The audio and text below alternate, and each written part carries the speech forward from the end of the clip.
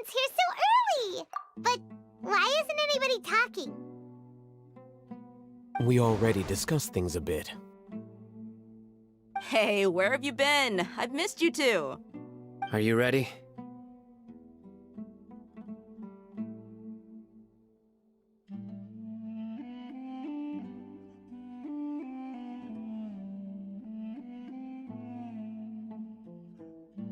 Very well.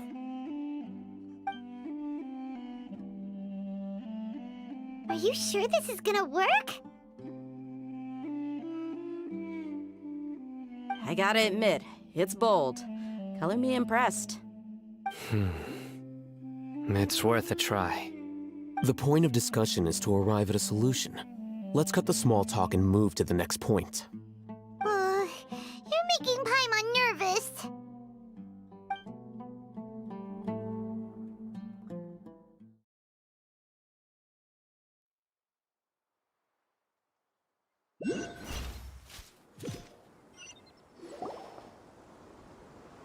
You're finally done.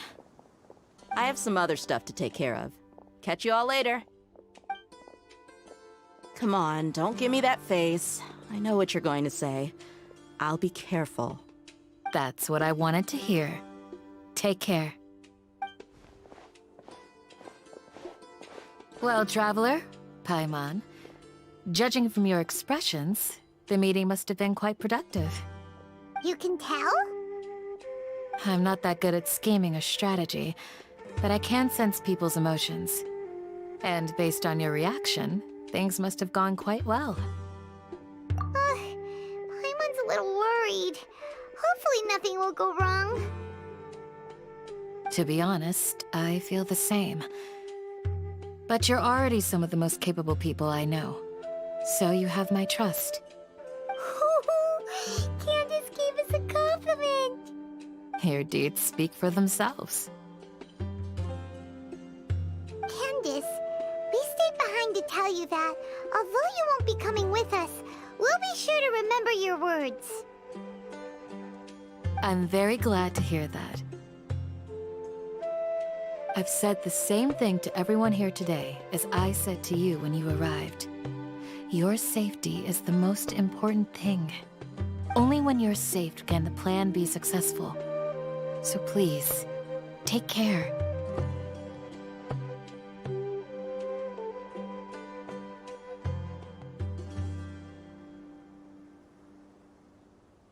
You're welcome. And thank you for taking my advice. Good luck. With everything. I'll be here in the village praying for you.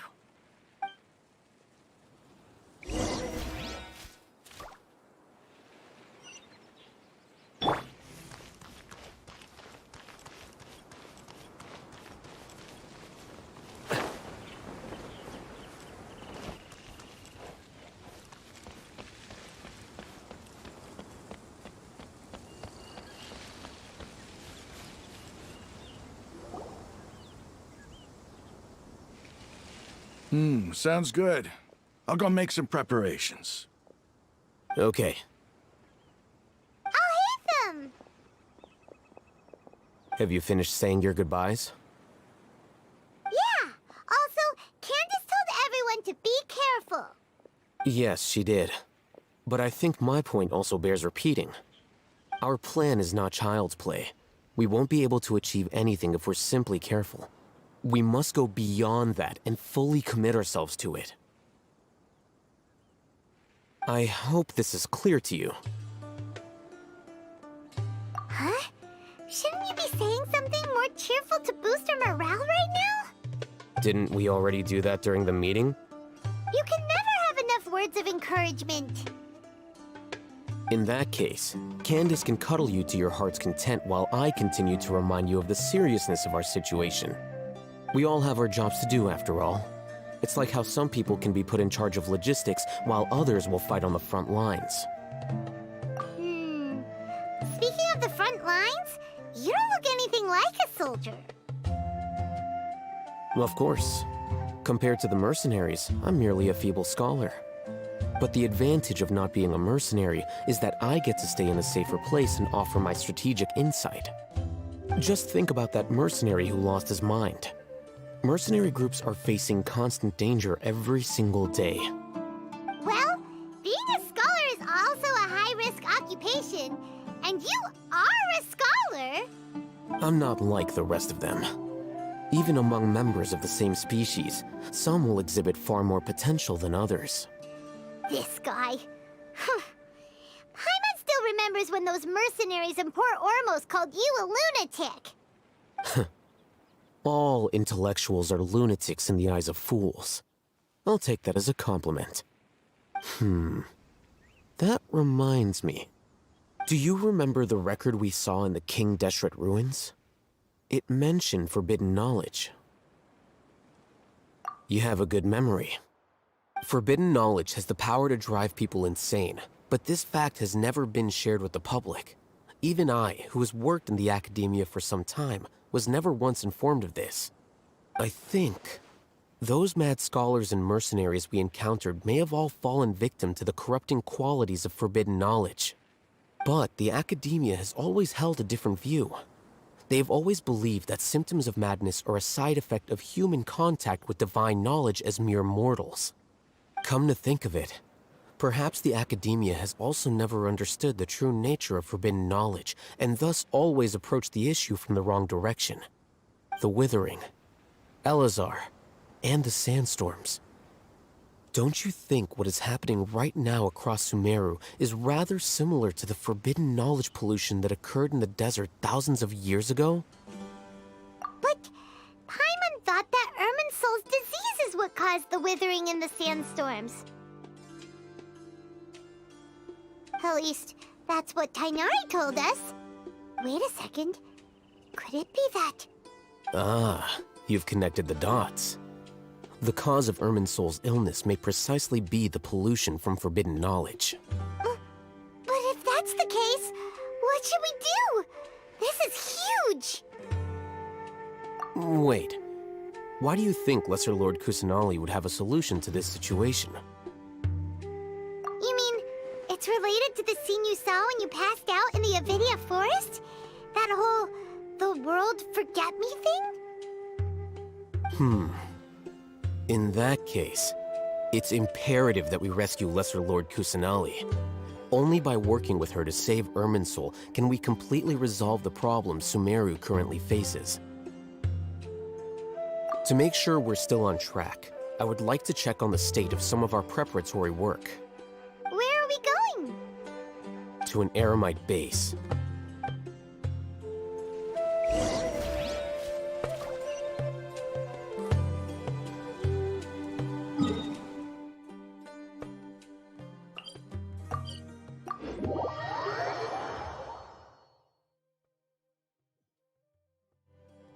A familiar sight.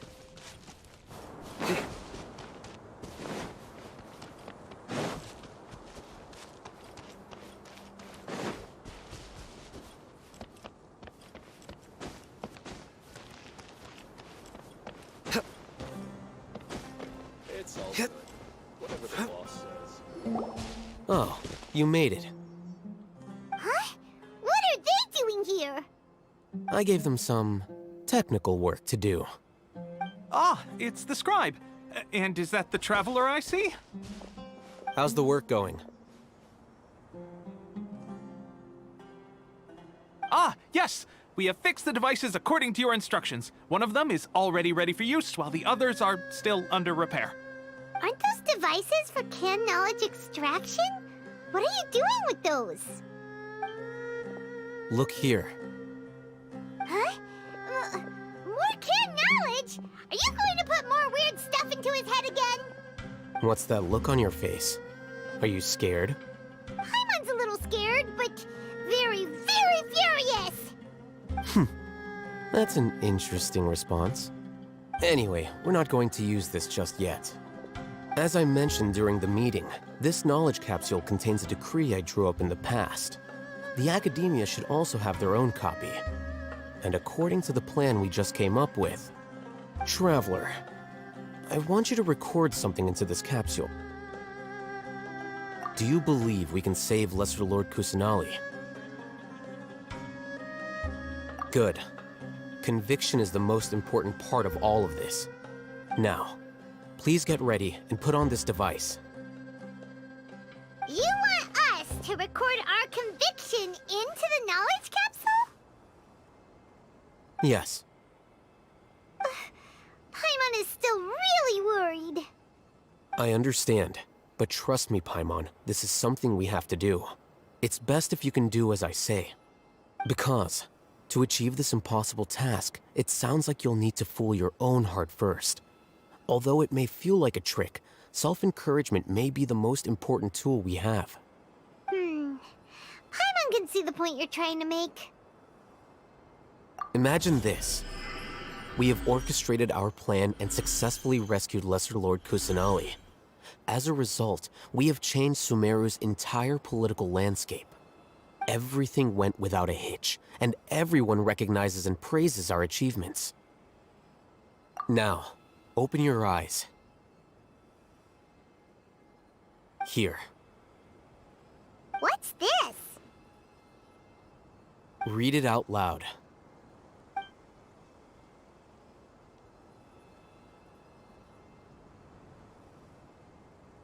It's done. Is your head okay? Does anything hurt? It's just a recording. There should be no negative effects. But what was the point of doing this? Paimon doesn't get it. And that's perfectly fine. In any case, these capsules aren't meant to be used by you. Huh? What do you mean? Have you forgotten? Our plan needs to account for those who have long relied on the Akasha. You may find it hard to believe, but for those people, everything the Akasha transmits to them is nothing short of absolute truth. Imagine if you've been using a device like the Akasha since the day you were born, and this device has always supported you during times of need. After all that time, what do you think you'd become? A fool? A machine? A slave to orders. And that's why rules are so important. In addition, those who understand the rules can delineate boundaries and identify gray areas. But why would you need to— You could say that those kinds of ambiguous zones can be very interesting.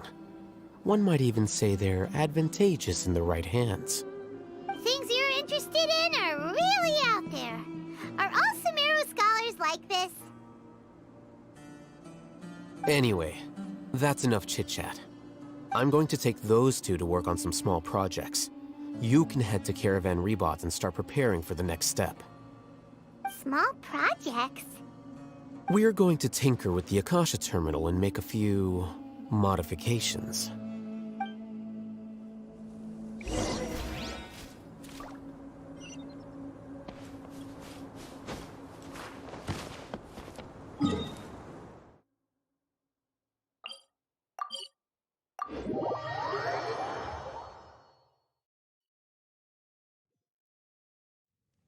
The sunshine will eventually illuminate every hidden corner.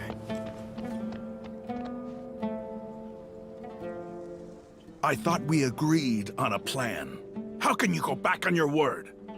The plan is too radical and carries a high risk for casualties. I've given it a lot of thought. And in the end, I still can't agree to it. But it's still the best plan we have. As a former Matra, you of all people should be able to see the bigger picture and recognize the innate advantages of our plan. I did. And that's how I saw the danger behind these so-called advantages. Alhaitham's plan is even more radical than I imagined. Huh? Why are you guys arguing? My friend, you're just in time. Why don't you help me persuade Sino? He's turned against our plan. We agreed to work out a plan at the meeting. As mercenaries, you're familiar with the local environment, so you'll take care of the specifics. But then, you went to Alhaitham for suggestions. Had I known Alhaitham would give you those kinds of suggestions, I would not have agreed to the plan. Look, you already know that we're all on the same side here, don't you? Mercenaries place a lot of importance on their bonds of friendship. but also will not hesitate to make sacrifices if they deem the situation to be sufficiently dire. I'm sorry, but as things stand, I can't accept your principles. Seems you really do understand the ways of the desert.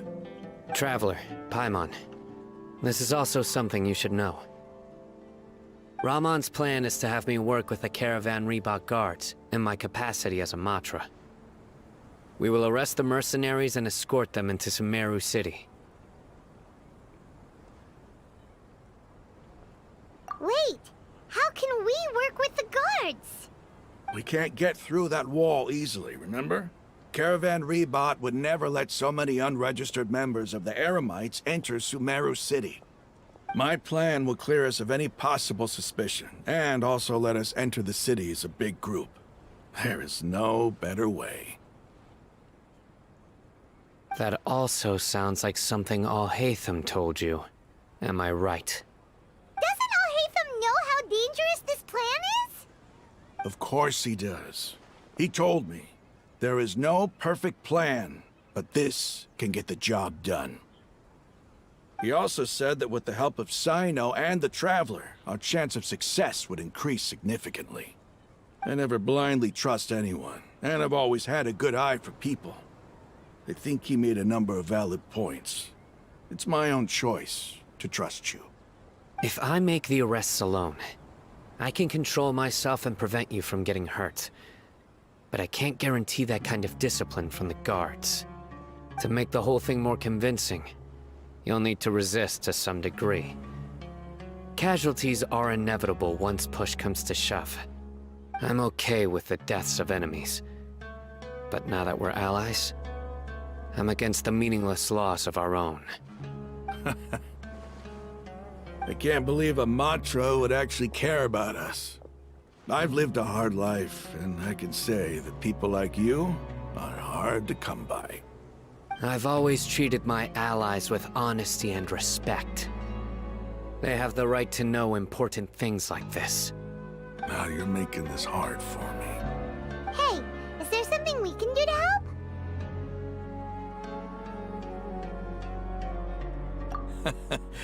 I knew you would say that. We can help fight some of the mercenaries, which should reduce the number of times you'll have to struggle directly with the guards. That should help at least a little bit. Sino, on behalf of my people, I thank you for your kindness. But this is a mission we cannot turn our backs on. We strongly value the lives of our friends, but the goal we are about to achieve is even more important. We have no fear of casualties, because we crave the spoils of victory. So please, lend us your support. We will show you the determination of us desert dwellers. Well, now that you've put it that way, I can no longer refuse. But remember, you need to follow the plan and not do anything reckless. Candace made it very clear that we can only achieve our goals if we can ensure our safety. Since you and I both recognize the significance of this operation, there should be no more animosity between the followers of the Dendro Archon and those of King Deshret. Everyone's life is equally important. Okay, you have a deal. Let's do this for our shared dream. The guards should be stationed in the courtyard nearby. You can find them there.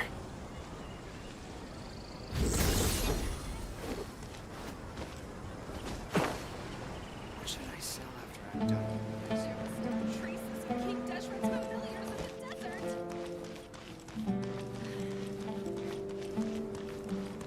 Because things are so, ergo they are such.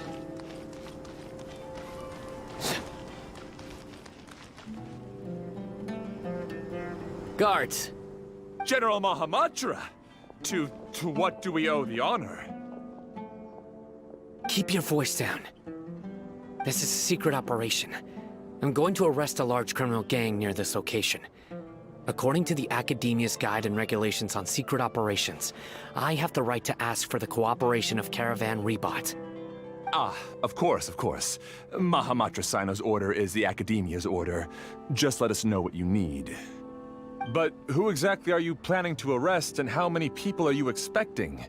Depending on the scale of this operation, we may need to report it to our superiors. They're a squad of Eremites whose number is comparable to Ain el Akmar in Port Ormos. They're involved in the theft and resale of supplies from the Academia. As many as Ain el Akmar? This should definitely be classified as a joint operation.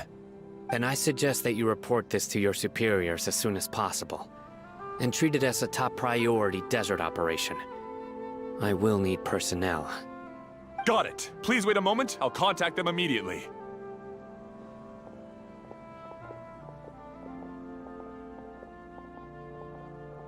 Because this is work. Because I trust you. Paimon can't believe you're still in the mood to chat. This whole thing has Paimon scared stiff! Aren't you even a little worried? What if these guards already know that you have betrayed the Academia and are no longer their General Mahamatra? Even if that guard doesn't know, their superiors might, right? We discussed this, remember? The Caravan Rebot operation is of great importance. But don't worry, the guards there shouldn't know that Sino has stepped down.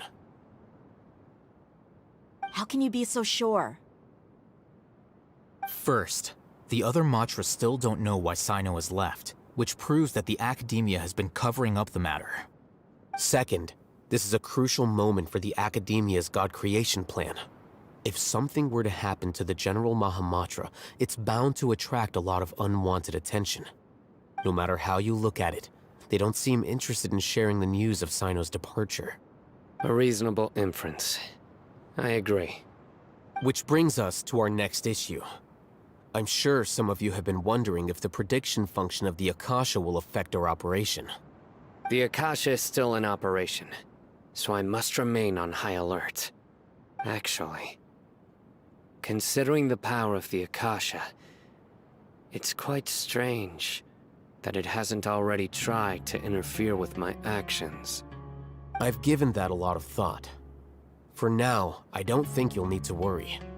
If you remember, when you first came to Aru Village, all your actions and routes were predicted by the Akasha. It even gave that information to those who kidnapped the village keepers. But things like that never happened again after we met up with the Traveler. That's true. But why? Look at it from a different angle. Why do you think the Akasha will predict your actions? Because my personal data has been entered into the Akasha. That's true, but the key to this question is, how well can the Akasha make predictions about a person? Haven't you ever thought about it? Just how can it do this in the first place? Because the Akasha controls the entirety of Sumeru. The Academia firmly believes that all human actions can be explained through logic. By sorting and analyzing entered data, the Akasha can derive behavioral logic and predict the actions of those who fit an existing logic model. However, at the risk of sounding like an advocate for fallacies, can everyone truly be considered logical at all times? Emotions are part of our behavioral logic, but can you guarantee that every experience of the same joy or pain would be equally intense? How can our feelings and opinions be predictable down to the letter in every single instance? Sino, in the past, you've always worked alone.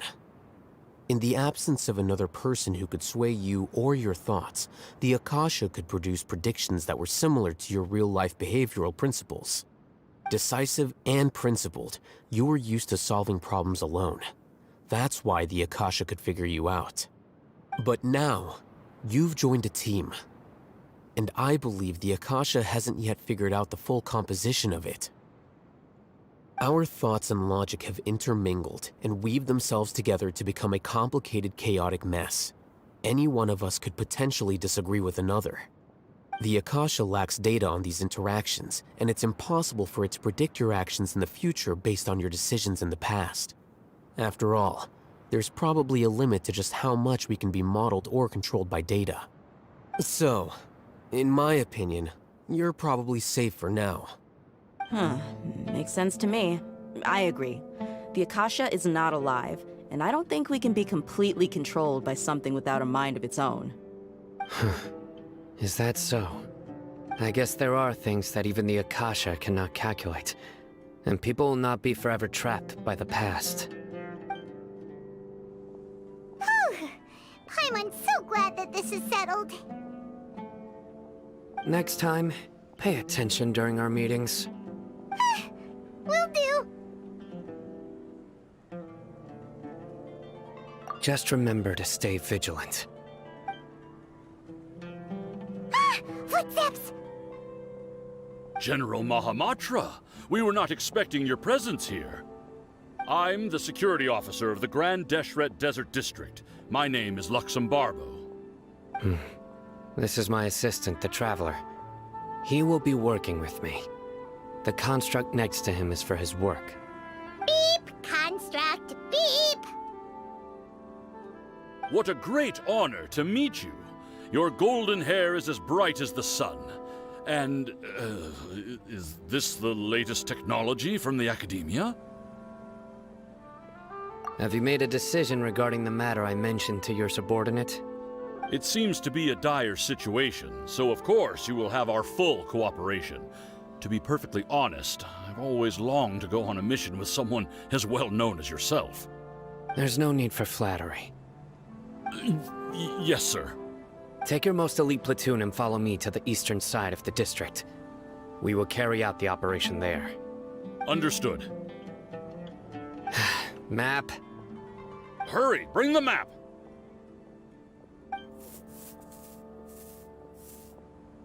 In 2 days, we will engage Rahman's Eremites and capture all of them. Any questions about the time or location? None at all, sir. Good. See you then. Yes, sir.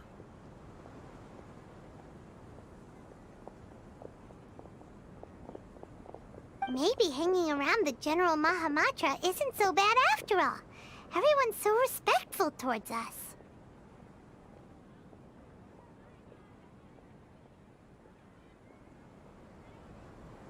This is all due to the absolute authority of the Academia. And now, we're going to strike back against that massive pillar of power. Get ready.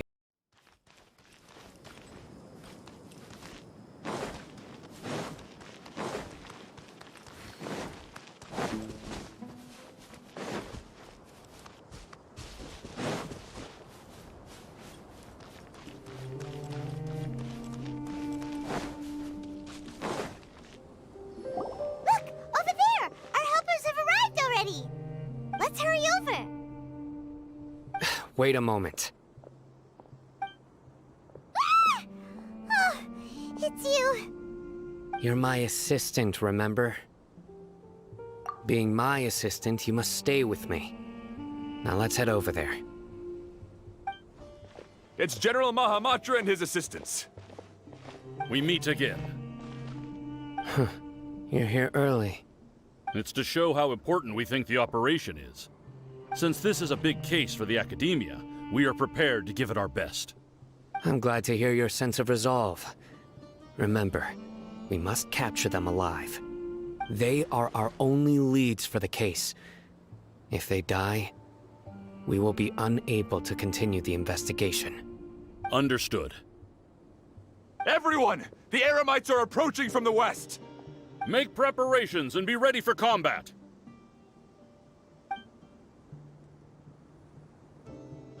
Halt! Oh? What a warm welcome! What do you want? Judging from those shiny weapons in your hands, it seems like you're not interested in a deal. Rahman, the Academia has caught wind of your smuggling and illicit sales. If you value your life, I advise you to surrender. Who are you supposed to be? A Matra from the Academia? I can't believe you came all this way just to catch us. I'm not here to talk. Oh. Nobody's given me this much time of day since I became a mercenary. Brothers! For that slight, let's wash our blades with their blood. Let's show them we Eremites are not to be messed with.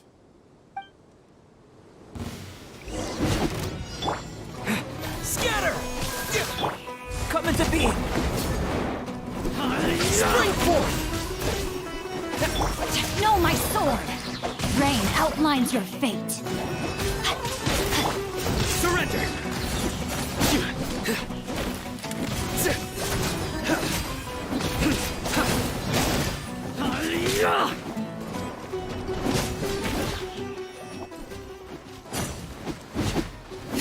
Propagate!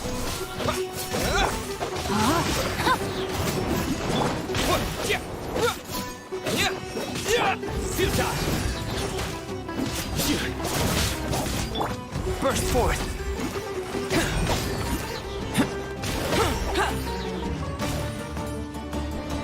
Live! Surrender!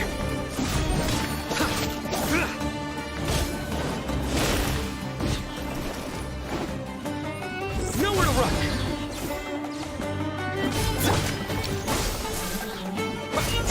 No, my sword!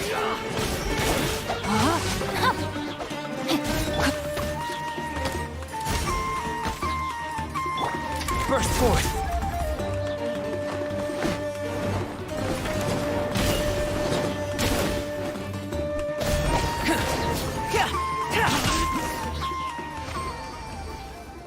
It's over. Ah! We have subdued them. The operation is now over. All Eremite mercenaries and related personnel in the area have been arrested. Ah, you pitiful Dendro Archon dogs! You'll regret this! I'm afraid you'll regret it first. King Jeshret will curse you, and you will all! Silence! Oh, Restrain them and take them back to Caravan Rebot. Count their numbers and send them to the Academia as instructed by the General Mahamatra. Yes, sir!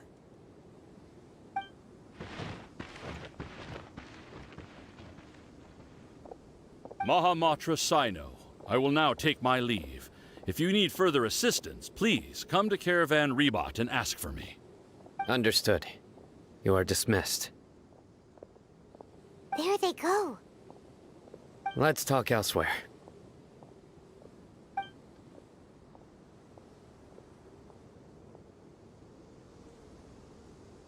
This part of the plan went really well. Yes, things went perfectly. That's fantastic! And that punch you gave Ramon there sure looked convincing enough. Once we're done here, I'll return to Caravan Rebot and oversee the group's transport. I promise. I'll get everyone into Sumeru City safely. Yeah, you're the reason why everything went so well. It's not the time to celebrate yet. I believe Dia should already be waiting for you. Go join up with her. She will need you to introduce her to Tainari. Speaking of which, is it really okay for us not to share the full plan with Tainari? What if he'll feel miffed about it and refuse to work with us? I have a very close relationship with Tainari. Given how well we know each other, I believe my message alone should be enough to bring him to our side. He knows I won't make jokes about things like this. If we need help, Tainari is the best option. Get ready for the next phase of the plan. Don't keep them waiting.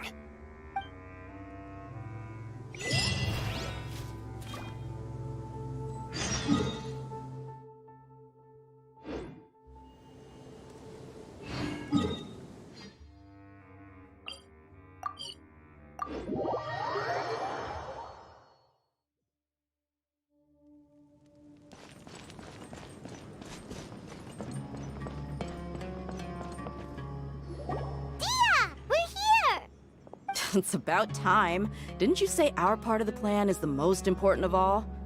And here you come rolling in late.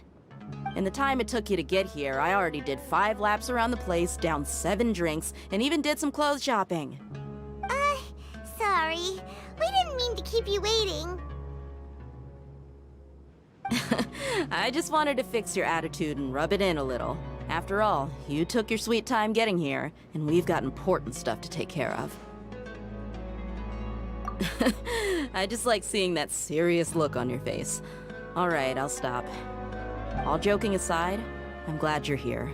Let's get moving and take care of this as soon as possible. But where should we start? Our responsibility is to get a status update on the Fatui Harbinger known as the Doctor. We need to make sure he won't get in our way when we rescue Lesser Lord Kusanali. Dealing with an institution that controls all of Sumeru is already hard enough. If the Doctor were to crash the party, it would be next to impossible for us to achieve our goals. Yeah, we sure don't want him showing up. Ooh, he really gives Paimon the creeps. Right? Hearing his name just reminds me of those stuffy old geezers in the academia. I'd rather not have to deal with someone like that.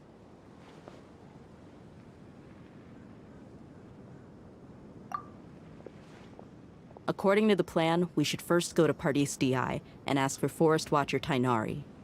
If all Hatham and Sino's sources are solid, then we can be sure that Tainari still has the Academia's trust. So, we'll find Tainari and convince him to get us the latest intel on the Doctor. Then, depending on what we learn, we'll make any necessary adjustments to our plan. The sages have placed spies everywhere on the other side of the wall. I'll follow you as a bodyguard.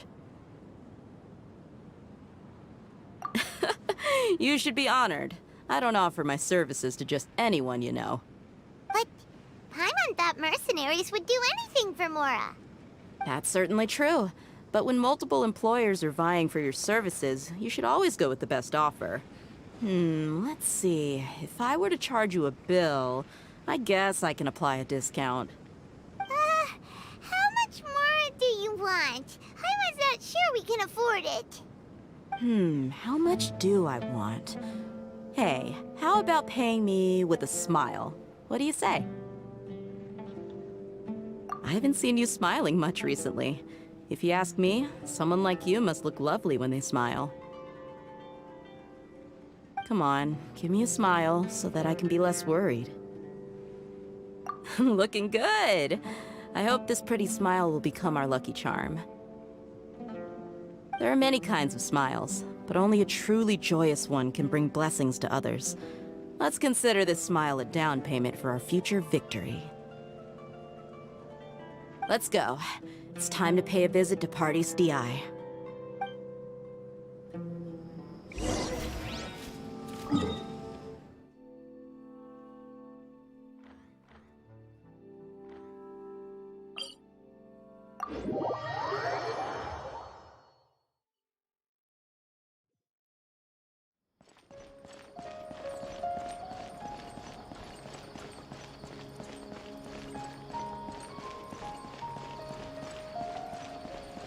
He's over there! Let's go say hi!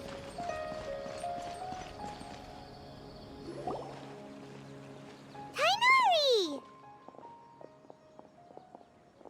Ah, Traveler, Paimon. And you are? Hey there. This is our friend Dia. She's an Aramite mercenary. A mercenary? You must have some big news for me. It's something really important. Please help us out. All right, then follow me.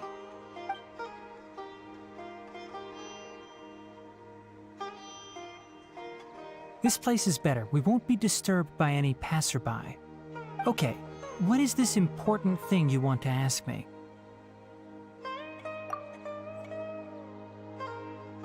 The Doctor, huh? He's that strange-looking Fatui Harbinger with the mask. Paimon thinks he has blue hair. Yes, I know him. Actually, he left Pardis DI just a little while ago. He left already? Yeah, he came looking for me. Can I ask what it was about? Sorry to ask you like this after having just met, but your answer is very important to us. For now, all we can share with you is that your friend Sino is working with us. Sino, you say? I see. So that's why he hasn't been at the Academia. Okay. I will answer your questions and will assist you any way I can. You don't have to tell me everything that's happened. Sino's name really does work wonders. You're not even a little worried that we might have made it all up? Despite having just met you, I can sense that you're the serious type. Between you, the Traveler, and Sino, none of you strike me as the type that would conspire to deceive me. You don't need to tell me anything you don't want to. I'll also get straight to the point. The Harbinger you mentioned came to me because he wanted to take the scholar Hypatia away with him. Hypatia? Why would he want her? And what do you mean by take away? Is he planning to leave Sumeru? Yes. He told me his return to Snezhnaya is imminent.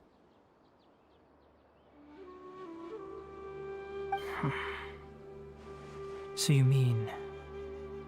you're leaving this place soon? Indeed. Otherwise, we could have perhaps talked a little more. I was just about to set out when I remembered something important. To that end, I made a final trip to Pardis Di. Let me ask, have you been taking care of a scholar by the name of Hypatia? Your sources are accurate. No doubt because you recruited many informants. But you're right. Hypatia has indeed been receiving treatment from me. Forgive me for asking, but how's the treatment coming along? Given the way you're asking, I assume you have something to say. Since you asked, I'll be frank. I would like to take Hypatia to Snezhnaya. It's incredibly difficult to transfer a patient. As a scholar yourself, shouldn't you at least be aware of this? Oh? I can't believe your utter lack of faith in me, to the point of even questioning my general level of knowledge. How unbefitting. Well, you're the only one who's ever made such a request. I have my ways of keeping her safe during the journey. In addition, I can also promise that under my care, Hypatia will receive the most advanced and effective treatment. I will personally supervise her treatment and see to her recovery. Would that be agreeable to you? Hypatia was born in Sumeru and remains a scholar of the Academia. Her situation has not become dire enough to necessitate her transfer to another nation. Transporting her to Snezhnaya is risky, and the potential benefits are unknown. As the person currently responsible for her treatment, I cannot possibly sign off on this transfer. Your suggestion is rude and reckless. I'll pass. I don't know much about the doctor, but after talking with him, I realized that, just like many other scholars, he possesses an aura of arrogance that I've come to detest. It's not so much that he's looking down on others, but more that he's so confident in himself and his abilities, to a point of near insanity. I would never refer a patient to someone like him. I prepared myself for a protracted battle of wits, and was really surprised to see him just give up on the topic. Still, his reaction really concerned me.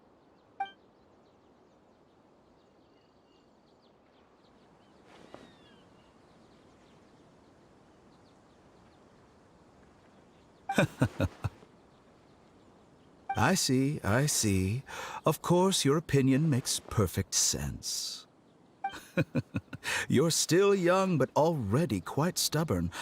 I must say, you are not like what I had expected. Under normal circumstances, I wouldn't just let you off the hook like this. But unfortunately, I'm in a hurry today, what with Her Most Noble Majesty the Tsaritsa calling for our return. Luckily, there is still some time left for me to take care of everything before I leave. It's just as the Academia said, you're a responsible and gifted scholar. Sadly, even with all of that, you're still lacking a bit of shrewdness. And that's also why people like you can never realize that sooner or later, Everyone must pay the price for what they've learned.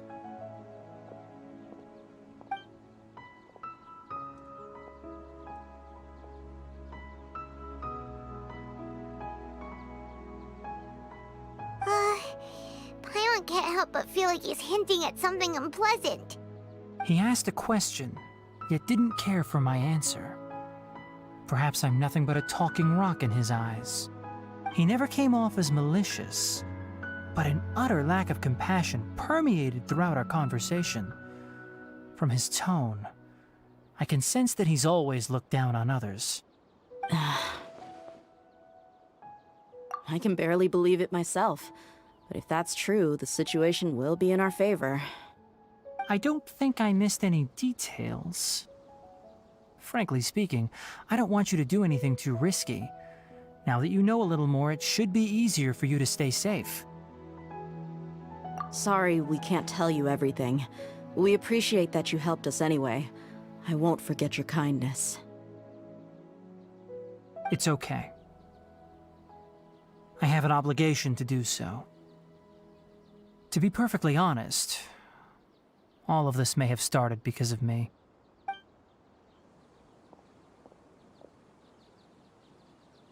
Recently, my master wrote several letters to me, asking me to return to the academia and assist him with his research. Hasn't he already asked you several times before? Yes, but there's something off about this most recent batch of letters. The handwriting and tone are both familiar, but some details have been omitted. My master will occasionally leave a few dots on the back of the letter. 1 dot means that he wrote the letter on a sunny day, and 3 dots stand for a rainy day. This has been a habit of his for many years, but I didn't find any dots in his recent letters.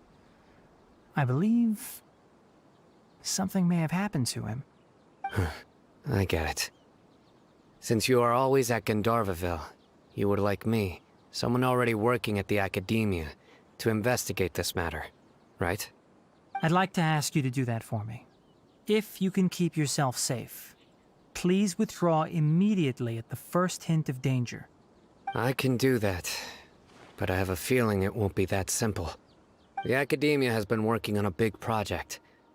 I'm not quite sure what it is, but your master might be involved with it.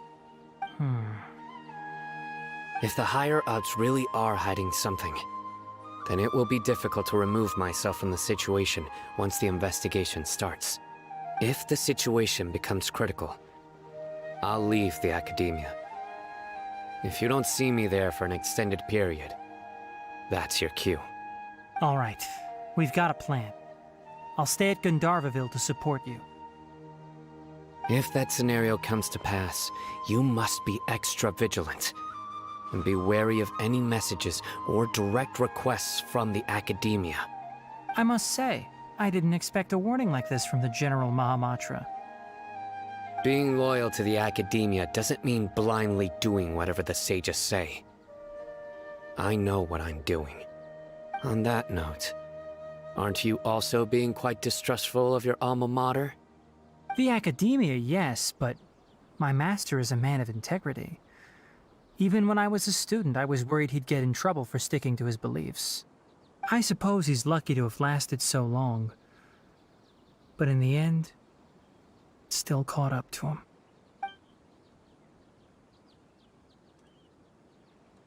I see. So you noticed something was up with the academia from the very beginning. This may well be how Sino became involved in all this.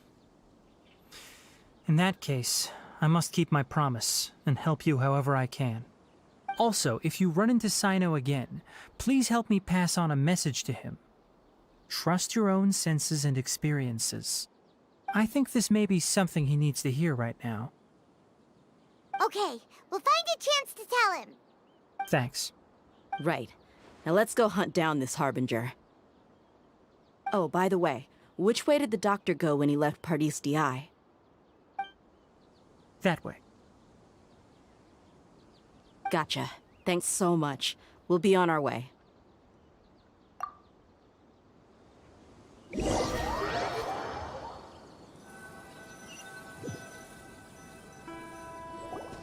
According to Tainari, the doctor is leaving Sumeru soon. I want to check if the doctor was actually telling the truth. He also said that he'll take care of everything before he leaves. What did he mean by that? We need to be extra careful when dealing with a person like him. Just to be safe, let's chase him and see what we find. But we have no idea where he went! How can we start chasing him? We'll do it the mercenary way. I'll find leads as we go. All you have to do is just follow me. That Harbinger may have tried to cover his trail, but he still left some traces.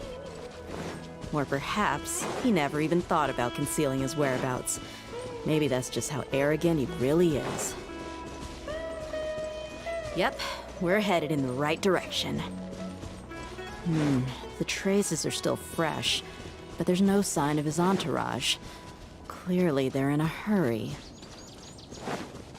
It's just as I thought.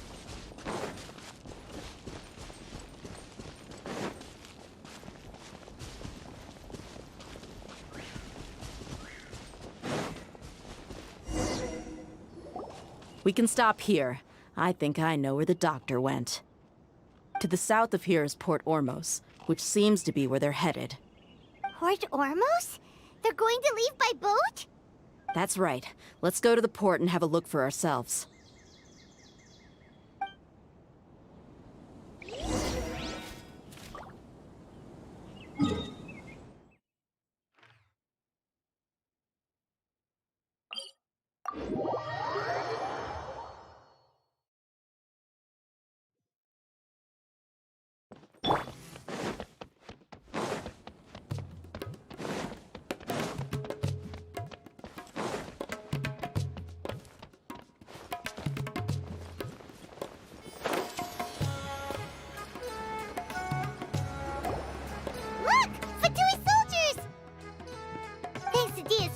Skills seems we found the right place.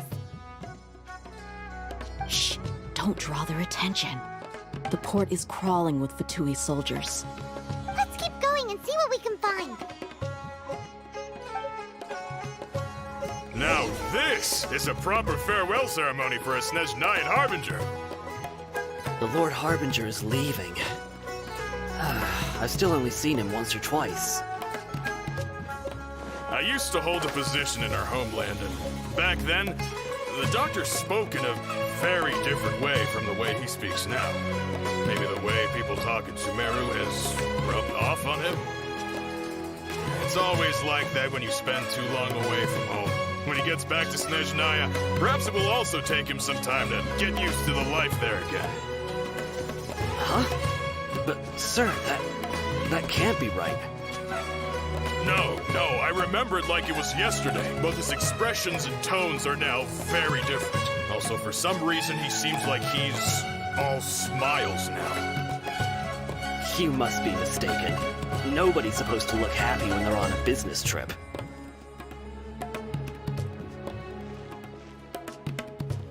The doctor is on that boat. So he told the truth after all. He is actually leaving Sumeru. Let's get closer and find a place to hide so we can observe him. This place will do. We can hide here while we keep an eye on the boat.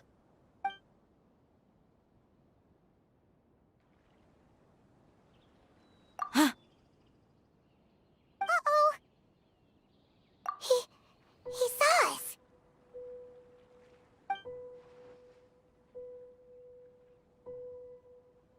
Huh? Is he waving at us? It's time to say goodbye. Wait, is he the only person on the boat? You mean there's nobody with him? And where are all the soldiers we saw in the port just now? They were all here just a few minutes ago, but now they've vanished. So this was a trap. Wait, don't tell me that. Luckily, there is still some time left for me to take care of everything before I leave. Oh no. They might be after Hypatia. Let's get back to Party's DI. Huh? What do you mean? I'm afraid that she's seen something that she wasn't supposed to see. If I were the Fatui, I would also try to take her away. And if I couldn't... Oh no! Are you saying they're going to kill her? Let's go!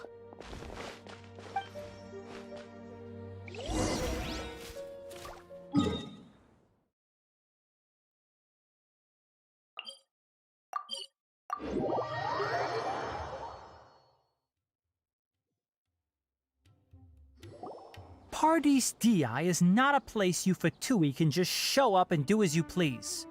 I believe we've already made ourselves quite clear. Our superior gave us permission to search for and collect medicinal herbs in Party's DI for research purposes.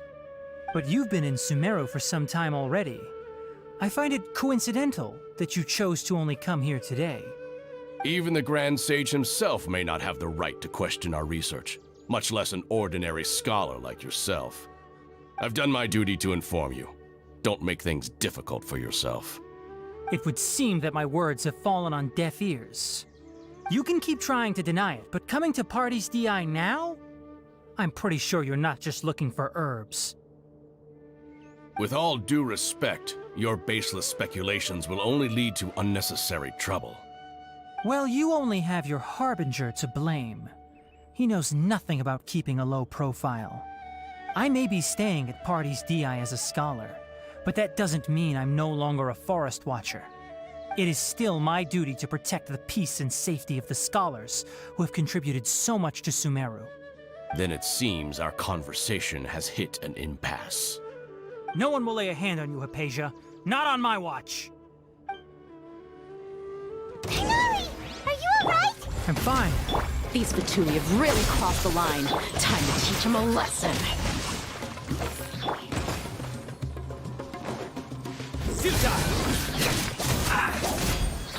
There's no use resisting! Give us Hypatia! Keep dreaming! Yeah, Tighnari! Beat him up!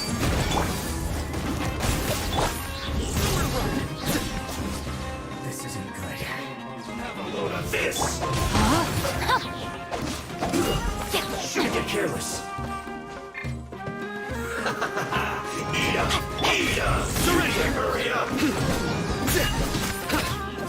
Scatter! The doctor's orders are absolute! Yeah? You've been someone's lapdog for so long that you don't know anything else now! Lines are Things end here. Nowhere to run! Send this quickly! Moments of burst!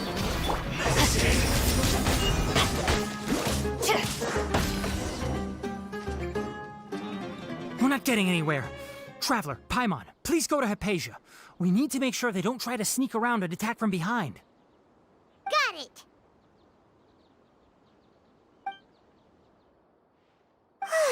Hypatia's still here. Doesn't look like anyone's broken in.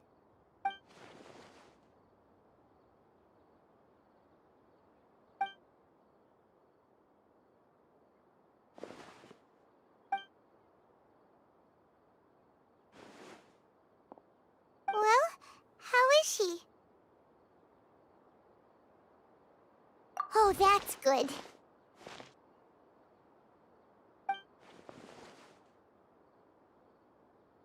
So, you think this is over?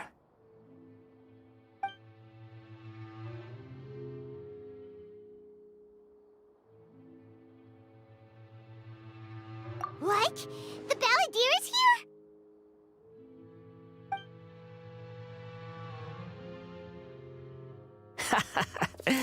I've missed that look of abject horror.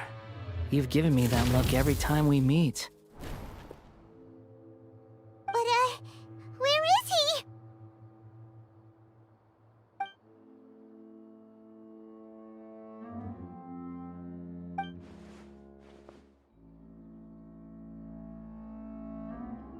I can hear all of your thoughts, you know. Don't you remember? I already saw you the first time you came to Party's DI and made contact with Hypatia. I didn't need to do anything. It is her honor to be able to connect her consciousness with me. Who are you talking to? It can't be the balladeer, right? That's impossible. I know you must be curious.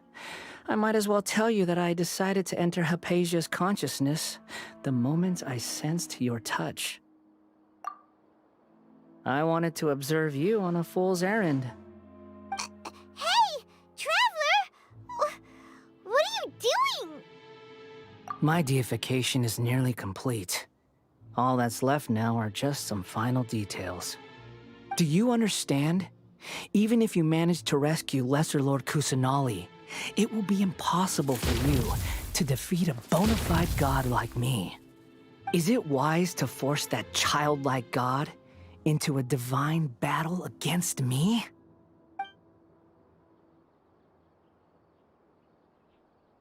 Scholars consider the God of Wisdom to be the sum total of their faith. It's how they can justify reverence for a god as they construct it. But this also shows that humanity's worship of gods is a combination of blasphemy and exaltation. It's truly laughable.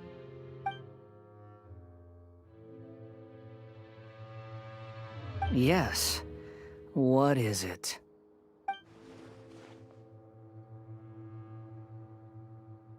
Yeah, I'm in a good mood, which is why I'm talking to you like this.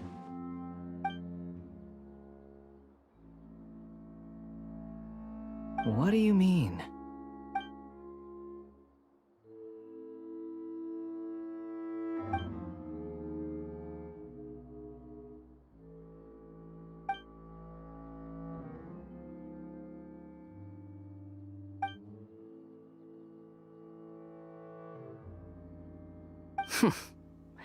Those words almost make you sound like a friend who actually cares.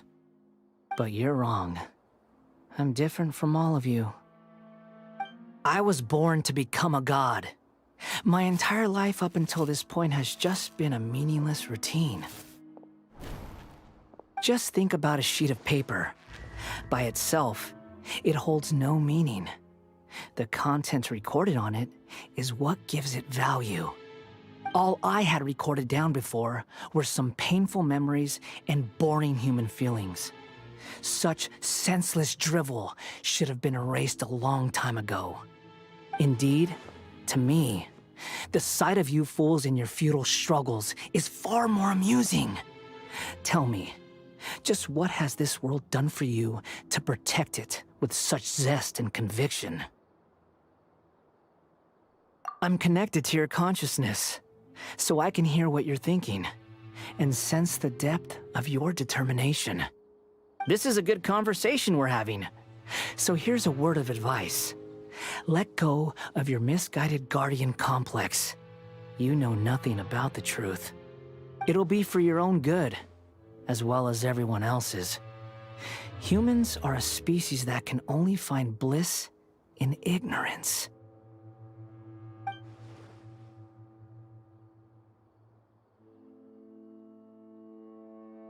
Ah, you've seen my affection for her.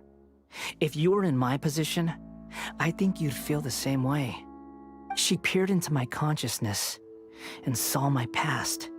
Someone like that is qualified to become my first follower. All gods need followers. So Hypatia has been chosen. Her appearance heralds my imminent arrival at the throne of divinity, while her worship shall become my glory.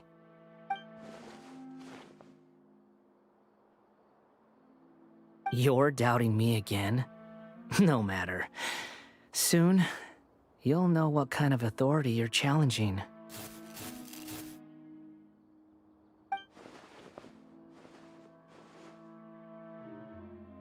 Who wants to hurt my devout follower?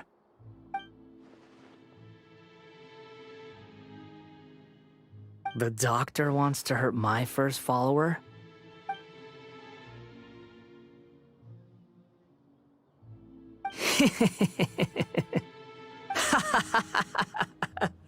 How very amusing. Has anyone ever told you that you're not good at sowing discord? The doctor has never known his place. Even now, The puny human thinks himself capable of interfering in the business of the new god. You're still too naive if you think a few words will be enough to convince me to destroy the doctor. But I'm willing to give you a gift, just like my expression of affection towards Hypatia. It is an honor for you to be able to stand here and speak with me. As my listener, you will be rewarded.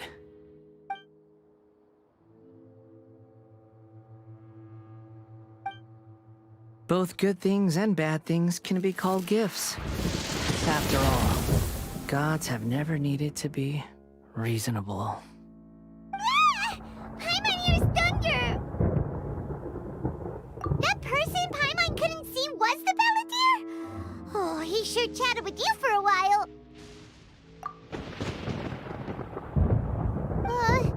Where is the storm headed? That means anyone outside is in danger! Let's go! Tainari and Dia still must be fighting!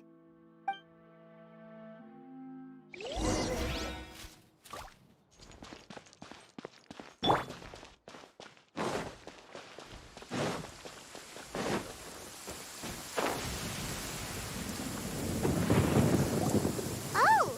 Have the Fatui retreated? Hey! What happened to you? He's hurt. I'm fine. Don't move. I've seen eremites get struck by lightning before. You need to rest. Struck by lightning? We were fighting, and just as things started looking grim, the weather suddenly became extremely strange. Lightning started attacking everyone, almost as if it were alive. Luckily, there were only two of us, and both of us were nimble enough to dodge most of the strikes. There were a lot of Fatui, though, and they were being torn to shreds by the bolts of lightning. With that, all the Fatui soldiers were forced to retreat. It's all right. My wound aside, you look like you've seen something unpleasant.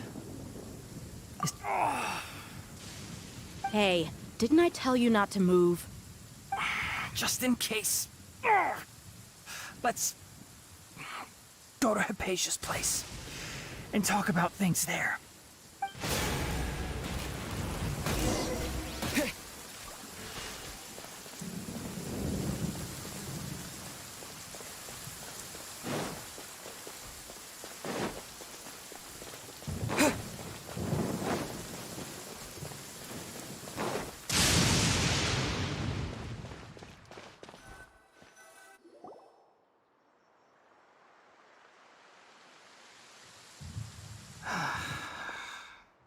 Thank goodness she's fine. Hey, how about taking care of yourself first? I understand my condition. The wound is not fatal. I'll be all right. Ugh. The more you understand medicine, the worse of a patient you become. I know. They always think they can push through the pain. Oh, he sat down. Let me rest for a bit. Sorry, traveler. Now you may start.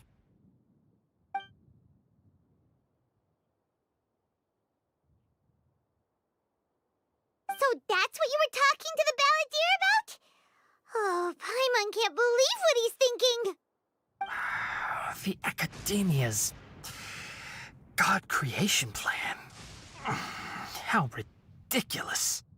That sounds, ambitious, I guess? Anyway, this is all way beyond me. As long as I can enjoy every day with a drink in my hand, tasty food in my stomach, and a good night's rest, that's enough. I'll only work when I have to. I must be the least ambitious person who's ever set foot in Party's DI. Don't say that. I haven't even thanked you for your help back there. Don't mention it. Well, if nothing else, all this proves that the doctor really did have some urgent matter to attend to, and left Sumeru in a hurry.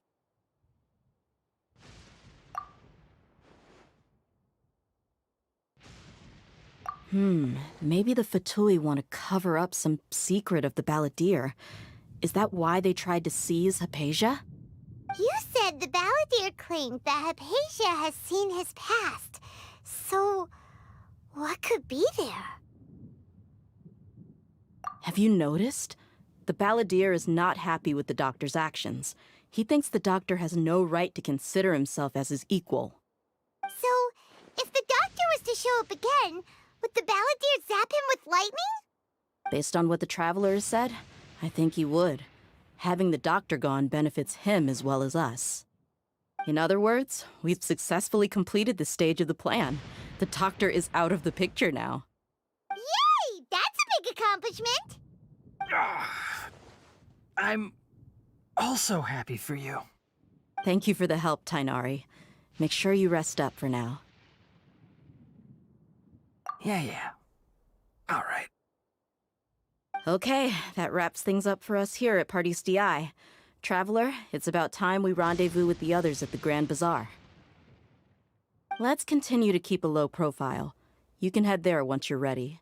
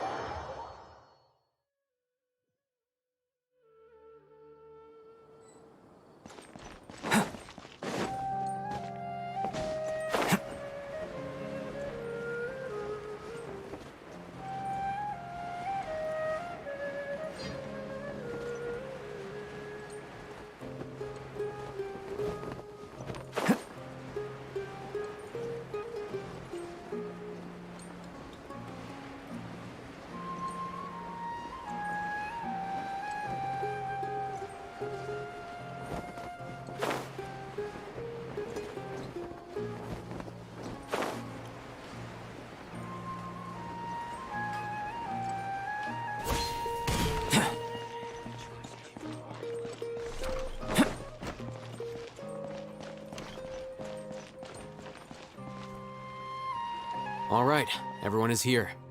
How did everything go? Any luck with your missions?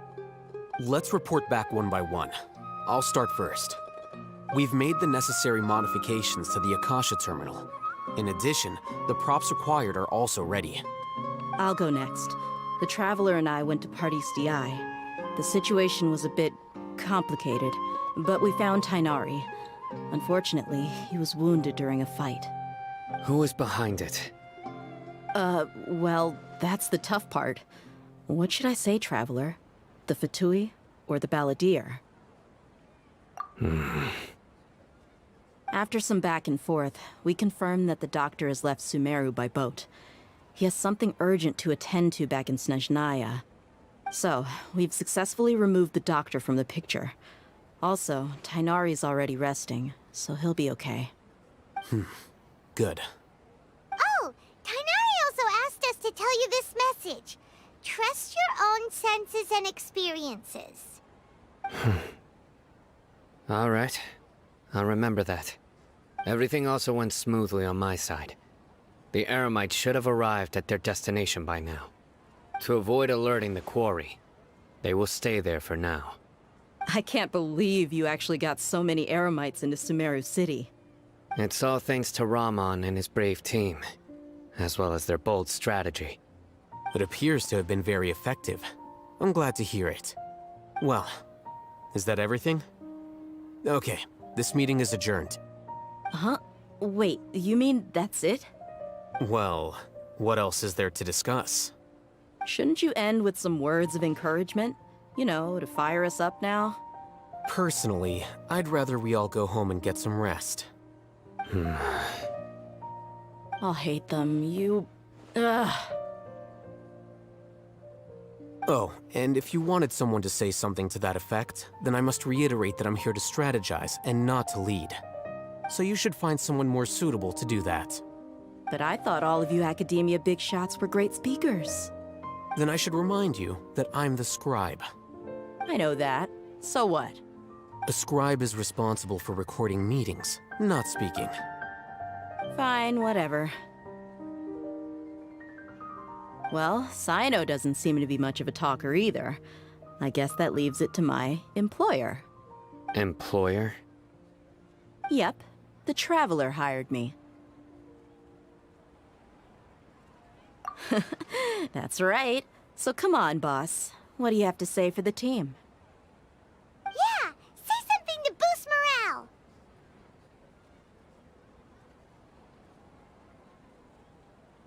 Huh? What are you all doing here? Oh, it's Nilu! Hey, everyone. I'm not disturbing you, am I? Not at all. I was actually just about to go find you. Judging from the group and all your serious faces, you were discussing something important, weren't you? But you also look like you're up to no good. Seems pretty interesting. Welcome, Nilu. Would you like to join us? Huh? Join you? You mean, you also want to discuss something important with me? Yes. Something very important. Nilu, are there any breaks in your performance schedule in the upcoming days?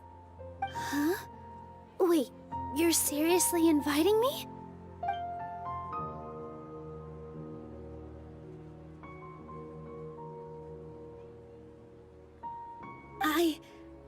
I can't believe my ears.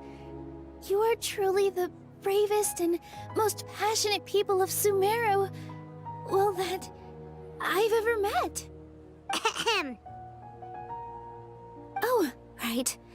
The Traveler and Paimon are not from Sumeru, but you are awesome as well. That's right. I must admit that I'm a little scared, but I'll try my best for Lesser Lord Kusanali. If I can somehow use my abilities to help you, then count me in. Remember, believe in yourself. Okay, I'll get my friends at the Grand Bazaar to help us tomorrow. Just remember not to say too much. Be discreet. Yep, you got it. All the preparations are done. Now, can we finally conclude this meeting? So, have you thought up what you'd like to say, boss? Yep, it's a grand plan and we're all super awesome!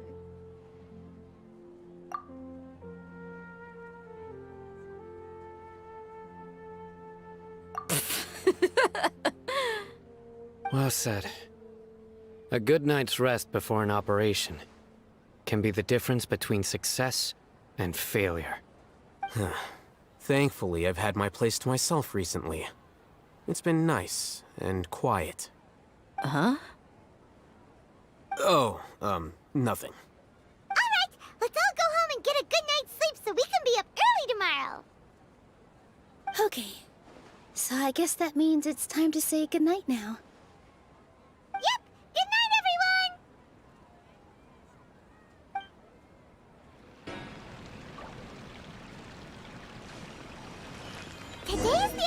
Academia's Niagarbaha Day. We can finally put our plan into action.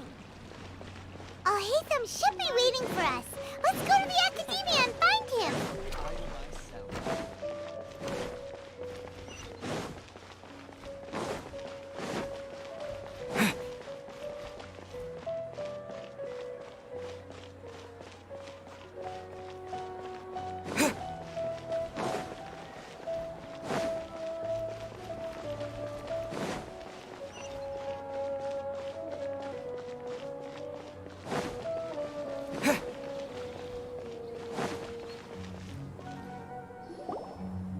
Hello, you two.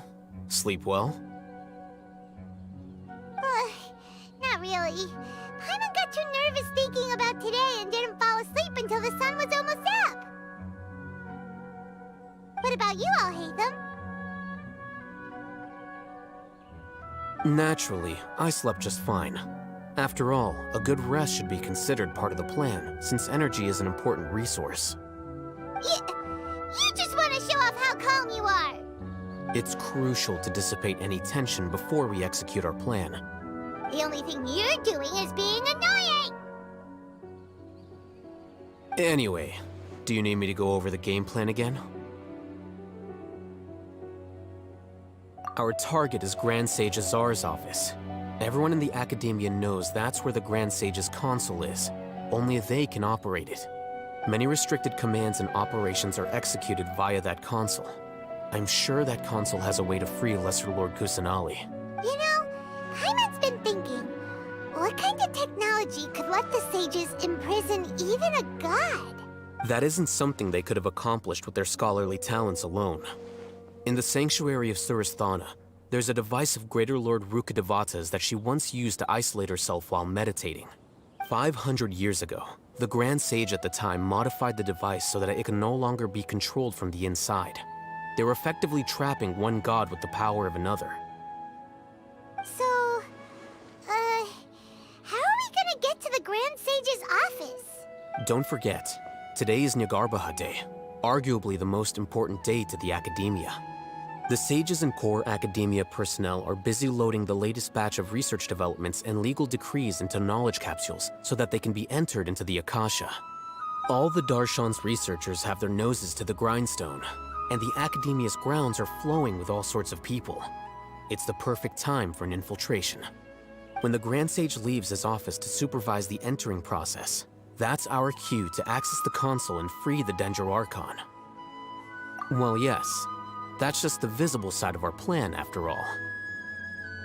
If precedence holds, the Academia should have already started preparing for Niagarbaha Day. Everyone should be in position. All that's left is for us to lead the charge. Let's go. So are we just gonna walk in through the front door, or...? Yes. Were you expecting a stealthier approach? Paimon can't think of a good comeback. Alright, it's all on Alhaitham if things go south.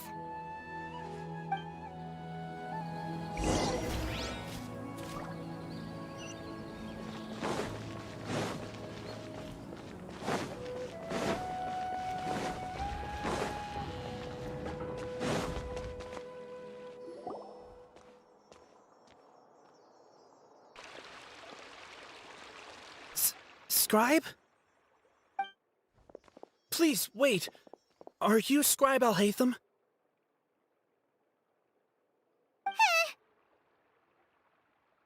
That's me. Is something the matter? I'm in a hurry. No. I was just surprised to see you here. I had heard that the sages were looking for you not long ago, also, please don't bring outside guests into the Academia. Outside guests? How did you arrive at such a conclusion? Your groundless inference shames the Haravatat Darshan. What did you say? I'm the top student in Haravatat, and I earned 3rd place at the last Inter-Darshan debate. Don't look down on me! That wasn't my intention. As your Haravatat senior, I just assumed that you possessed a greater aptitude for critical thinking. Look, based on what you already know, the purpose of my return and the reason they're here should be obvious. Is that so? Wait a moment. Let me think. Don't tell me the answer. The sages search for you. A blonde-haired traveler. Outside guests. So, from the start, the sages weren't looking for you, but this traveler? And you were gone from the academia for so long because... Hey, shh. Yes, you've proven yourself as the top student in Haravatat. I surmise you've arrived at the correct conclusion. As I expected. Please, forgive me. I wasn't thinking clearly just now. Thank you for getting me back on track. It's nothing. We'll be on our way then. All right. Thank you for your contributions to the academia, Scribe.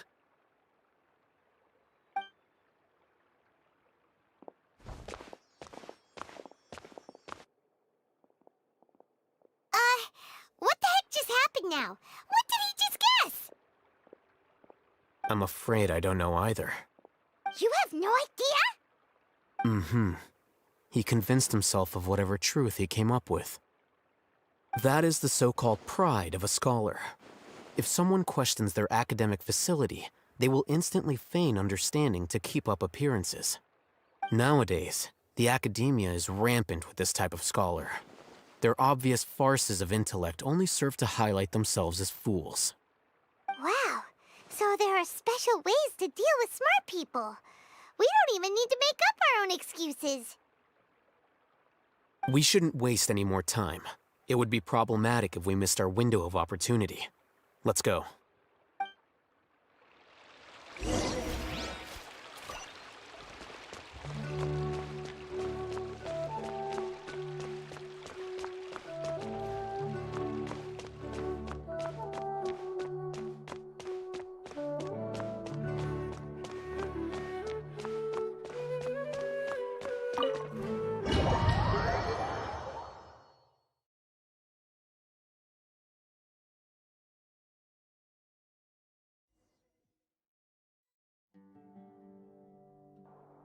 Is this the Academia's library? Indeed. Known as the House of Dana, it is quite possibly the most extensive special collections library in Teyvat.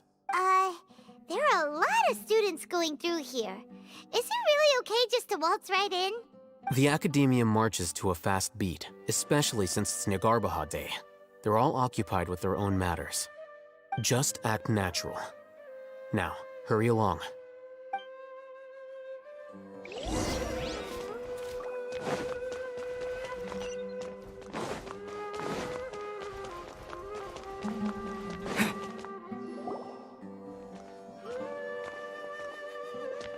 What's this platform for? It's a lift that Academia personnel use to access higher floors. Are we gonna take it then? The Grand Sage's office is up there somewhere.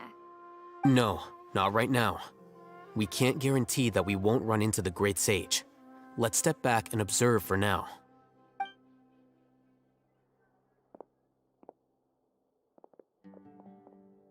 You think the Grand Sage will exit from there? And after he does, we'd sneak past him? Oh, Paimon thinks that's really dangerous. Who knows? However, if we can confirm Azar's current location, our operation will be much safer if we...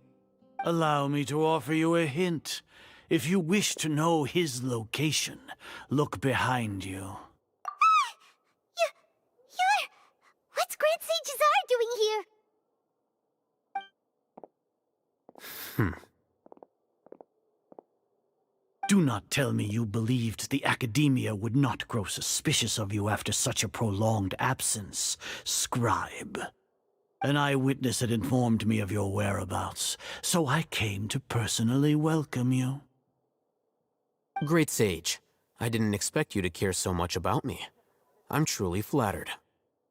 I'm sure, but compared to you, I am far more interested in these two unexpected guests.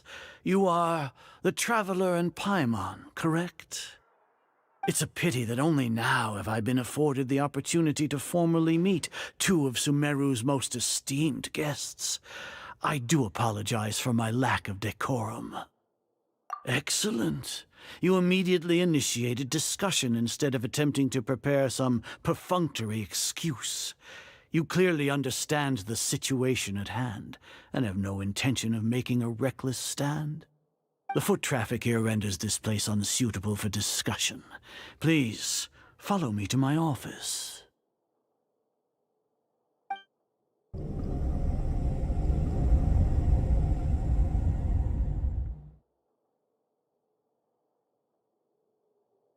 This place is crawling with guards. There's no way out for us. All right then, traveler. What did you wish to discuss with me? Today is Neagarbaha Day, so I still have many responsibilities to attend to. There is little time for idle chit-chat before I detain you all. You seem to know quite a bit about our endeavors. If that is so, then you should be praising our great work, rather than using your trivial misgivings in a futile attempt to sway me. Trivial? Then tell me, what do the Fatui want from me? Worthless. Those are all completely worthless. Benefits, divine power. These materialistic words do nothing but debase our great work. Creating a god. Yes, we are using human wisdom to create a god. If humanity cannot attain omniscience and omnipotence, then we shall create a god to reveal them. This is the pinnacle of human wisdom. We shall regain a god's guidance at long last. No longer will we flounder in the interminable void of consciousness and knowledge. Even Ermin's soul will be freed from its plight. For our nation of scholars, this is the ultimate aspiration. No cost is too great to realize it. You will never understand the rapture of having a god be born within your very hands. With your degree of knowledge, you cannot even comprehend such an emotion. Gods exist on a plane that far eclipses humanity's. Lesser Lord Kusanali, what can she even do? Care for the people? Fend off sandstorms? Fabricate silly fairy tales? These are but child's play for the academia. Does that make us equal to the gods? We are a people favored by Greater Lord Rukadevata. Though I may have personally not seen it, our forefathers bore witness to true wisdom. The ascension of the Lesser Lord has brought nothing but bewilderment to the scholars. They all ask, is that truly what true wisdom is supposed to look like? With that in mind, it is better to keep her isolated in the sanctuary of Surasthana, so our academy will not become embroiled in turmoil. Justification. Do you really think that only the super smart or powerful should be able to call themselves gods? As per your judgment, Grand Sage, they are indeed dangerous individuals. Not only are they acting against the academia, but their ideologies have the potential to lead scholars astray. Looks like there really was merit in my assignment. Alhaitham? Are you talking about us? Anyway, I've brought them to the academia as ordered. But it took some time and trouble. Oh, that reminds me. Here's the investigation report you had requested. It's a summary of my time spent with the Traveler, an array of information about him ready for your perusal. Alhaitham? So you're still on the academia side! We finally started to trust you!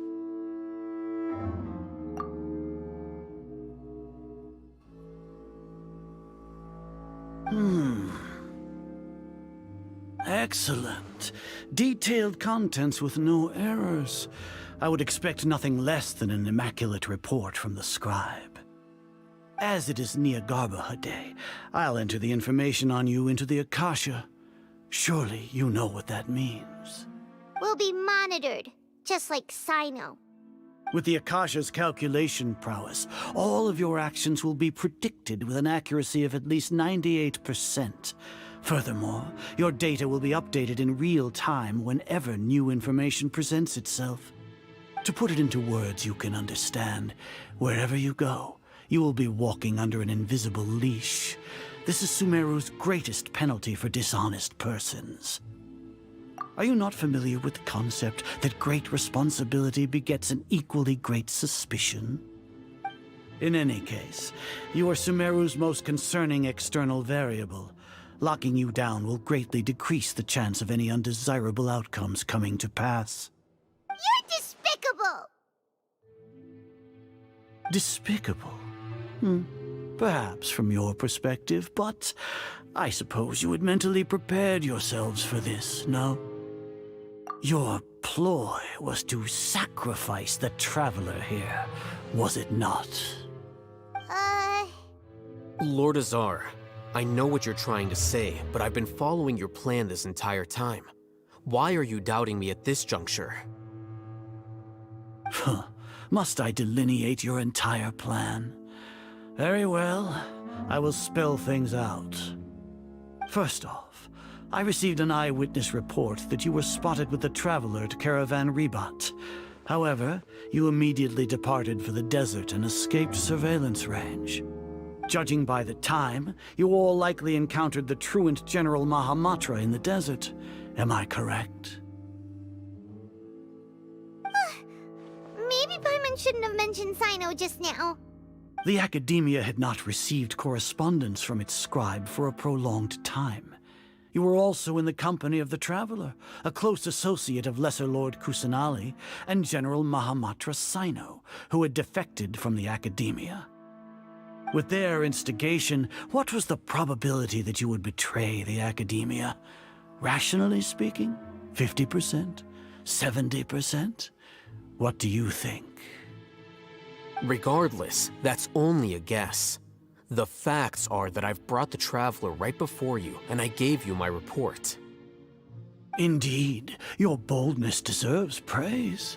To think that despite status as an outlander, the Traveler is still willing to sacrifice for the sake of your plan. If I'm correct, you have a contingency plan to save Lesser Lord Kusanali and ruin our great work. Sneak into the Academia on Nia Garbaha Day, using Alhaitham's status as the scribe, for there is a good chance that an opportunity to save the Lesser Lord will arise. Should your intentions be discovered, Alhaitham will turn traitor and sacrifice the Traveler, thus proving his innocence. He can then stay inside the Academia and continue searching for a way to proceed forward.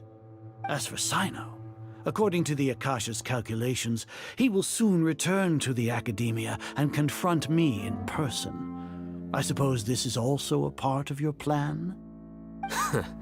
You'll see me as a traitor regardless of what I say, no?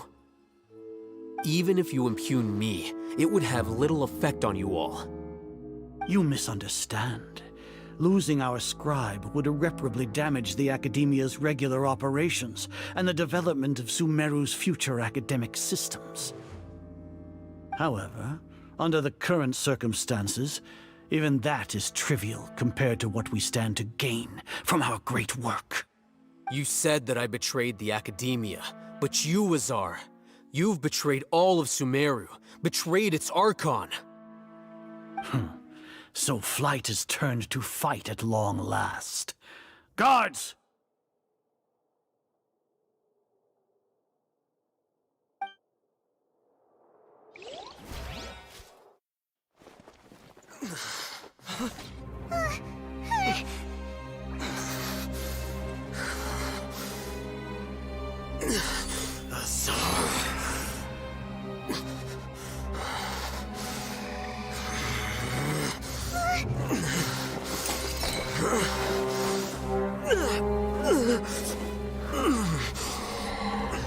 Well, what do we have here?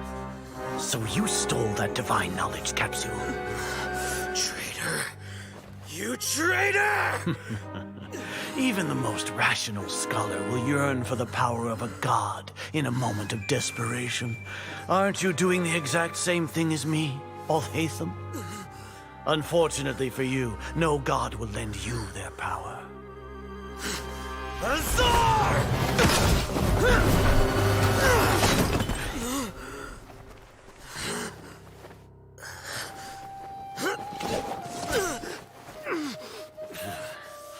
He has gone completely insane.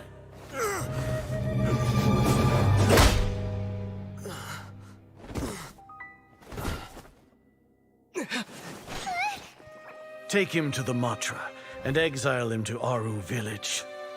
Then find someone to take these two to the confinement room. I'll deal with them later.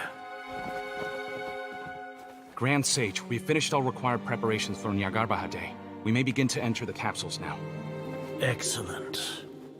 You may begin.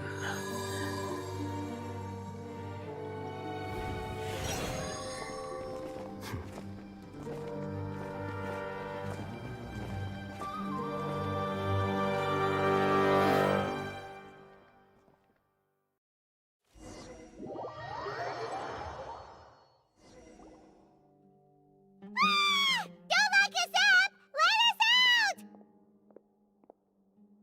Wah!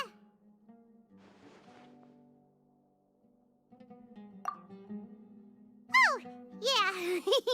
Paimon got a bit carried away there. How was Paimon acting just now? Great, huh? Everything's going according to plan so far. We made it into confinement, and Alhaitham's probably done with his part too.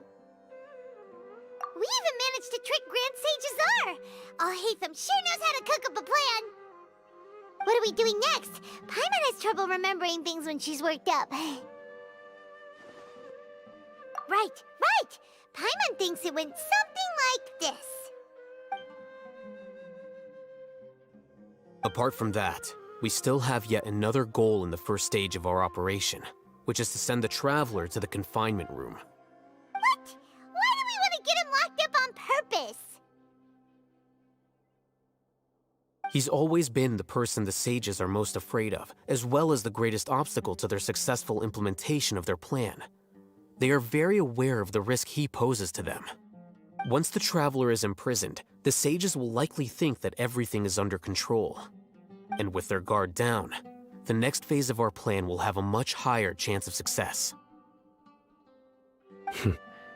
I can already see the pompous looks on their faces. Oh, that's a super tricky plan. But Paimon still thinks it's not really worth it. That isn't the only reason, of course. He has a more important task once he's in confinement. According to the Academia scholars in Ramon's custody, Lesser Lord Kusanali has sealed off her consciousness in the Akasha ever since she was captured by the Doctor. That way, they can't pry any more information from her. Even if we break into the sanctuary of Surasthana, it will take time to awaken Lesser Lord Kusanali's consciousness. We need to do that in advance. So our job is to wake up Nahida! Okay, totally worth getting thrown in jail for. The confinement room is inside the Academia, close to the sanctuary of Surasthana. It's a completely enclosed space, and you won't be receiving any visitors. I'll work with Ramon's scholars to make some modifications to your Akasha terminal. Once you're in, get as close as you can to Lesser Lord Kusanali and try to connect to her consciousness. However, as for whether she'll actually wake up, that will depend on our luck.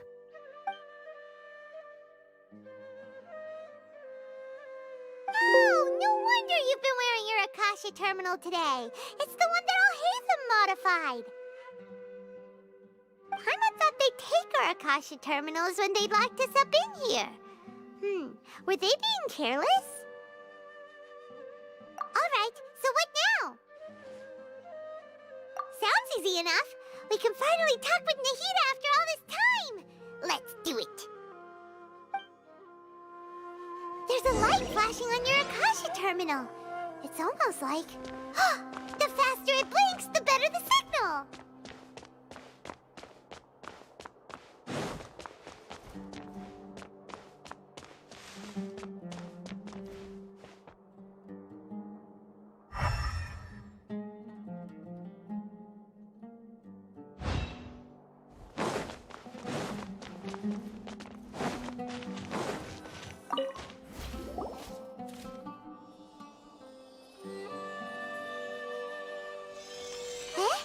Is this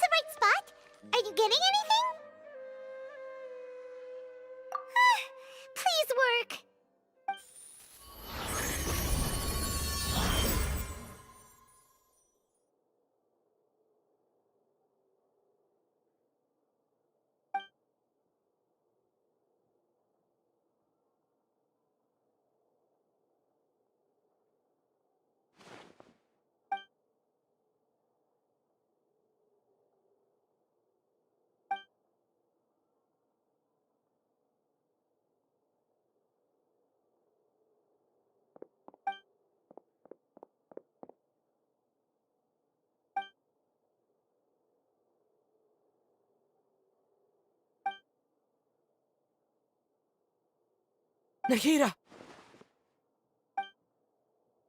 Hey, Nahida!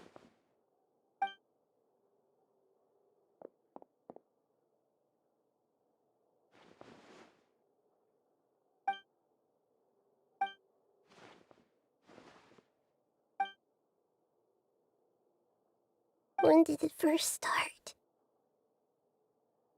Oh, right. It started from the moment I was born. I want to become a worthy Archon. So I've kept studying. Kept listening to my people and their hearts. Kept looking for a way to save Irminsul. So I can catch up. Catch up to Greater Lord Rukkhadevata. But I'm stuck in the sanctuary of Suristhana. The sages are creating a god to replace me. And I'm forced to lock my consciousness in this boundless darkness. Nahida!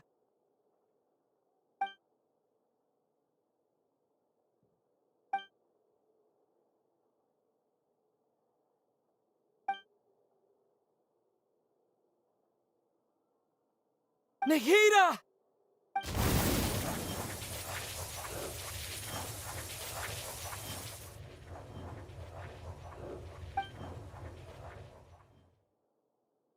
It's so quiet here.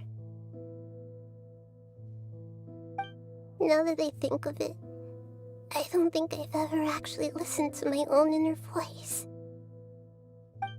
Do Archons have them? Should Archons have them? Have I been doing the right thing?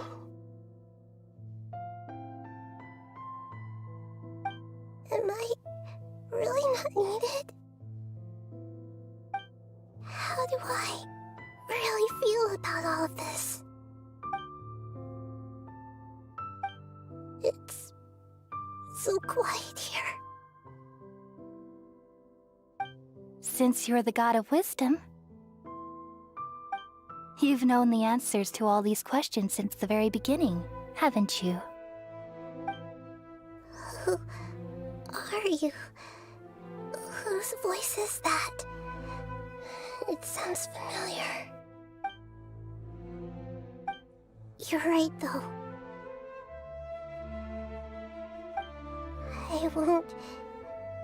I won't ignore my own voice anymore.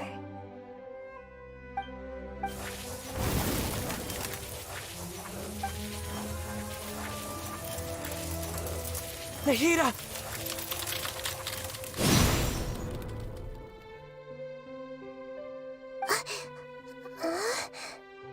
Nahida? Did you wake me up? Thank you. Why are you here? We're here to rescue you. Are you alright? I'm fine. It's just... when I think of everything that's happened to me, I feel really angry now.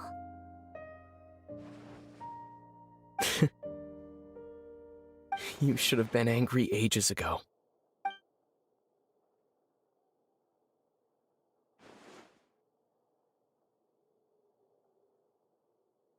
Huh? Oh, you're back! How's everything? That's wonderful news! Great! We weren't locked up for nothing! When you went to wake up Nahida, Paimon was listening for any sounds outside. You were out for a long time. There are fewer and fewer scholars going about now. You think everyone's done with their Nyagarbha day stuff? Yep, so that means our next act is Nilu's performance!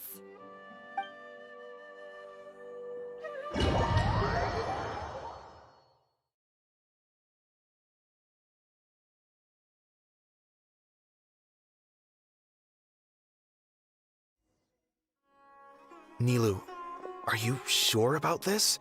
You're taking such a great risk for them. I'm sure, and I'm going. You know that I don't like to pass up any opportunity to dance, And this one is especially important.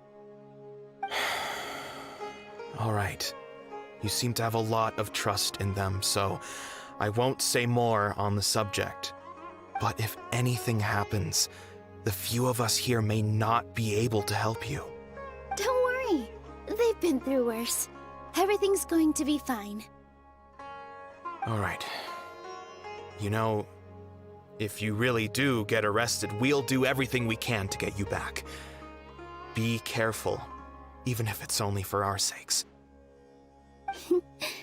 Thanks, Mr. Zubair. You're so very kind.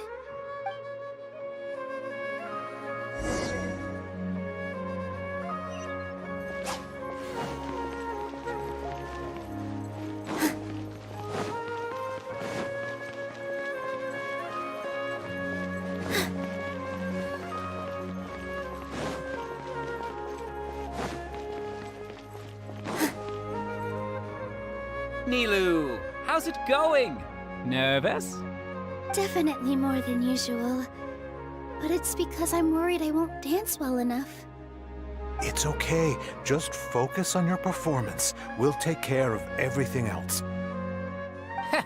You sure know how to talk. Taking all the credit, even though we came here together to help out.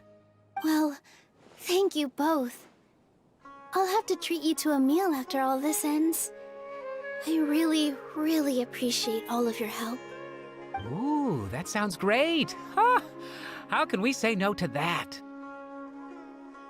All right, let's get back to business. Nilu, we'll be here to keep people from going to the academia so they don't interrupt your performance. I was planning on telling them something like, the Academia's been conducting a weird experiment, and some of their test subjects escaped. It's really dangerous there, so stay away. Oh, you couldn't think of anything better? Oh well, I guess it does sound like something the Academia would do. I think it sounds great. I'm counting on you guys. Don't worry, it'll be a piece of cake.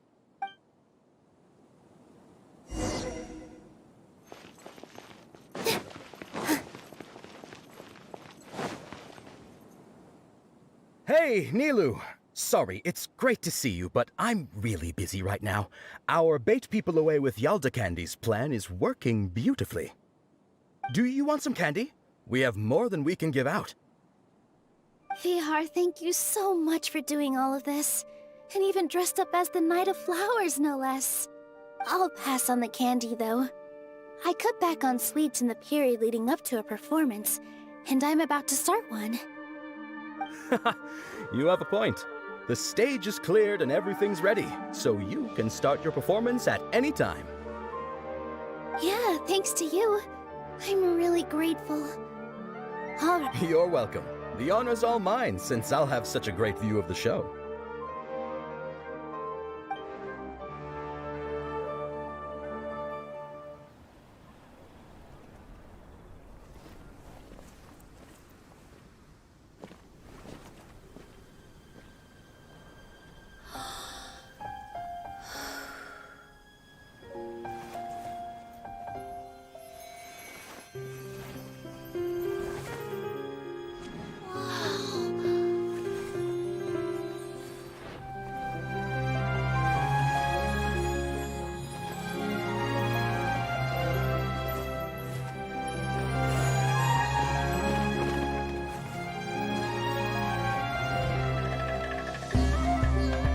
I've never seen a performance like this.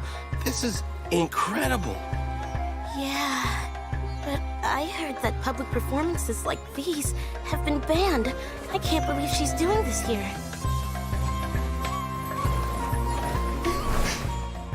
Grand Sage, there's some commotion outside. How uninteresting.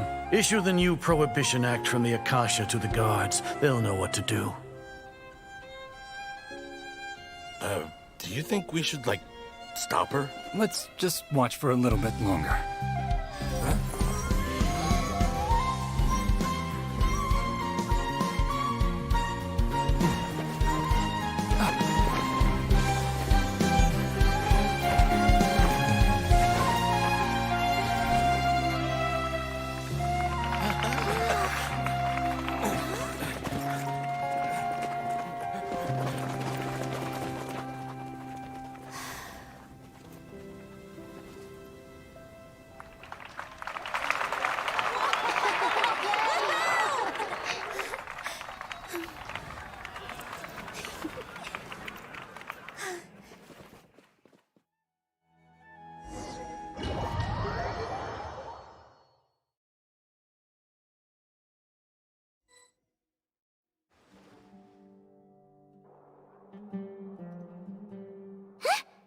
Did you hear that?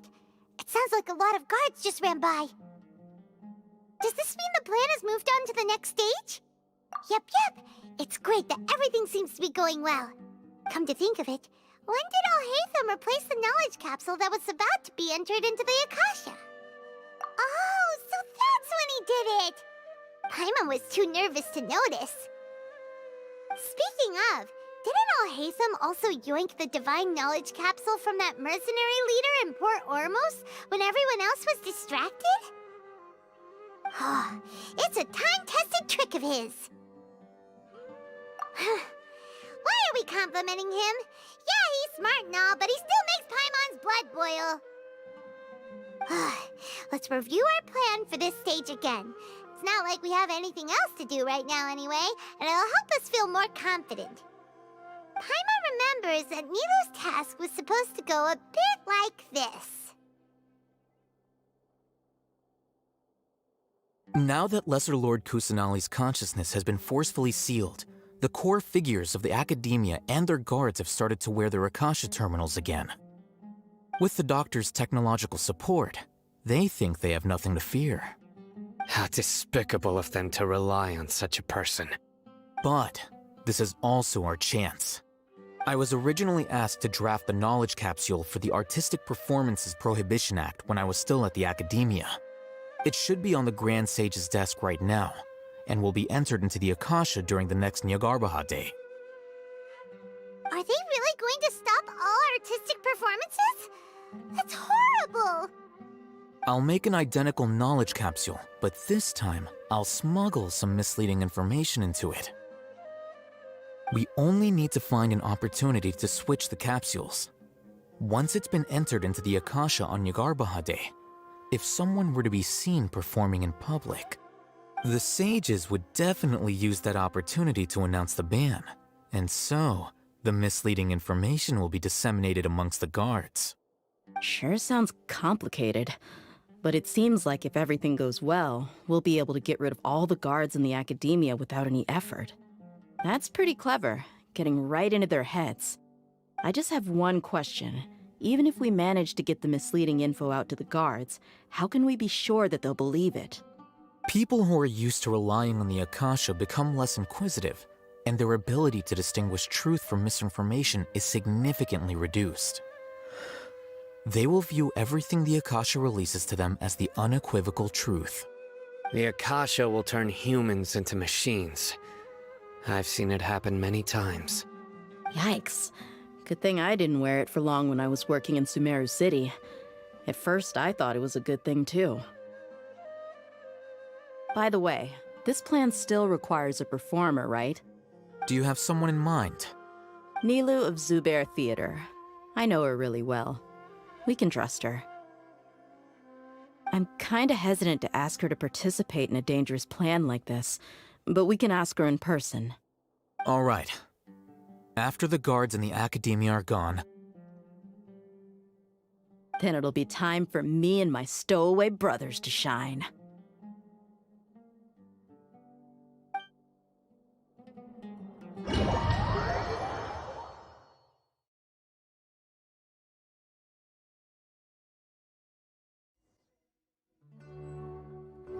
Here they come.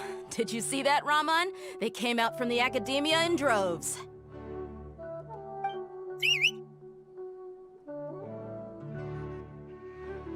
After laying low in the city for so long, this is the moment we've been waiting for.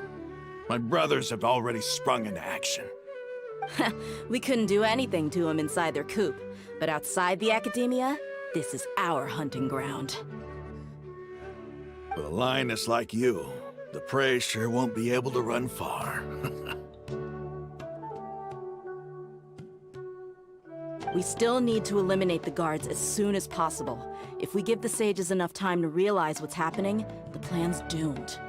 Yeah, all they've done is to sit on their cushy salaries and twiddle their thumbs all day while we fought and struggled every day in the desert. The only advantage they might have is their numbers. Speaking of which, most of the guards who report directly to the Six Sages belong to the Corps of 30, but they have a completely different reputation.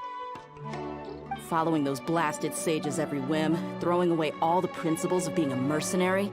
As someone in the same profession, I'm obligated to teach him a good lesson today.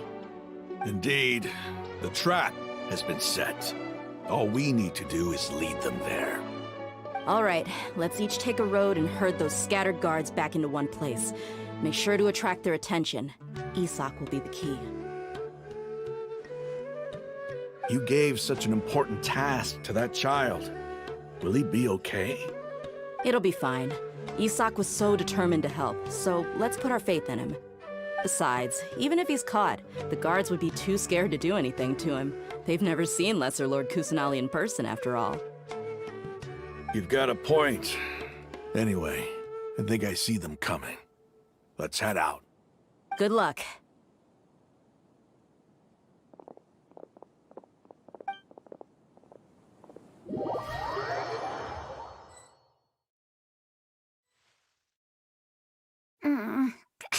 This outfit. Hey, do you remember what you need to do, Isak? When the guards get here, you'll pretend to be Lesser Lord Kusanali and run away from them. Oh, yeah, I remember. Of course I do. I'm just a little nervous. Relax. Don't think about getting caught. Even if that happens, we won't leave you behind. You only need to think about getting the guards' attention and leading them to the Grand Bazaar. Leave the rest to us. Okay, got it. I'm here to pay back Lesser Lord Kusanali for helping Grandpa. I won't get cold feet. Hey, they're here. I can see the Academia guard.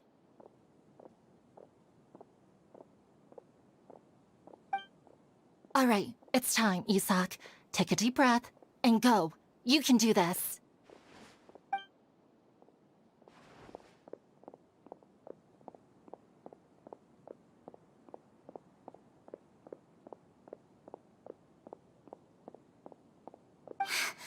Why is there a guard over there? Did he already run ahead of me? This is different from our plan. But there's no time. I need to make a choice.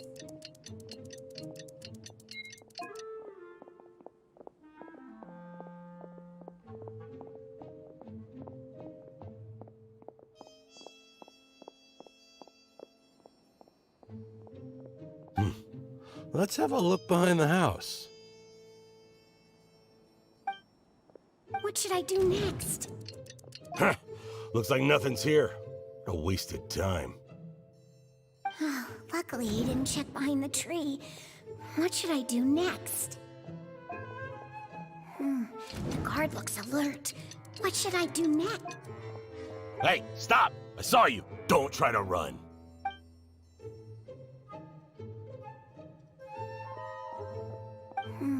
The guard looks alert. Doesn't seem like anything unusual's around here. Looks like the guard finally left. I need to go.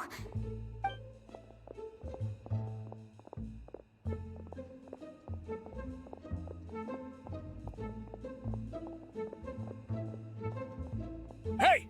Lesser Lord Kusanali is over there! Stop! What? Lesser Lord Kusanali? How did I not notice that? They found me. This is bad. Where should I go? The target suspected to be Lesser Lord Kusanali has escaped into the Grand Bazaar. Assemble and arrest her!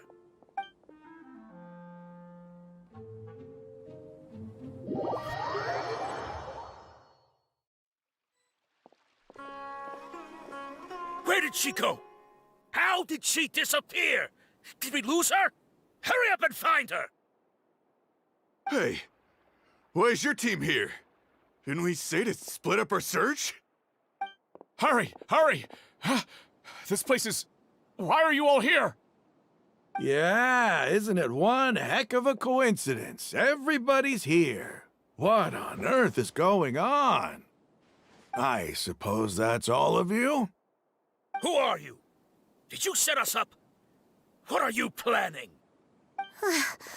Phew, that was rough. I almost got caught. Little brat! So you're not actually Lesser Lord Kusanali. Who exactly are you all? Eremites from the desert? Just some colleagues. Think of this as a business competition, or a personal grudge. After stepping into our traps, stop thinking of yourselves as hunters. Behave like the prey you are.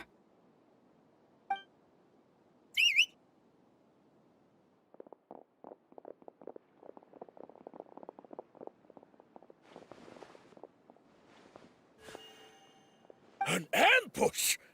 How's that possible? This is Sumeru City, but mercenaries from the desert somehow ambushed us! You've spent all your time hiding away in the academia. This place has long since become our hunting ground. Brace yourselves!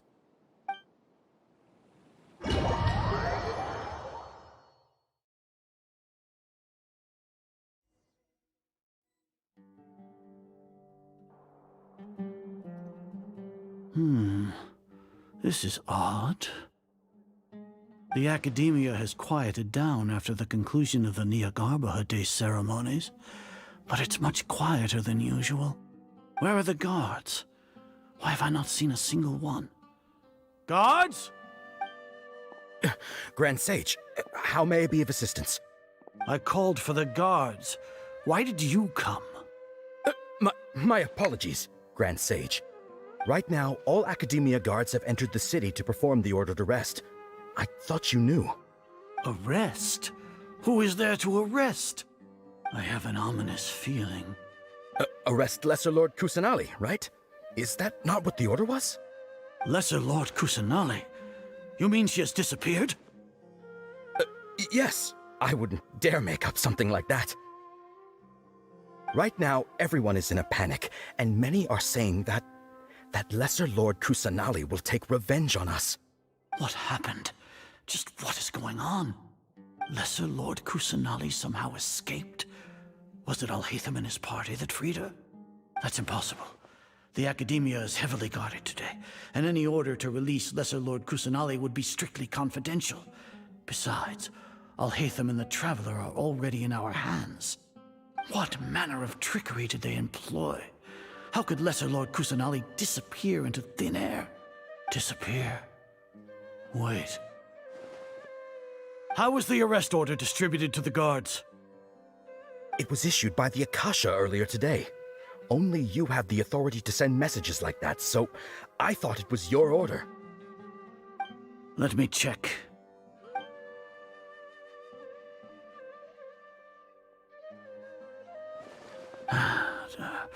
Here. Lesser Lord Kusanali has escaped from the sanctuary of Suristhana. Go to the city and arrest the escapee immediately. The Akasha indeed contains this information, and it clearly appeared in my mind. How did they bypass my permissions to issue this kind of message? Was it the report about the Traveler that Alhaitham submitted? No. I specifically checked that knowledge capsule before entering it into the Akasha. Could that have been a red herring? Well, even if I figure it out now, it won't make any difference. The important thing now is to confirm Lesser Lord Kusanali's status. Have you been to the sanctuary of Suristhana to confirm that Lesser Lord Kusanali has indeed escaped? Confirm? No, I haven't. It may be a bit offensive to say this, but Grand Sage, what you're saying doesn't make any sense. How can the information in the Akasha be inaccurate? What the Akasha decrees is fact. That is common knowledge to all of us. If we have to confirm the information and knowledge from the Akasha ourselves, then how is that any different from us learning that information ourselves? Wouldn't Greater Lord Rukkhadevata's legacy lose its meaning that way? In the beginning, it was I who asked you to believe in the Akasha, to believe in the legacy left by Greater Lord Rukkhadevata. Are you trying to use my words against me? No, Grand Sage. I'm merely confused because I believe in you. I never meant to refute you. Stay here and see if there are any suspicious people around. I'll go to the sanctuary of Suristhana on my own. Yes, Grand Sage.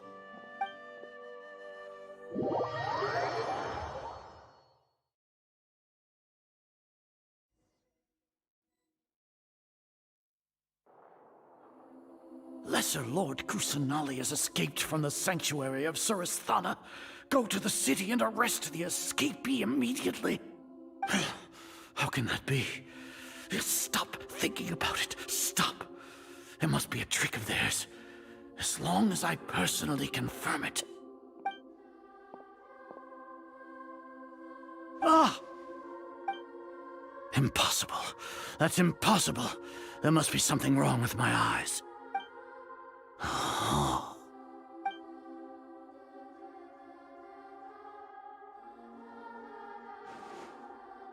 What a comical sight, Azar. Once the Akasha has put certain thoughts into your head, even the Grand Sage can no longer see what's right in front of him. You all can only see the world in your mind, the one you think you know.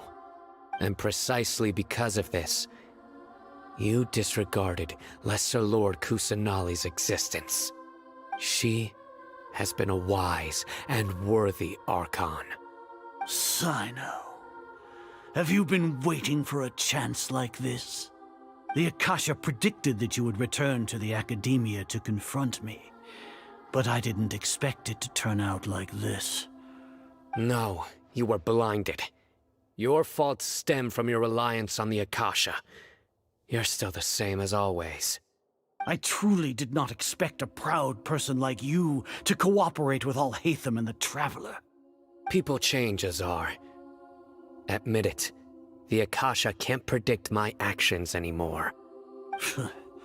Then tell me, what have you found during your investigation? You want to buy time? This is the sanctuary of Suristhana. Under your own regulations, even Academia staff are forbidden to come here. No one will come to save you. As for the investigation, I've at least confirmed that you are guilty of insurgency against the Archon. A serious crime. So what? Did you do all of this so I would plead guilty in front of you, General Mahamatra? No.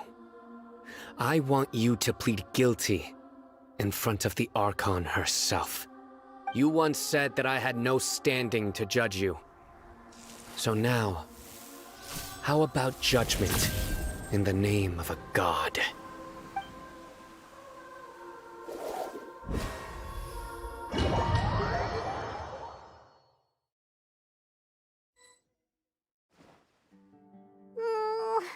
How long do we have to wait? Paimon wants to know how things are going out there. Paimon hasn't heard any sounds outside for a while. Hopefully something bad didn't happen. Yeah, but aren't you scared that we might be locked up in here for the rest of our lives? Thinking about it, at least Paimon has you. We could still chat like this. When Paimon thinks of Nahida being imprisoned alone in the sanctuary of Suristhana, Paimon can't help but feel sorry for her.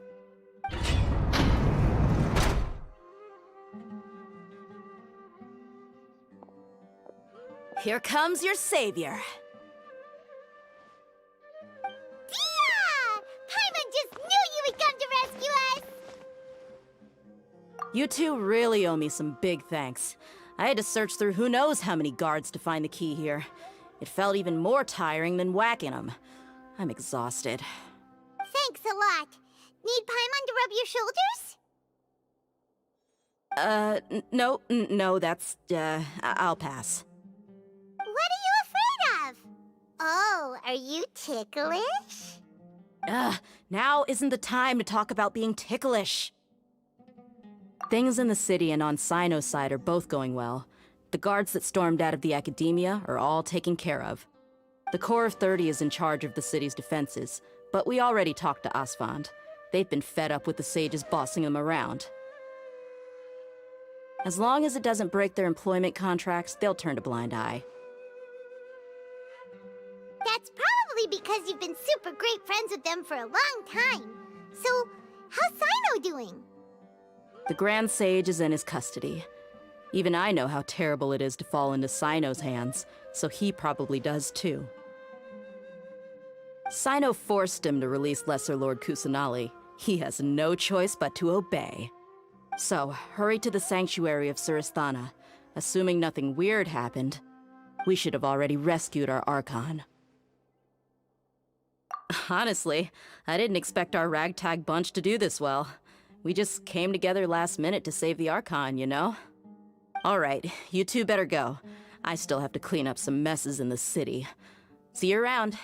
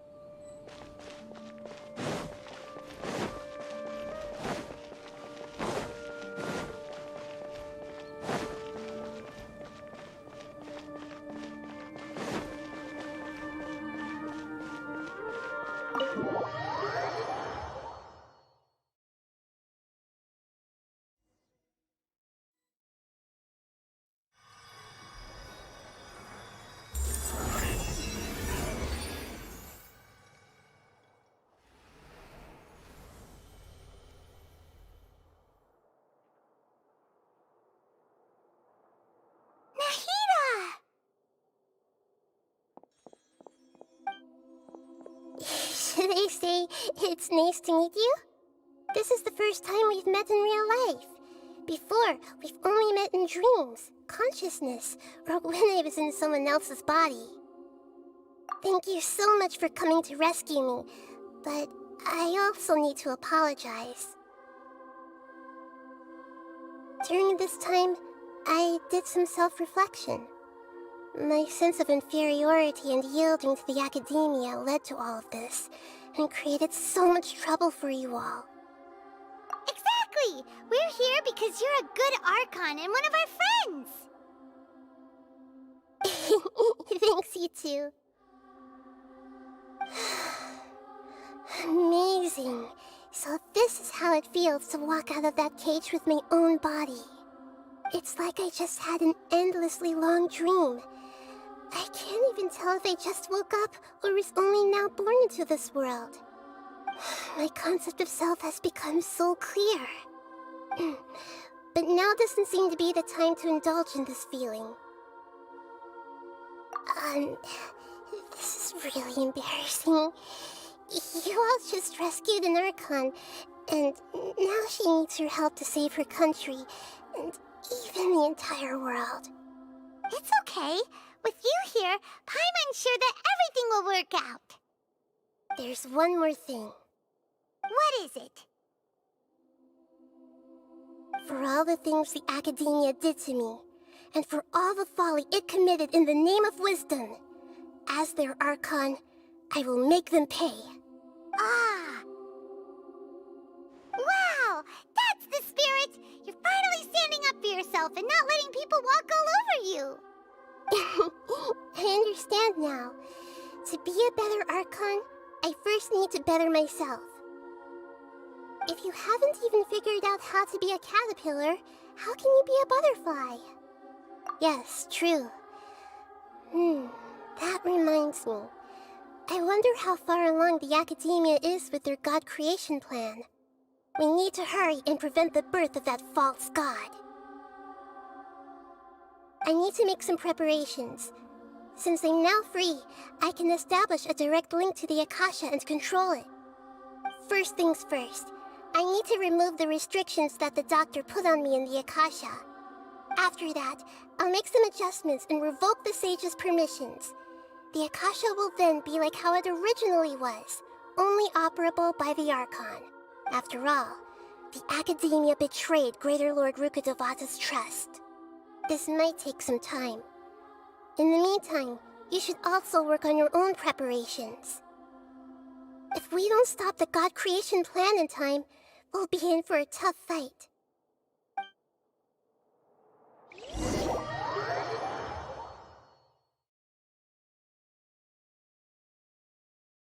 You might as well prepare for a fight. When we're done, we can take a walk around. After...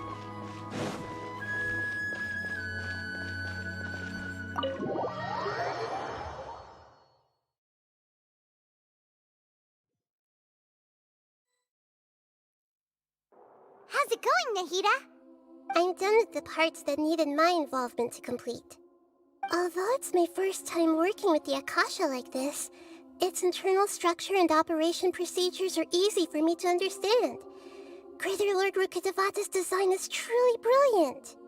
Oh, also, this is for you. Huh? What's this little floaty thingy? It's a small device I put together just now.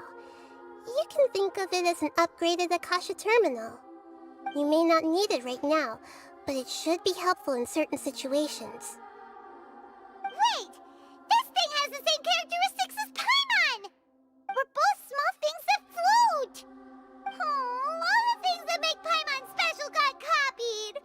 When Paimon appears with the Traveler from now on, people won't remember Paimon because she isn't unique anymore! It's alright, Paimon. It can't replace you. It's only a flying device, but you're the Traveler's irreplaceable friend.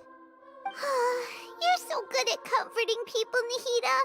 If only the Traveler was as smart as you. I was simply telling you what I feel to be the truth. I wasn't trying to comfort you. Nahida, you're natural at this. What you just said made Paimon even happier. By the way, there's something I need to confess. Even though I'm the Archon and in control of myself again, I'm not very good at fighting. You may have heard that an Archon's power is derived from their people's faith. However, I'm not as well loved as Greater Lord Rukkhadevata. If we get into a situation where combat is our only option, I'll have to count on you, and I'll do my best to provide support. I'm glad I can rely on you. So the God of Wisdom isn't good at fighting? I've located where the false god is. Time is of the essence, so let's skip to it.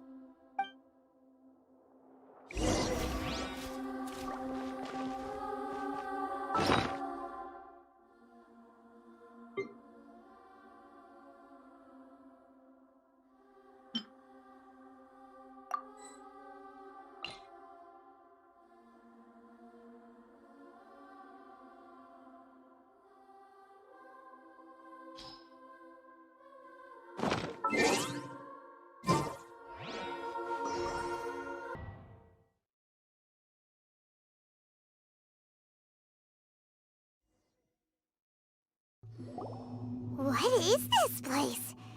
Is this really the way we need to go? Wow. Who would have thought there'd be a place like this hidden right slap bang in the middle of the city? The sages wanted to realize their god creation plan without being discovered. The safest and most convenient way would be to build within the academia itself. That's true. They were already hiding one god, so why not two? Judging from the structure here, the project is a huge undertaking. The sages really saw the god creation plan as their ultimate goal. But this place doesn't look like it could have been constructed by the academia alone. The Fatui under the Doctor sure didn't hold back. They provided a lot of technological support. Yeah, or else they wouldn't have been that generous. Is that it, though? I've always felt that this Doctor is different from the Academia sages. He doesn't seem to share their sense of urgency. Instead of being interested in the end product, it's like he's enjoying the experimental process. The Fatui Harbingers are all such weirdos. So, the Doctor being weird is actually normal. So, this Fatui that they're trying to turn into a god is called the Balladeer? We had previously come into contact with his consciousness. He harbors particularly strong obsessions. One is the desire for a gnosis, since he was created to be the vessel for one. The other obsession is probably related to his past. I can't quite explain it. Paimon knows that he was a prototype puppet for the Raiden Shogun before he became a Fatui Harbinger. That's why he wants Gnosis so badly. There's no way he'd willingly be a test subject. Now with that temper and ego of his. It sounds like you know the Balladeer quite well. I see. Tell me more about him and what he's like. The more we know now, the better we can plan for and react to any future situation.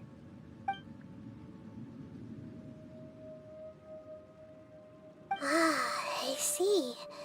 How fascinating. Alright, time to go. Let's get through here and meet him in person.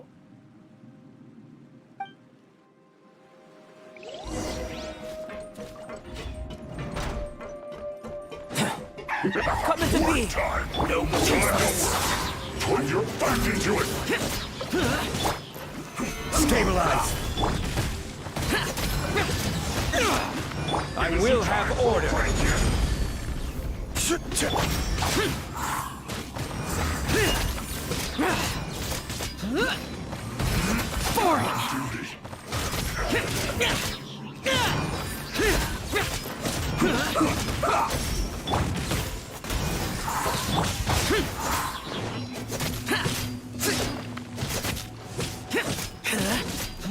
Let's end this quickly! Solidify! I swear by my sword!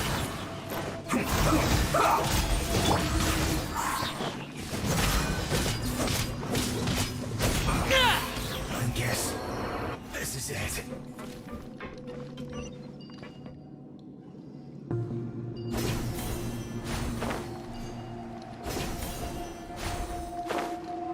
It looks like we can climb up these pipes.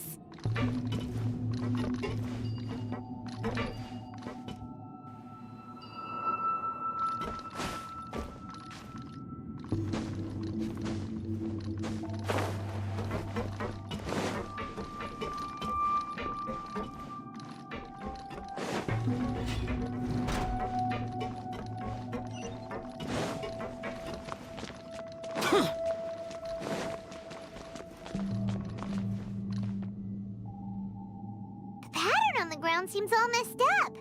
Let's go around and see if there's a way to fix it.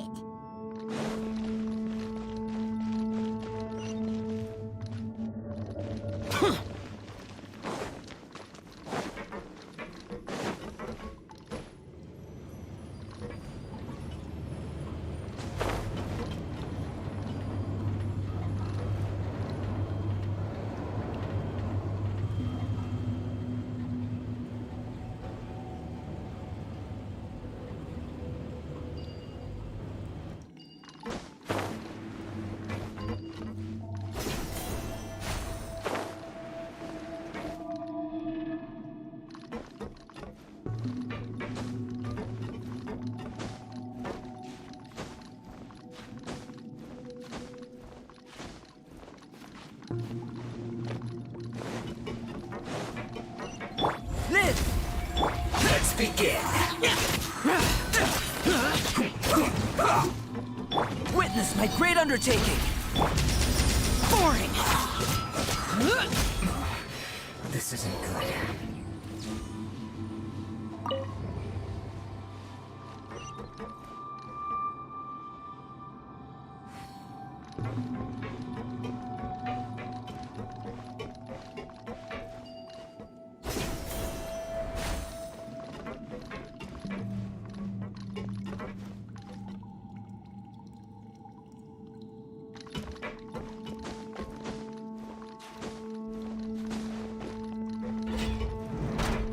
Frozen. Crystal. Stabilize. Burst forth.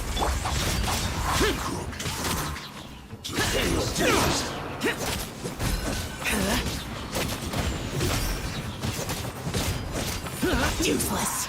Can't run from death.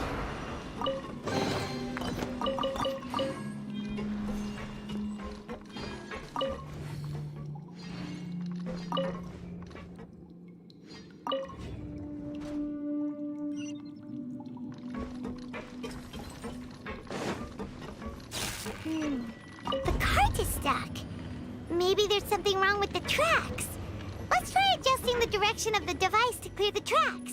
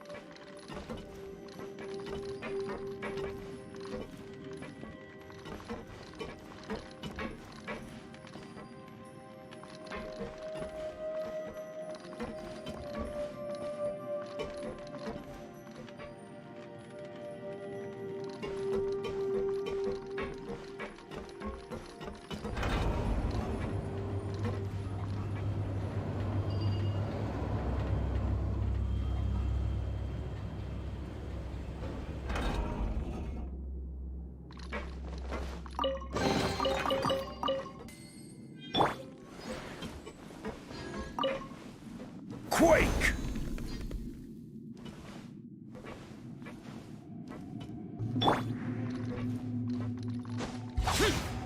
Useless.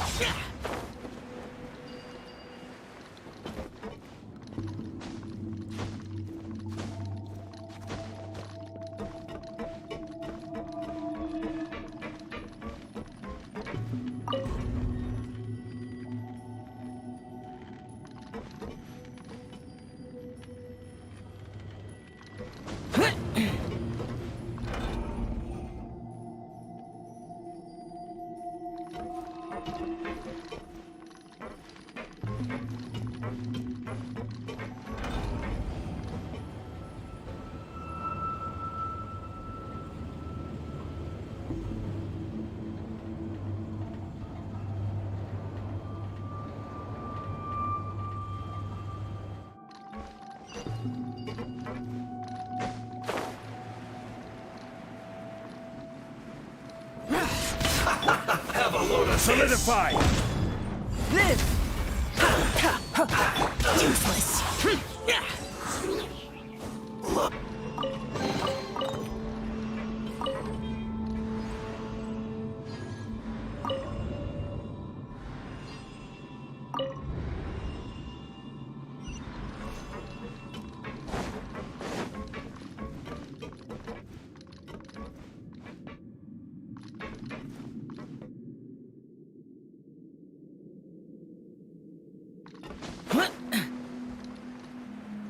Here!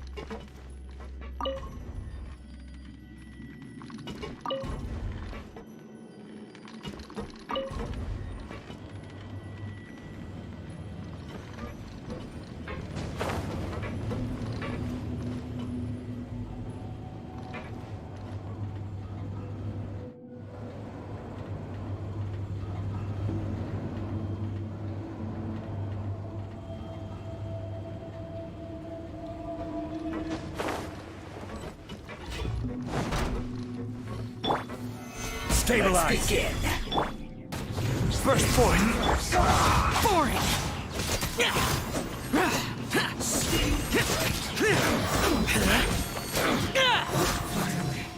So quiet. Useless.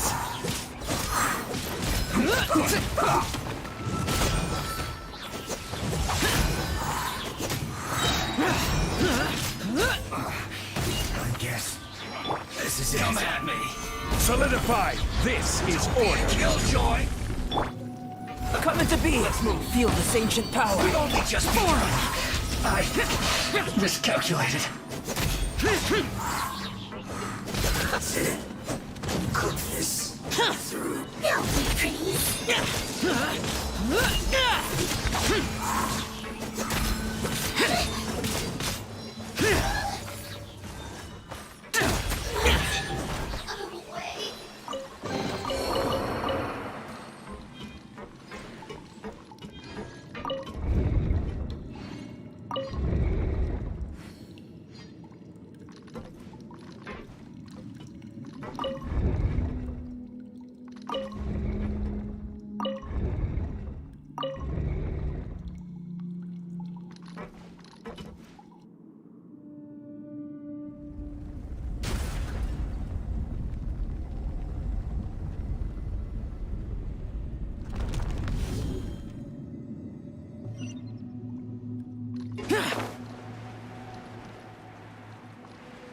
Worthless!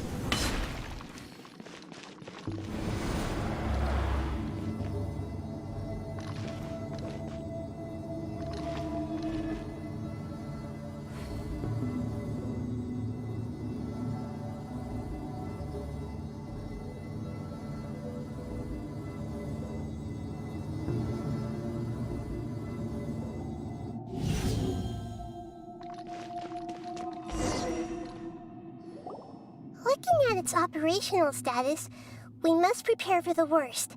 The god they wanted to create is likely close to completion or already completed. Oh no! What should we do? Paimon can't imagine how hard it would be to fight against a Fatui Harbinger with a Gnosis! Are you nervous, Paimon? If you really want to know, of course Paimon's nervous! Aren't you too, Nahida? Yes, I am. This is probably the first time I faced with a calamity of this degree since my birth. I feel not just nervous, but curious as well. Curious? Curious about what? Curious about our fate. To me, everything we perceive in this world, everything we learn, and everything that happens to us is considered knowledge. And if it's a form of knowledge, then it can be understood. However, only fate is about that which has yet to occur, so it has always drawn my curiosity. So to me, fate is the ultimate knowledge. That's also why I love observing humans and all the things that happen to them. It all brings me great satisfaction. And now, at long last, I'm not just an observer anymore. I will personally experience my own fate with you by my side. Isn't this such a wonderfully exciting thing? Ah, so that's what you mean. Paimon thinks she understands what you're feeling. Agreed. Okay, let's continue on. I can sense his aura from here.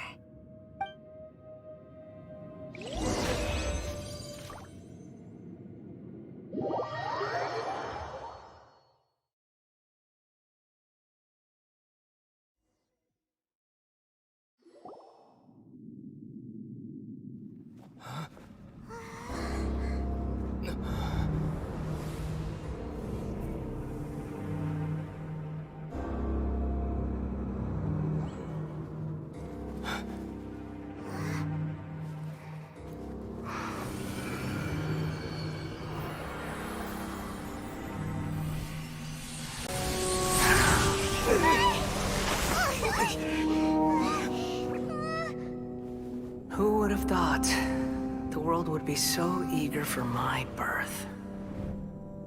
I remember you, Booer, the god of wisdom, and standing beside you, the traveler. Is he all-knowing and powerful now like Greater Lord Rukkhadevata?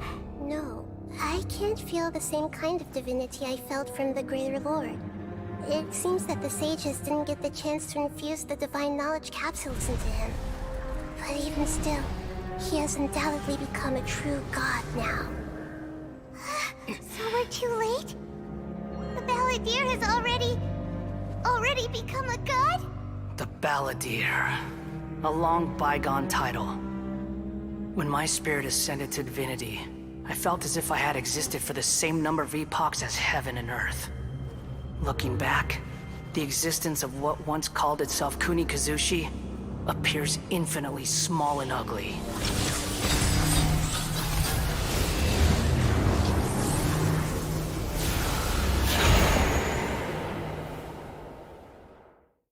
This imposing aura, it really feels like the gods! A body that capitalizes on the Balladeer's original construction as a mechanical puppet, with the Gnosis serving as a constant power supply. How much effort and resources did the sages put into this? From a purely technological perspective, it's a commendable achievement indeed. It's no exaggeration to say, this is the culmination of human wisdom. You sure are something! Dishing out compliments at a time like this? But I don't think he's reached the spiritual height of a god. Strife is engraved upon every god and every gnosis brought forth into this world. Can you feel it? The exhilaration of such power, and the thrill of anticipation for our contention. Nahida wouldn't feel the same things as you! Do you not realize that you are interrupting a conversation between gods? Lowly creature, know your place! The strife engraved upon a gnosis. You're talking about the Archon War. Tevat's current peace was not easily won. I didn't personally participate in the Archon War, but the way I see it, all those losses were meaningless, driven by the demands of the laws. There's no point in bringing it up again. Is that so? Yet I am deeply disappointed that I was never allowed the fortuity to personally participate in the Archon War. This is a first, encountering a god in this world who does not crave power. No wonder your own people have abandoned you, god of wisdom. Your judgment is as your existence, unsubstantial. This is where everything ends, Booer, the god of wisdom. You should know that wisdom cannot solve every problem. Like now, where your only option is to face me in combat. Come! Let us reenact a scene of the Archon War. Come and inaugurate my birth as a god.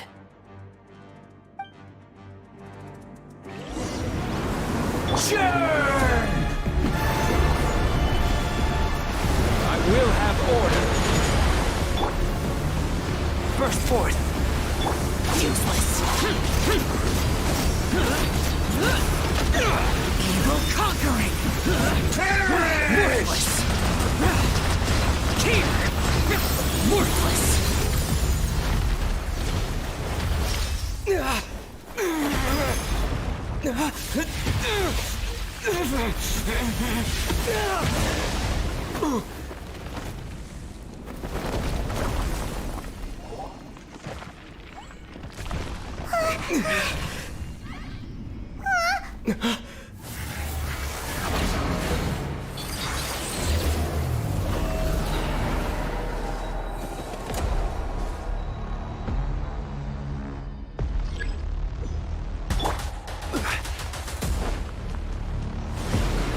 Tremble!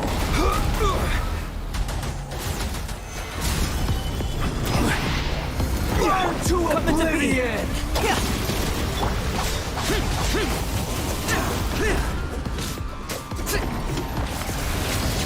Kneel! Moments of birth!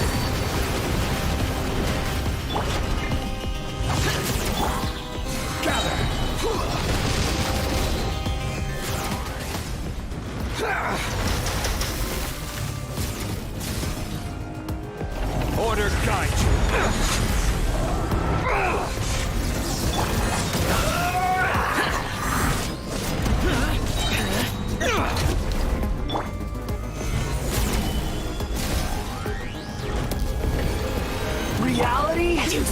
This is pain!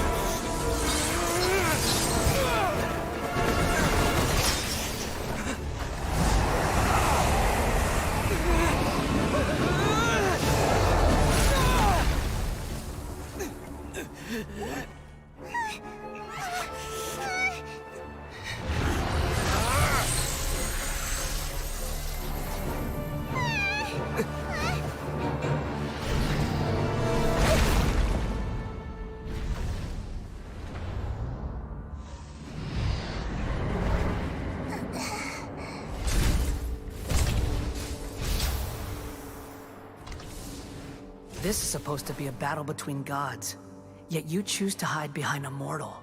And now, you're acting like you'd sacrifice yourself for a human. Are you having fun proving a false sense of heroism to yourself, Boor?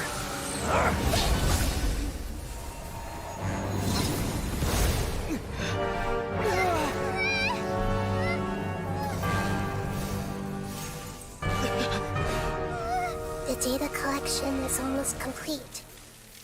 Do you even know how many times you've tried to take my gnosis from me?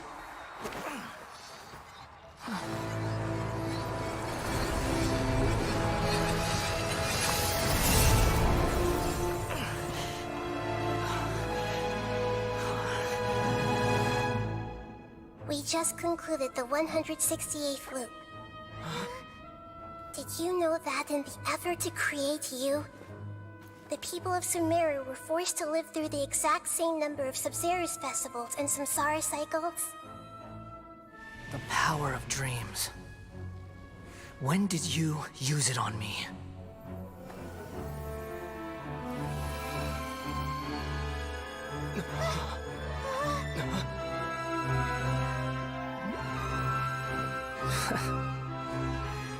You can't even defeat me in a dream. What do you hope to achieve with this little trick? Come, Traveler. Just like before. Allow me to awaken the memories in your dreams. All that battle experience! It's more than that. Compile everyone's wisdom in the name of the Archon. That is the original function of the Akasha. I've sent everything that happened just now to the people of Sumeru in the form of knowledge. I've asked them to help you find a way to defeat the false god.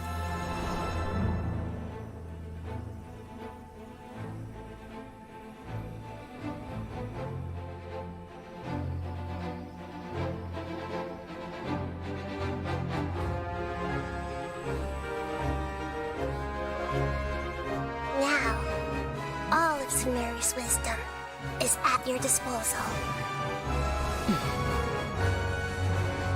Meaningless tricks won't save you.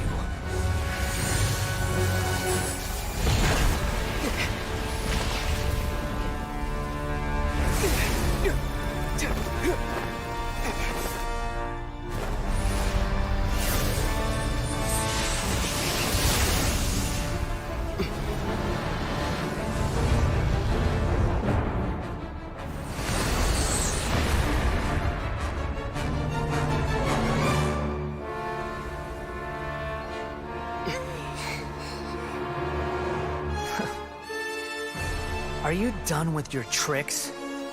Can I finally take this as a real battle between gods? I'll leave this to you, the first sage of Boor.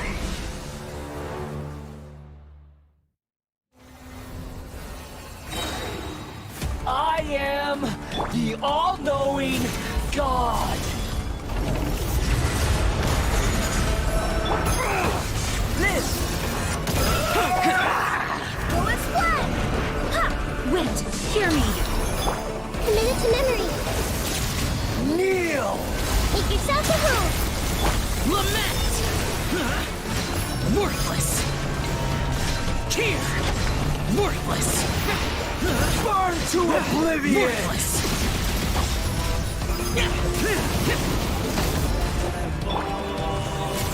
Stabilize!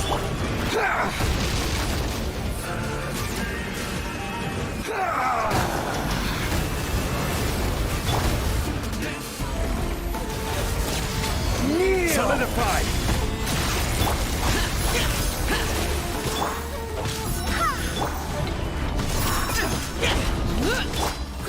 Grow! Reality is pain! Gather! Burst forth!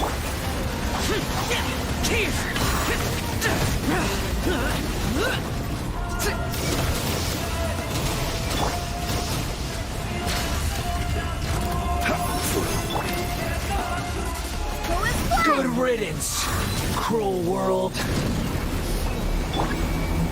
Stabilize.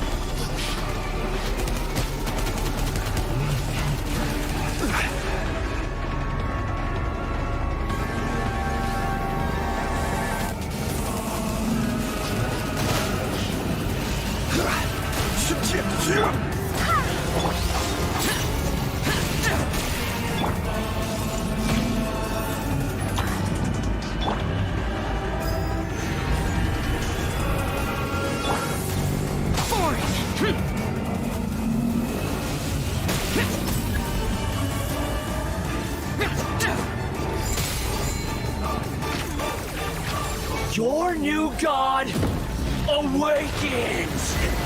Retribution.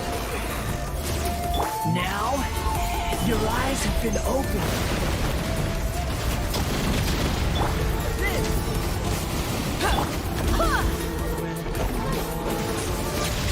Kneel! I see everything!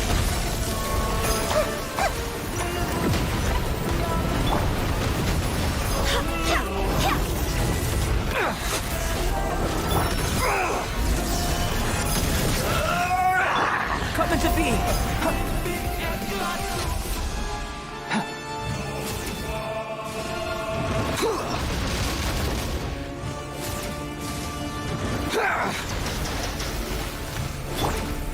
Stabilize! Tremble!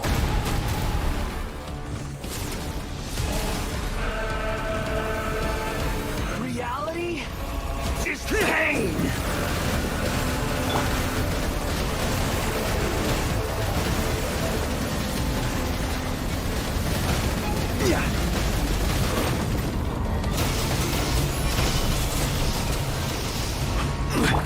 Everyone hold hands!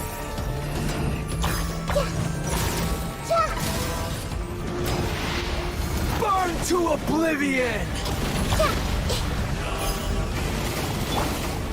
Solidify!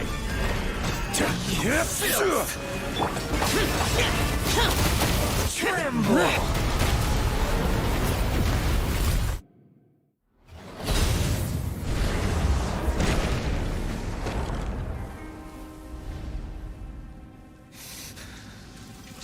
Humans. Filthy humans.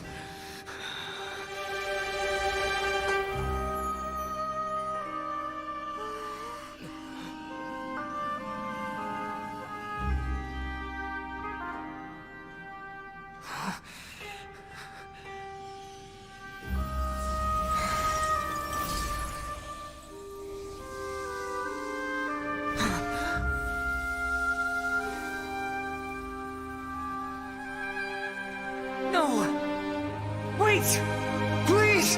Anything but the gnosis!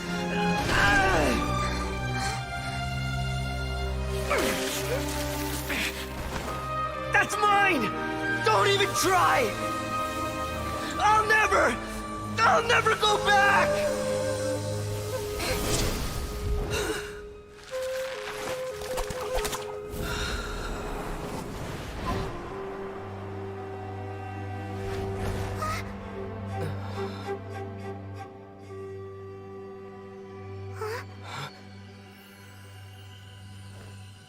We haven't yet found the answer to the most important mystery.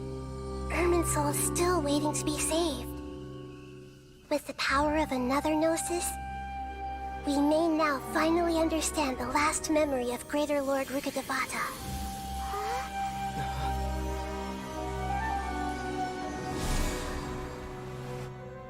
This is... That's right. This is the last memory of my predecessor.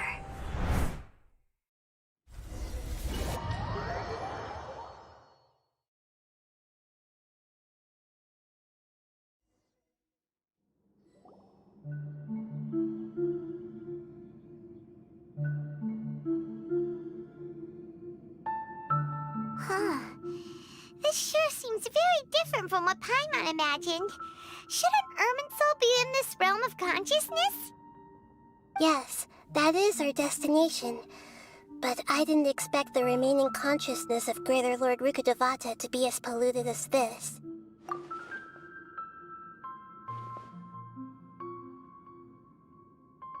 Forbidden knowledge? It seems you know about a concept that even I don't completely understand. Could you tell me what you know?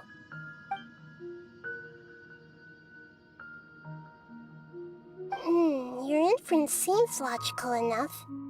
Forbidden knowledge once polluted the desert thousands of years ago, but was successfully repelled thanks to King Deshret's self-sacrifice, and Greater Lord Rukkhadevata nearly exhausting her power. Then, a second instance of forbidden knowledge pollution occurred during the Conria Cataclysm 500 years ago. But I'm afraid it is much more serious this time, with Irminsul itself already in danger. So, if we're in the remaining consciousness of Greater Lord Rukkhadevata, and it's also been affected by forbidden knowledge pollution, then does that mean, in order to save us, Greater Lord Rukkhadevata? Yes. It's very possible that she sacrificed her life in the fight against forbidden knowledge. She didn't completely eradicate forbidden knowledge, but if it weren't for her actions, the pollution would have been far more rampant over these past 500 years. The way that everyone, including me, has forgotten everything about forbidden knowledge may very well be due to her restoration of Irminsul. Aww. Do you feel sad, Nahida? I'm just... sharing her pain. The pollution of her consciousness here is severe. There is madness, chaos, and pain all around us. Did she fight to resist the forbidden knowledge pollution in such terrible conditions, all the way up to her last breath? She even used her last remnant of lucid consciousness to leave a clue for us to follow. Yes, her words were distorted by forbidden knowledge, so that's all we could hear. But now, we have a chance to find the answer to this mystery. We can cross the polluted consciousness until we found the right path to meet with her lucid consciousness. And then, we'll let Greater Lord Rukkhadevata tell us the truth in person. Each of us need to be mindful of the state of our own consciousness while we are here. Even with the Gnosis' protection, we must always keep a clear mind. Otherwise, we could go mad at any moment. That's so scary. Don't worry, it should be easy enough for you to keep that mind of yours clear, Paimon. Let's go.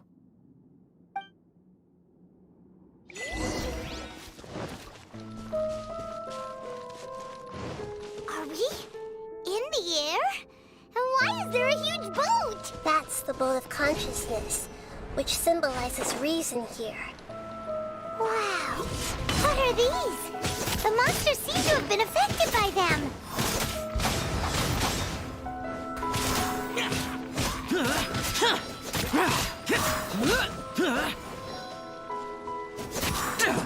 Useless.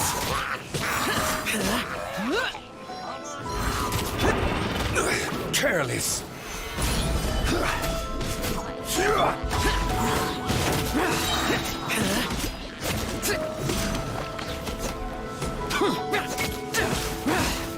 Useless.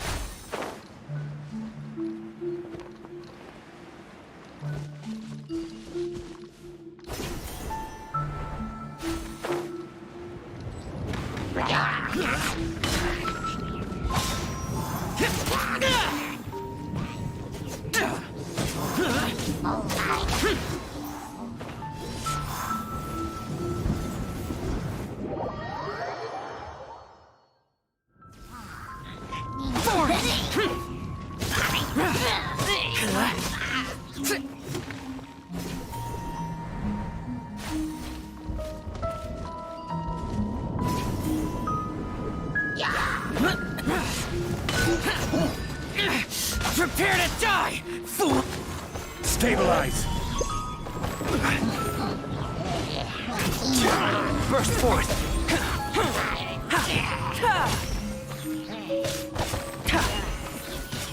Go as one!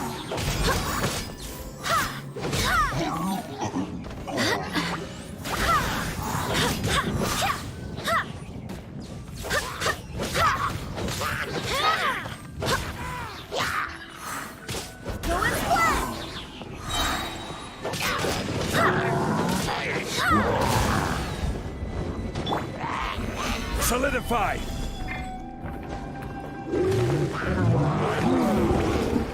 I will have order! Come into being! Feel this ancient power!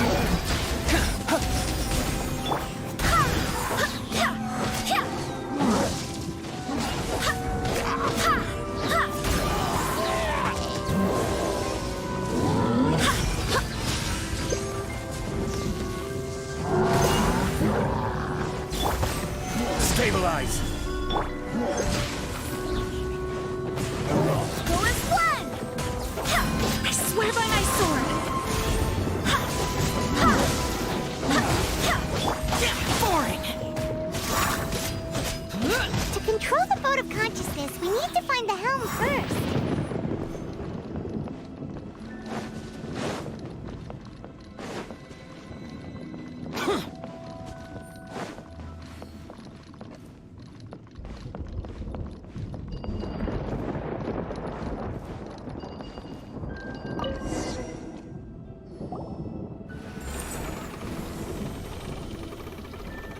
We changed direction. Are we still going the right way, Nahida? Mm-hmm. Judging from the current route, the boat of consciousness will soon take us out of here.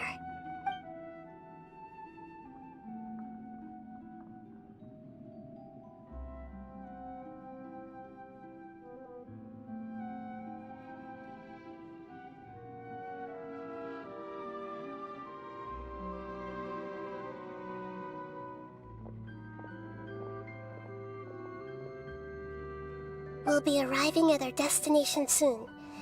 How are you feeling? Are your minds still intact? Huh? But everything's been completely normal for Paimon. Hopefully there won't be any more interruptions. This time, we should be able to meet Greater Lord Rukkhadevata.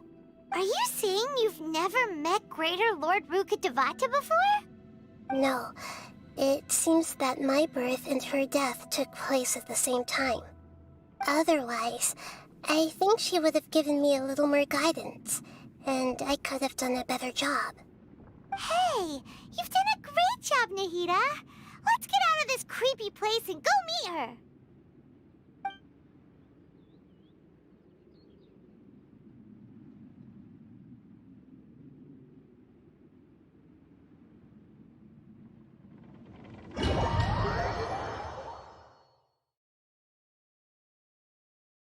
So, is this the place you were talking about? The base of Irminsul?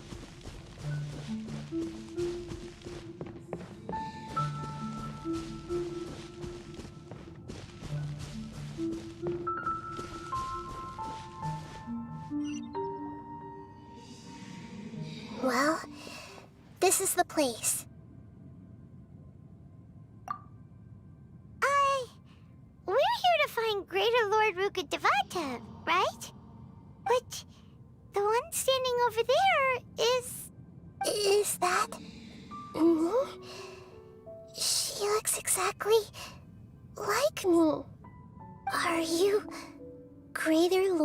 Rukadevata?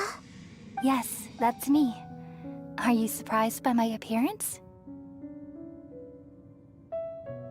Irminsul and the surrounding lands have been reproduced here as they were years ago. But this is just a realm of consciousness. We are manifestations of the same nature. Hence why we would appear exactly the same. We're of the same nature? Why? Because you are me, and I am you. You are me in the new samsara. The new samsara? As Greater Lord Rukadevata, I'm the avatar of Irminsul. Judging from your appearance, I've probably been dead for 500 years. But you're finally here. My new self in the samsara. If this is true, then am I going to be a great Archon like you someday? Though we share the same nature, our fates are bound to be different. All things have their own fate.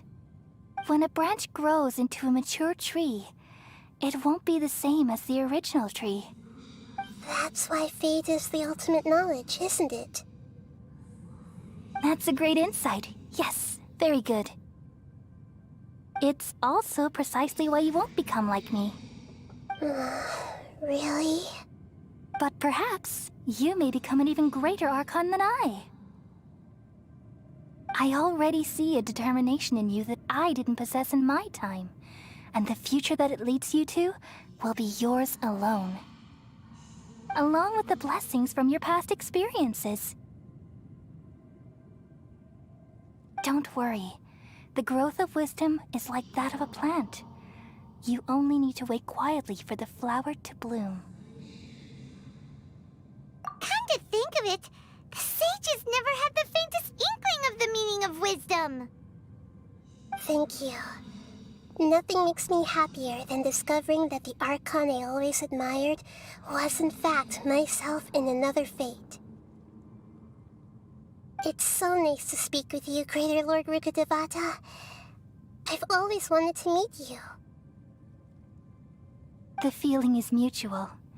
From the moment I snapped the branch off Irminsul and created you, I've also looked forward to talking with you.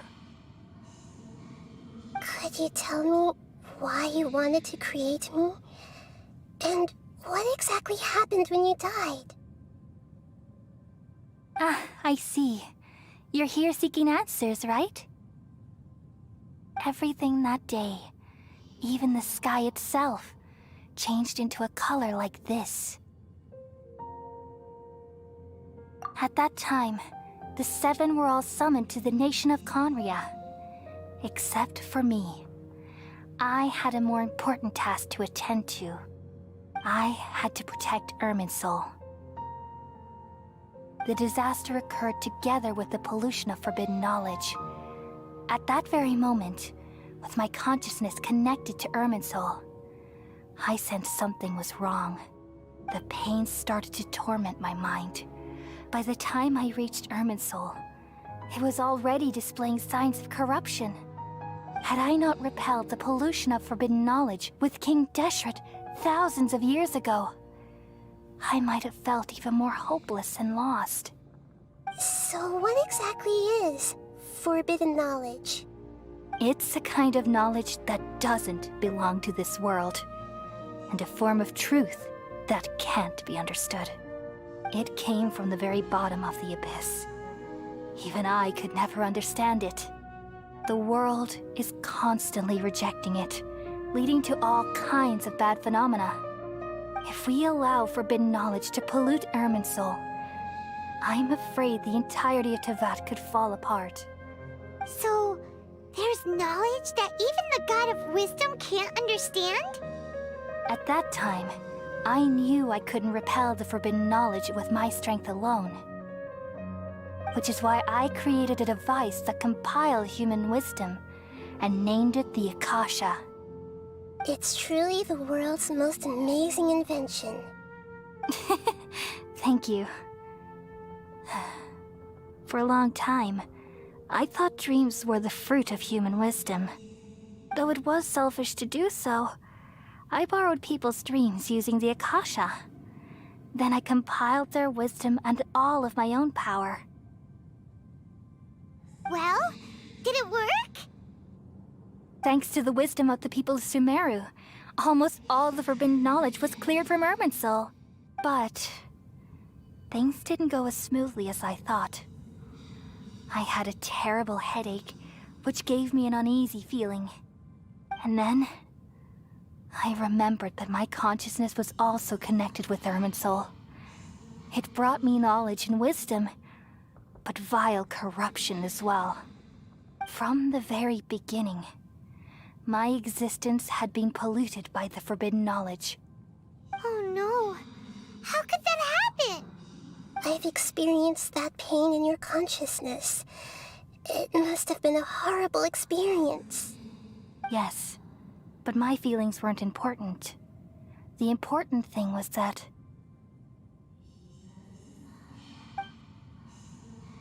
even if I died, my existence and everything related to me would continue to exist in Irminsul as memories and knowledge, meaning that the forbidden knowledge couldn't ever be permanently eradicated. And there's no way for me to eliminate myself. It would be a sort of paradox. So, I took the purest branch of Irminsul as my incarnation in the next samsara and left a trail of clues, all in hopes that you would come here and remove me and my pollution from Irminsul forever. Wait, no, I can't. So you realize what that implies. You are very smart indeed. Irminsul has all the knowledge and memories of this world. And as you've realized just now, removing me from Irminsul means I essentially will never have existed in this world. But this is the only way to save Irminsul. People love you so much, and they've missed you so much over the past 500 years. I am exactly the same.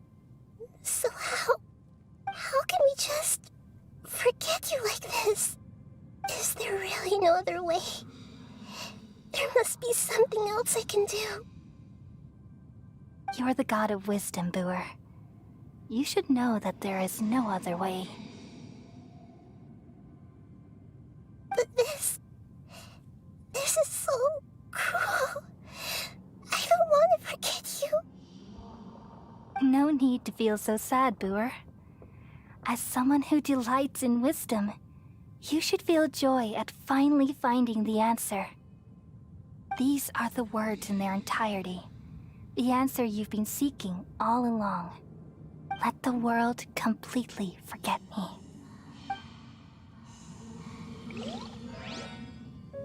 We all nestle under the great tree of wisdom, peering out to perceive the world. From the earth and from the rain, we perceive its wonders, until we become a white bird to perch atop a branch, and finally snap off the most important leaf. Once upon a time, I alone dreamed in this world. In my dreams, everybody would also dream after they fell asleep. Wild and wonderful thoughts would emerge from their minds. Some tumbled to the ground, and others floated to the sky, connecting all things in the world into one dazzling net. Among a plethora of worlds were numerous smaller worlds, all of fate, finding within the tapestry their brilliant glow. I gradually understood that these indescribable and constantly changing things are the most profound things in the world. Only they can completely repel the madness.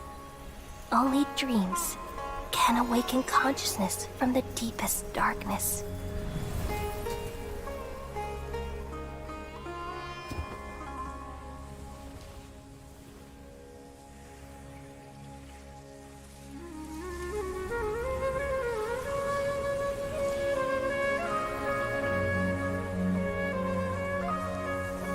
I'm the one who posed this question, yet also the one who sought a solution.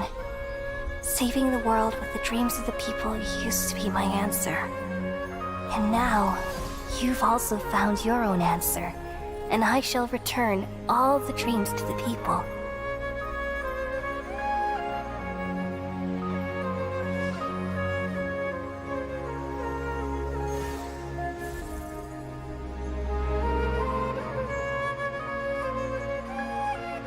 Goodbye, people of Sumeru. May you be blessed tonight with the sweetest of dreams.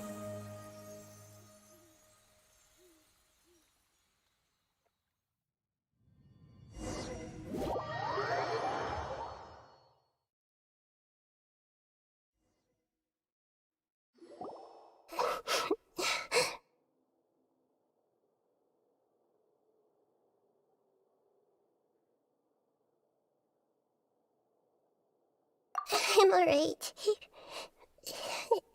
I'm just a little confused. We've just saved the world, right? So why am I crying? I don't know where this feeling inside of me is coming from, but I feel very sad. Just now, we used the power of two gnosis to successfully connect with the Ermin soul consciousness from 500 years ago. Then, we removed the remaining pollution from Merman soul. Yeah, what's wrong? Weren't you there just now?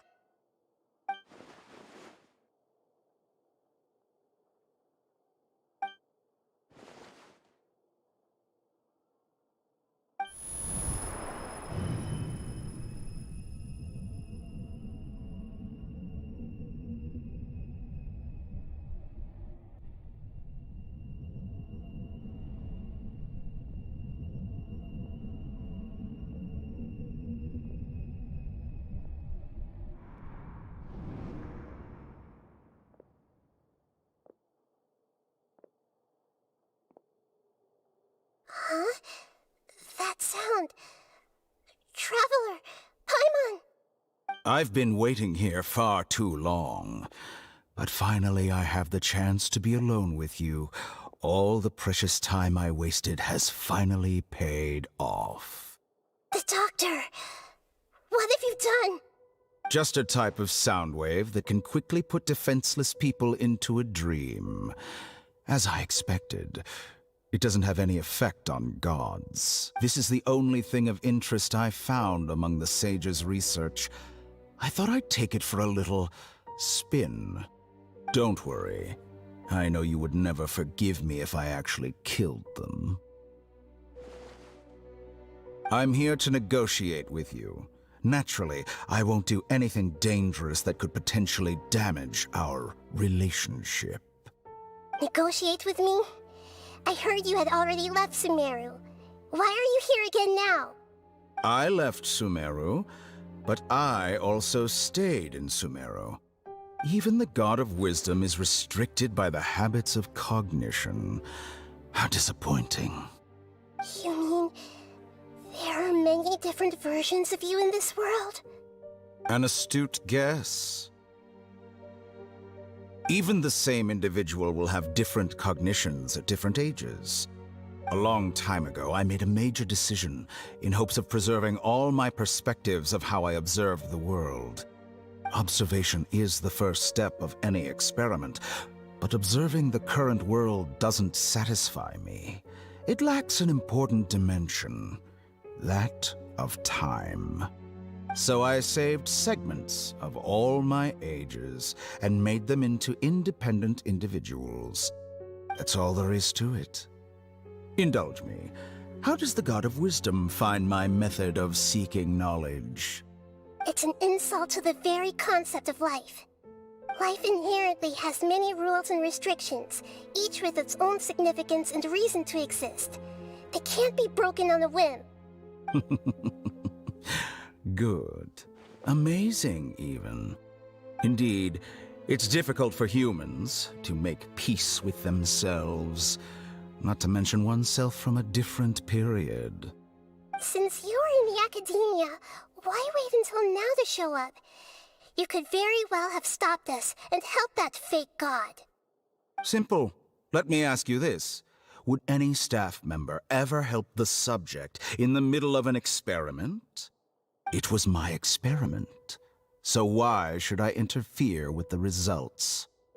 The academia saw the plan to create a god as their ultimate goal, yet you only saw it as an ordinary experiment. You really are crazy. If the experiment succeeded, you would have had a new god on your hands. How would you have faced your own god then? Would you still take the same stance? Would you still hold the same view of yourself? I'm first and foremost a scholar. These results should be left to the judgment of the hypothetical me confronted with that outcome. But you're right. And that's exactly why I'm disappointed with the conclusion of this experiment. As an individual, you don't have any sense of belonging. You seem to have even fewer convictions than a typical scholar. Oh no, I certainly have my own convictions.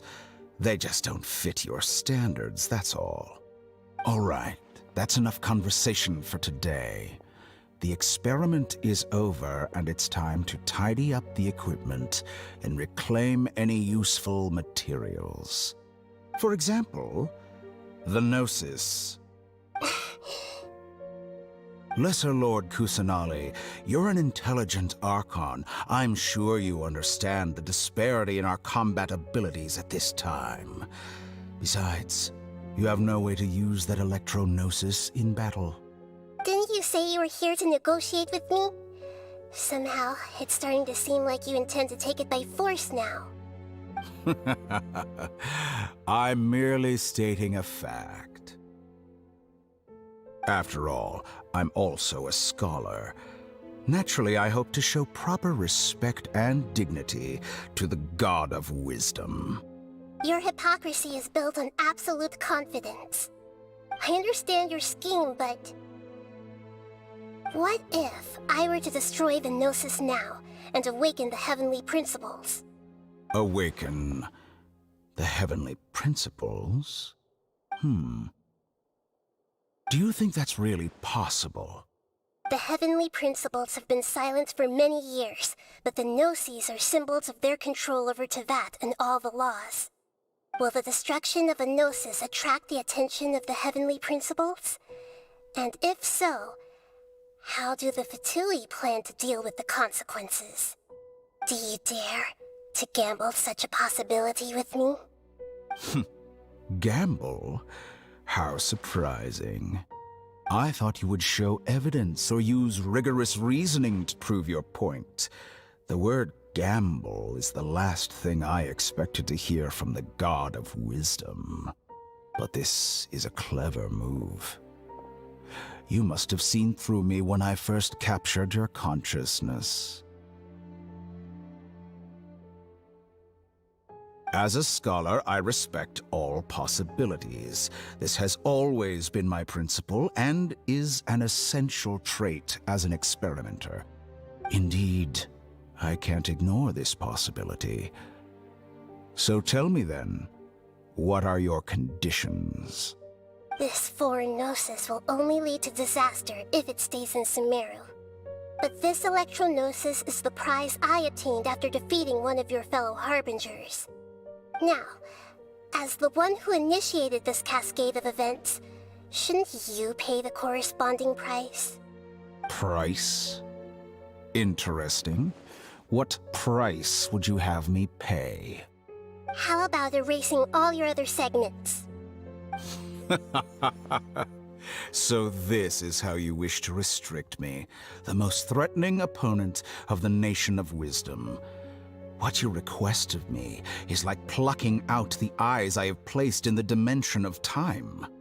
Segments are extraordinarily difficult to make. They require extremely rare resources and enormous amounts of time and effort, requiring me to destroy them all here and now. Bravo.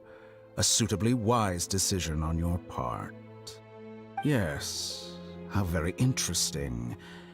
Can I assume that you have long been wary of me? Among all the versions of me, this segment you see now is the most selfish. If it weren't me, your idea wouldn't have worked. What did you see when you were imprisoned? You were observing me, and that's how you know I've long grown tired of their doubts and endless arguments. Like you said, it's difficult to make peace with yourself. Being as smart as you are, have you managed to do that? I see. If you think all those versions of me are worth a gnosis, then deal. You sure didn't hesitate much. Is the relationship between all the versions of you really that bad? I don't think there's any need to dwell on that. The surplus versions of me can be exchanged for a gnosis. Do you think anyone can offer themselves at a higher price?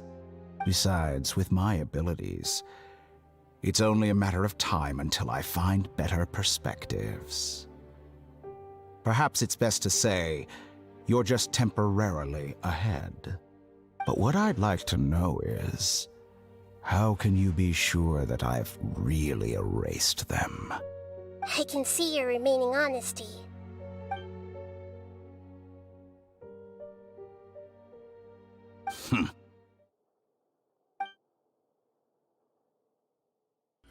What a ridiculous decision! You can't be serious! How could I have been so short-sighted? You think this is the end? Wait, I'll have my please wait! You'll make Good this moment count. You will regret this! Well, have you confirmed that it's complete? Here, take it.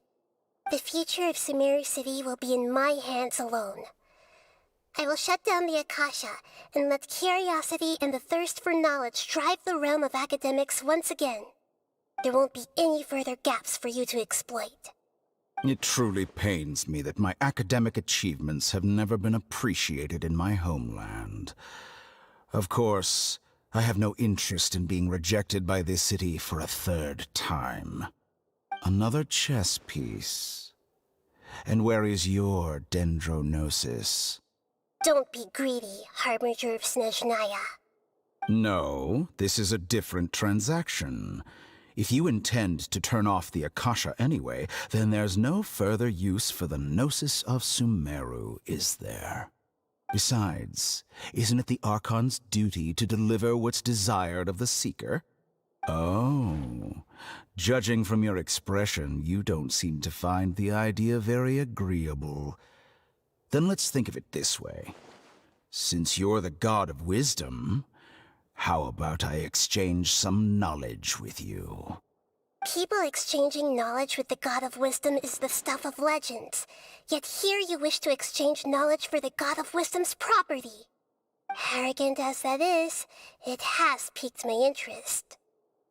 Let me ask you, have you in all your mighty knowledge ever heard the rumor that the skies of Tevat are fake? Huh? That's the secret hidden by Irminsul concerning the truth of this world.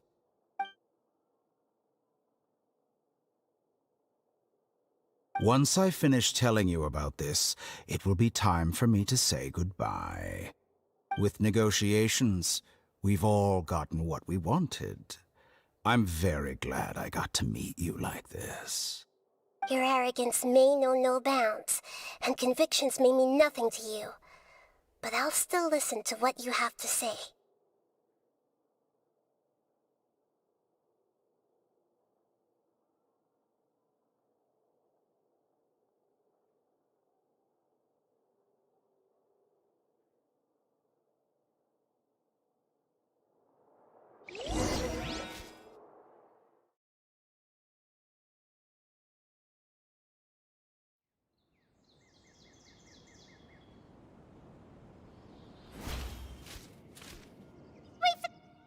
Together!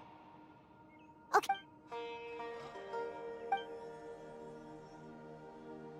Are you awake? Kale says it's time for breakfast. Come on, get up! Good morning! How are you feeling today? Good to hear. It looks like we've recovered pretty well. Not even Tainari could stop us from going out now, right?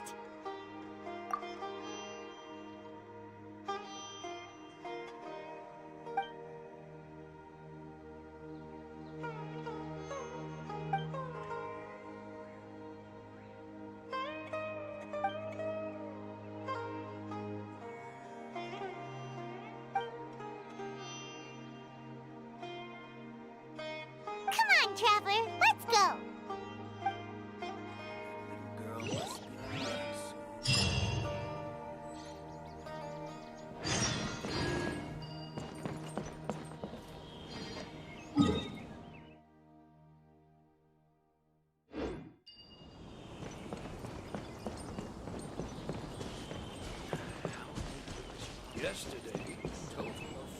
Good morning.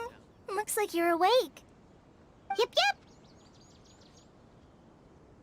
I prepared some breakfast today.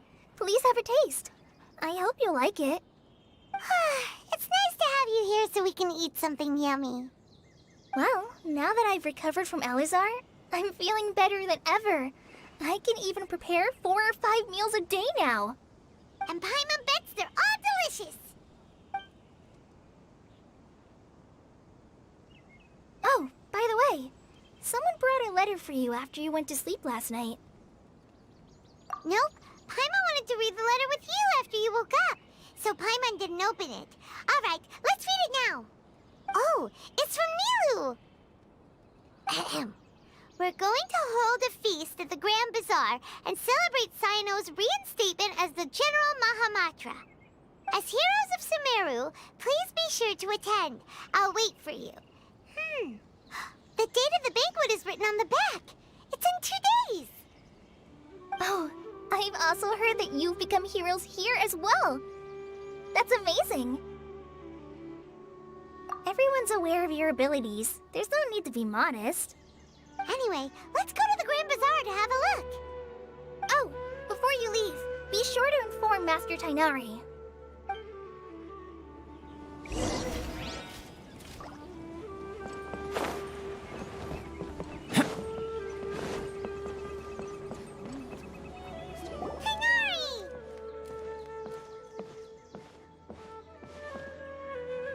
Good morning. How do you feel today?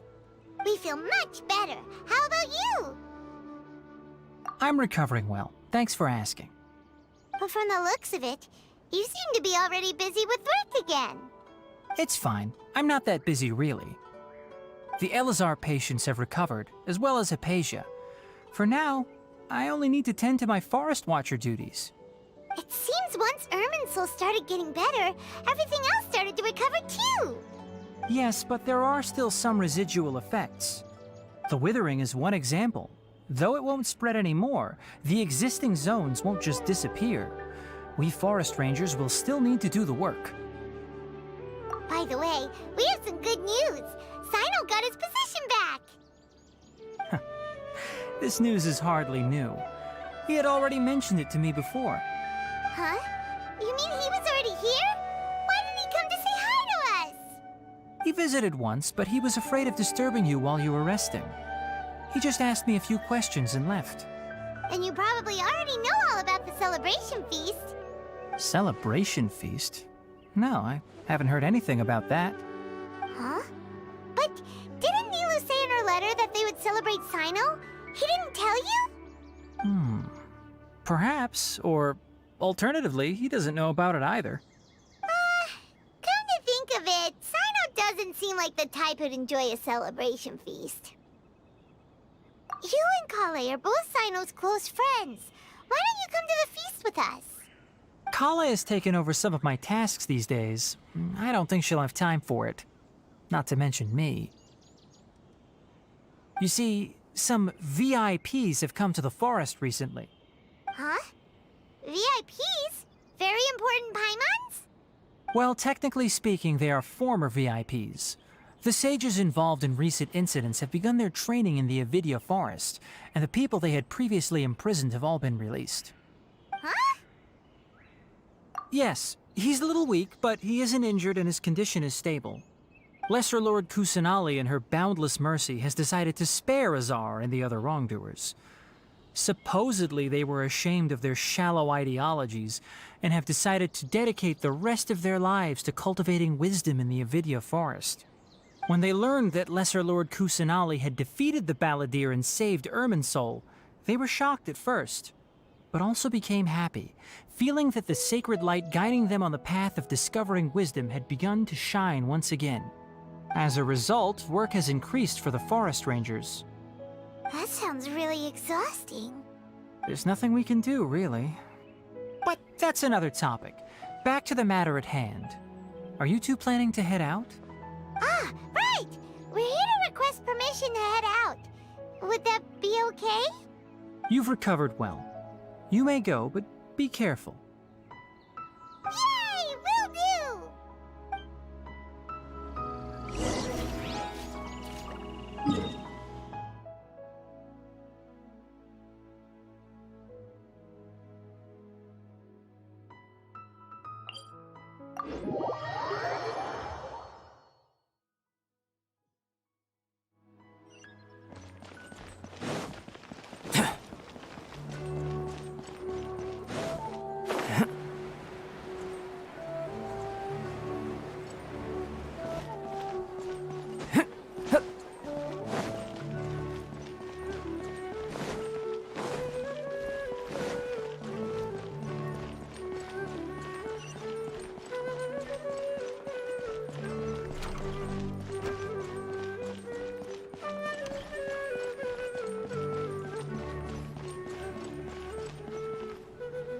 Well, there won't be any problems if the feast starts at that time. Everything has already been prepared. Mr. Zubair, I finished tallying things up here. Well, except for the guests. Is a simple reply really that much to ask of our guests? It's affecting our arrangements. Oh, it'll be fine. Besides, it never hurts to get things ready in advance. I was thinking the same thing. The feast will be held sooner or later, right? Hey, Nilu! Traveler, Paimon! We got your letters, so here we are! You're the best! The other guests haven't even replied yet. Huh? Are we the only ones that have arrived? Yeah. I had someone deliver letters to all of our guests. But maybe everyone is still busy with other things. Look, I get it. Sumeru is in an extremely important period of transition right now, but even if your friends are important figures, they shouldn't just ignore your request like this. Nilu is Sumeru's #1 celebrity, after all. You have no idea how happy I am to talk to people with good taste. If you consider enjoying Nilu's dances having good taste, then almost everybody has good taste. Because Paimon thinks everybody will love her performance. That's right. We all think she's amazing too. Nilu is an absolute favorite among those of us who frequent the Grand Bazaar. For Outlanders, you have a great eye. Master Zubair, let's have a vote for the most outstanding audience members next time. I think these two may win. Nonsense! It is not for us to determine the value of an audience. But indeed, we could try giving gifts to people with particularly good taste. I heard there's a device in Fontaine called a camera that can record people's appearances as pictures. Such pictures would make superb gifts. Ooh, good idea. I wonder where we can find one. I don't want you giving pictures of me to everyone. I'm satisfied just being able to perform here. There's always a lot going on at the Grand Bazaar. Yeah, and that's why I love it here. Traveler and Paimon, could you help confirm if the letters were actually delivered? If for some reason they didn't receive the letters, then please tell everyone that there will be a feast here. Yeah, we can also check out how everything in Sumeru is going now. When I wrote the letters, I heard that Dia was in Port Ormos, and Alhaitham was at the Academia. As for Sino, we've only heard that he appears at the Academia from time to time. I'm not too sure about Ramon's whereabouts. As for Dunyarzad, I just hope she's feeling better. I sent her a letter, but I was afraid of disturbing her. If you have time, please ask about her for me. Okay, got it. Let's go, Traveler.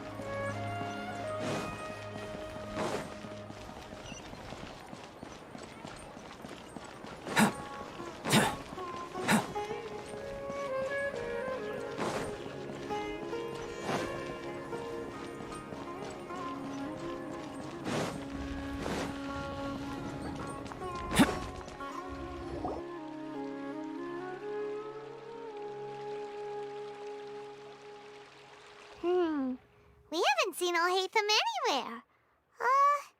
Let's ask that person over there.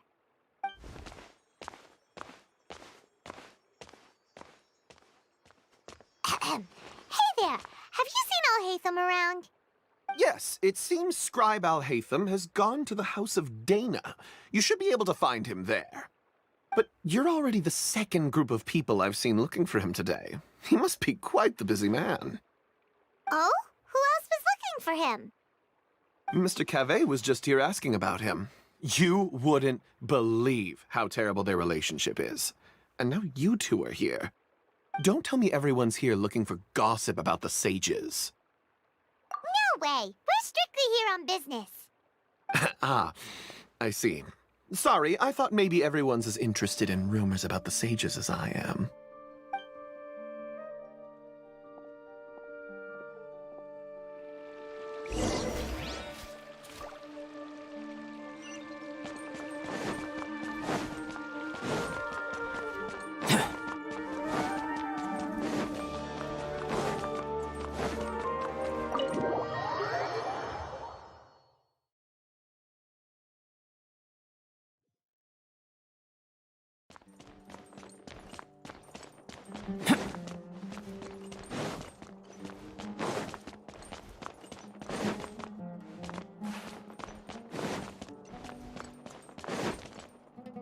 Alhaitham should be around here somewhere, right?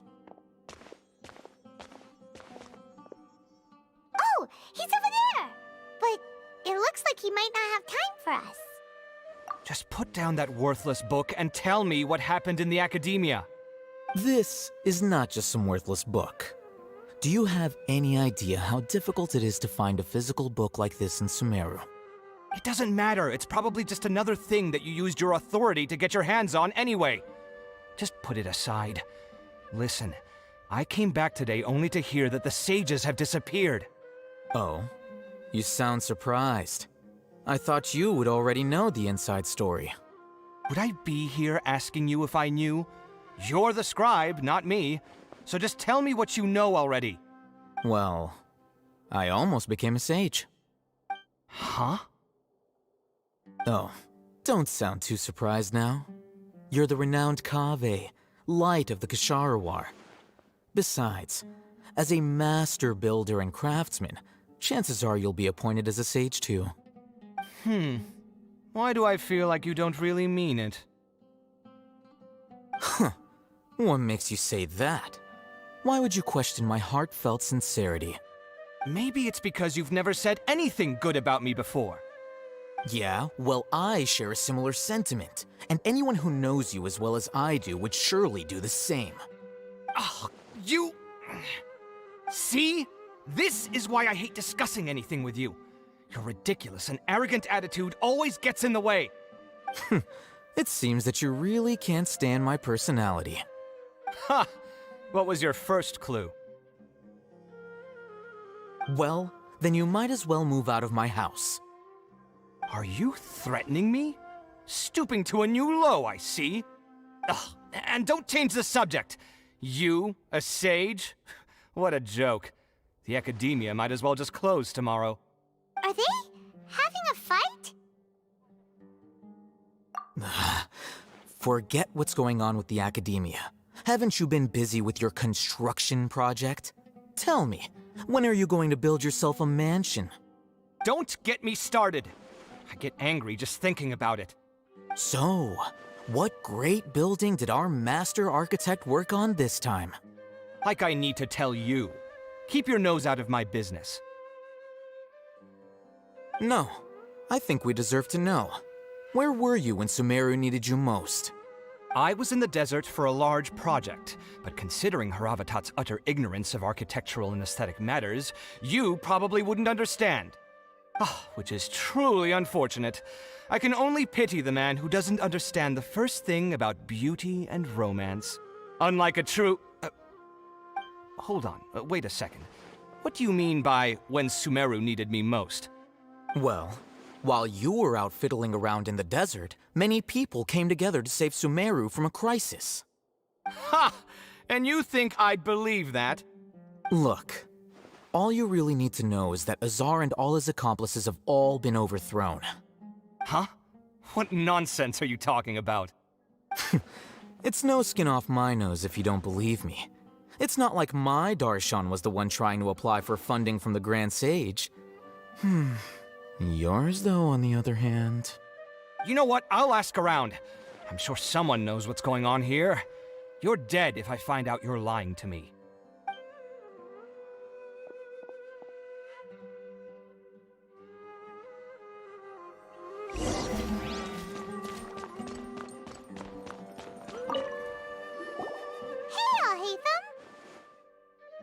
Oh, it's you two. What's the matter? We're running some errands for Nilou. Have you received her letter? Letter? Nilou said she sent out a letter inviting everyone to a celebration feast in 2 days at the Grand Bazaar. We'll also be celebrating Sino's reinstatement as General Mahamatra. If she addressed the letter to all Hatham of the Academia, then the letter should have gone to my office. I've been busy these days, so I haven't had time to check for any new mail at my office. I only now have some free time to attend to personal matters. Have you always been so busy with your work? Of course not. I'm only busy these days because several sages have been dismissed recently and the whole academia was practically turned upside down. Kainari told us they all went to train in the Avidia Forest. Apparently they will spend the rest of their lives there. That is already the best possible ending for the likes of them. 4 of the 6 great sages were possessed by their desire for power and attempted to create a new god. In order to pull it off, they even imprisoned the other 2 rational sages. To imagine such things could take place in the academia. I don't know where to begin. Yeah, you're right. Huh. Feels kind of strange to hear them called that after all this time. Yes, at least that's how they're supposed to sound. It's said that when the Academia was first founded, the Dendro Archon herself established the 6 great schools, each representing one of the 6 different types of wisdom. Numerous Darshans have sprung up and faded. Only the 6 Darshans attaching themselves to the 6 great schools have stood the test of time and obtained permanent seats in the Academia. Now, the 6 Darshans are nearly synonymous with the 6 great schools, and the leaders selected for the schools are the 6 great sages. Among the 6 great sages, there is one central leader, the Grand Sage. Unfortunately, only the sages from Vahumana and Amorta remain now. They were imprisoned for opposing Azar and were— So who's managing things in the other 4 schools now? Do they need to find someone new? Yes. Normally, new sages are selected based on a strict set of criteria. Oh, didn't you just say something about becoming a sage? If they pick you, then we'd have a huge connection in Sumeru. Yes, about that. You didn't let me finish my sentence. The person in charge of personnel affairs nominated me to be the Grand Sage in place of Azar and help Lesser Lord Kusanali manage the Academia. But I refused. Huh? But why? Ugh, can't you be a little more ambitious? I'm not even interested in being one of the 6 great sages. Like I said before, I don't like being a leader. Oh, all right. So are you busy these days trying to find others to take the job? That's not my job either. I'm only responsible for handling important affairs within the academia before the new sages take office. And the first thing I'll do is reject Kasharawar's application for funding. By the way, who was that other person just now? Is he your friend? Do we look like friends? Paimon doesn't know. That's why Paimon's asking. His name is Kaveh, my roommate. You could say he's the representative for Ksharawar scholars, which is exactly why he always has so many problems. So everything that's happened recently must be a huge change for the people of Sumeru. Such is the work of the Academia Scribe. Well, anyway, no matter how busy you are, since you are our planner, remember to attend the celebration feast in 2 days. All right, I'll see you there.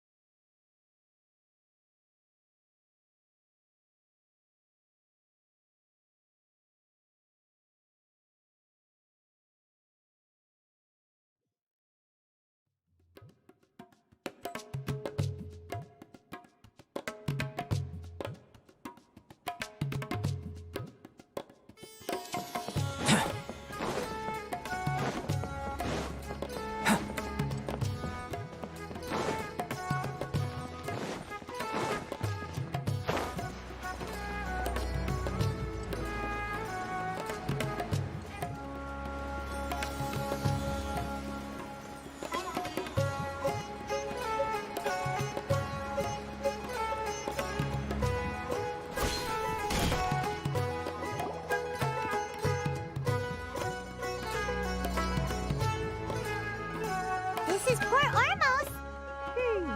Now where could... Is that Paimon I hear? Huh? Oh, it's been a while. How are you doing? Dinnerzad! It's been so long since we've seen you! I'm doing well. I can go as far as saying I have never been happier in my entire life. I don't know if you've heard, but Elazar has completely disappeared, and all the patients have recovered. You kidding? Knowing them and the connections they've got, I'm sure they've heard about it. That's right. My lady is feeling better now, so I'm accompanying her for a walk. Why do you still call me that, Dia? You've already informed my father of your resignation. I guess I'm just used to calling you my lady. Resignation? You mean you're quitting? Yeah, I might start losing my edge if I keep being a bodyguard for the Homayanis. You know that my parents and I are fond of you, and that we appreciate you very much. It wouldn't be a problem if you wish to continue to be our bodyguard. I'm not a woman that's easily persuaded. You should know that by now. When I took this job, I had already decided that I'd quit as soon as you'd recovered. It's time for me to get back out there and chase that horizon. So what are you gonna do now if you're not gonna be a bodyguard anymore? I want to take a risky job and put my body to the test again. Huh? But we literally just finished one of the most dangerous jobs ever! I know. If I hadn't joined in that plan with you, I wouldn't have come up with this idea. I guess I still get fired up by that feeling of going all out in a fight. It made me realize that I'm still a mercenary through and through. Life is short, and I'm happy that I got to be a part of that operation. But the whole thing also made me realize that there are still many problems in Sumeru. And as a desert dweller, I'm still not completely ready to settle down on this side of the wall. Well, I remember a friend had someone bring you a message. You mean I'll hate them? I didn't expect him to still remember that. I thought he was joking. We just came from talking with Alhaitham at the Academia. Did he tell you that he suggested that I come work at the Academia? What? I heard that Azar and his cronies fell from power, and I'll hate them told me that now was a good time to find a job in the academia. But only if I wanted to. Whoa. Paimon can't see you being anything other than a mercenary. Me neither. But I think Dia would look great dressed up as a scholar. Ugh, forget about it. I wouldn't last 10 seconds in there. I'll hate them probably just like the way I worked and knew I'm good in a fight. So he suggested I find some work in the academia. But you know, if you take him up on the offer, Sino might actually agree and let you become a Matra. Because you're super amazing. The Matra have all the talent they need as long as they have Sino. I prefer to be free to live however I choose. In fact, I chose this job from the very start because I knew it'd be right up my alley. Even if being a mercenary means facing all kinds of danger. A lion has to return to the wild sooner or later. If anything, being your bodyguard has been unfamiliar territory for me. I don't want to see you go, but I'll respect your decision. I'm glad to hear you say that. Come on, no need for the sad face. It's not like we'll never meet again. Once the whole Dendro Archon thing is settled, everything in Sumeru will take a turn for the better. But a peaceful society will probably mean less demand for mercenaries like me. Before long, we'll be a dying breed. So I'd better get to work while I still can. Huh? But wait a second. You make it sound like you're leaving now. Well, no, not yet at least. I promised my lady I'd stick around until next week. So, have you been in Port Ormos this entire time? We were wondering if you had received a letter from Nilou. Oh, did Nilou write to us? She heard that you were seen in Port Ormos, so she sent the letter here. Huh. It was probably sent to the inn that we're staying at.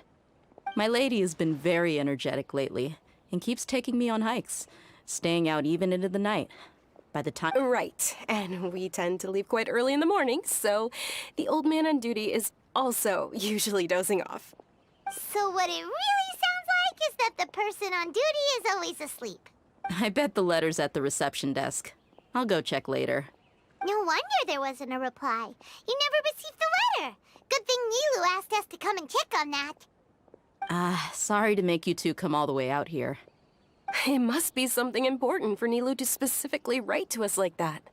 Yes, she said they were preparing a victory feast in the Grand Bazaar, and will also be celebrating Sino's reinstatement as General Mahon. Count me in too.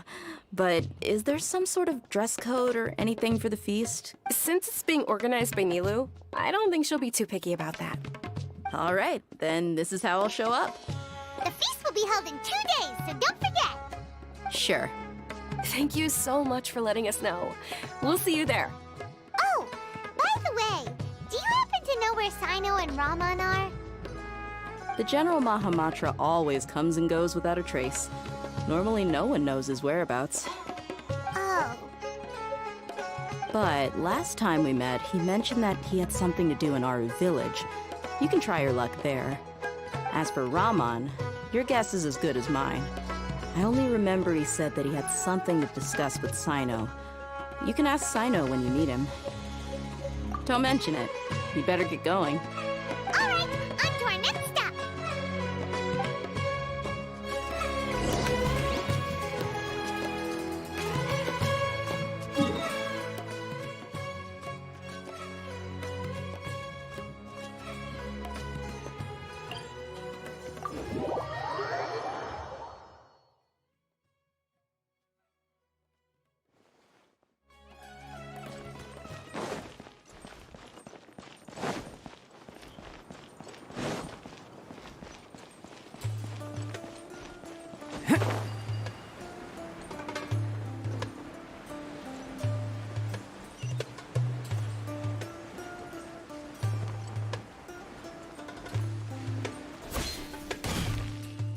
It's been a while since we last visited Aru village. Ah, there's Sino! What brings you here? We recovered well, and Tanari agreed to let us leave, so now we're out and about again. It seems Gandharvaville's medical treatment is still as good as ever. And Tanari is recovering well, too. That's good to hear. Yeah, you're the one who brought us to him when we lost consciousness, right? You're welcome. Tainari has excellent medical skills, and Kale is quite attentive. It was the best place for you. But why are you just standing here like a dead tree? I'm meeting some people. Oh, you mean Candace? I've already talked with Candace and the village chief. They're still at the usual place. You can go there if you'd like to see them. But you know one of the people I'm meeting as well. Oh, by King Deshret's blessing, my friend suddenly appears in the desert. Don't tell me you've run into trouble and need us to help now. Roman! And... huh? Sataria? Oh, you know me? Oh, well, you're pretty famous in the academia. Don't worry, these are our friends. No need to be so guarded. I see. I'm doing well. Many good things have happened recently. Same here. Really, I feel that my whole life has started to shine after suddenly finding a new direction. Oh, tell us everything. Yeah, you go ahead. Alright, well, I suppose I should start by saying I've decided to leave the academia. What? It's not that I've given up on being a scholar. Instead, you could say I've found a new identity. I will no longer pursue research like a typical scholar, but I can see what you're saying now. What do you mean? I plan to leave the academia and return to teach here in the desert. Wow, so you want to become a teacher? Sataria will return to support education here and teach people from the desert. She can't teach everyone on her own, but there are many of us Eremites all over Sumeru. She came to discuss a collaboration with me and hoped that I could bring her ideas to the Eremites. Yes, it's my hope that the Eremites can help me select a group of smart people with the best aptitude for teaching. That is the true meaning of education and the spreading of knowledge. The people of King Deshret suffer from sandstorms, exile, and ignorance. Miss Sataria is more than welcome to come teach here. The stars have always guided caravans, thieves, soldiers, and travelers who get lost in the night.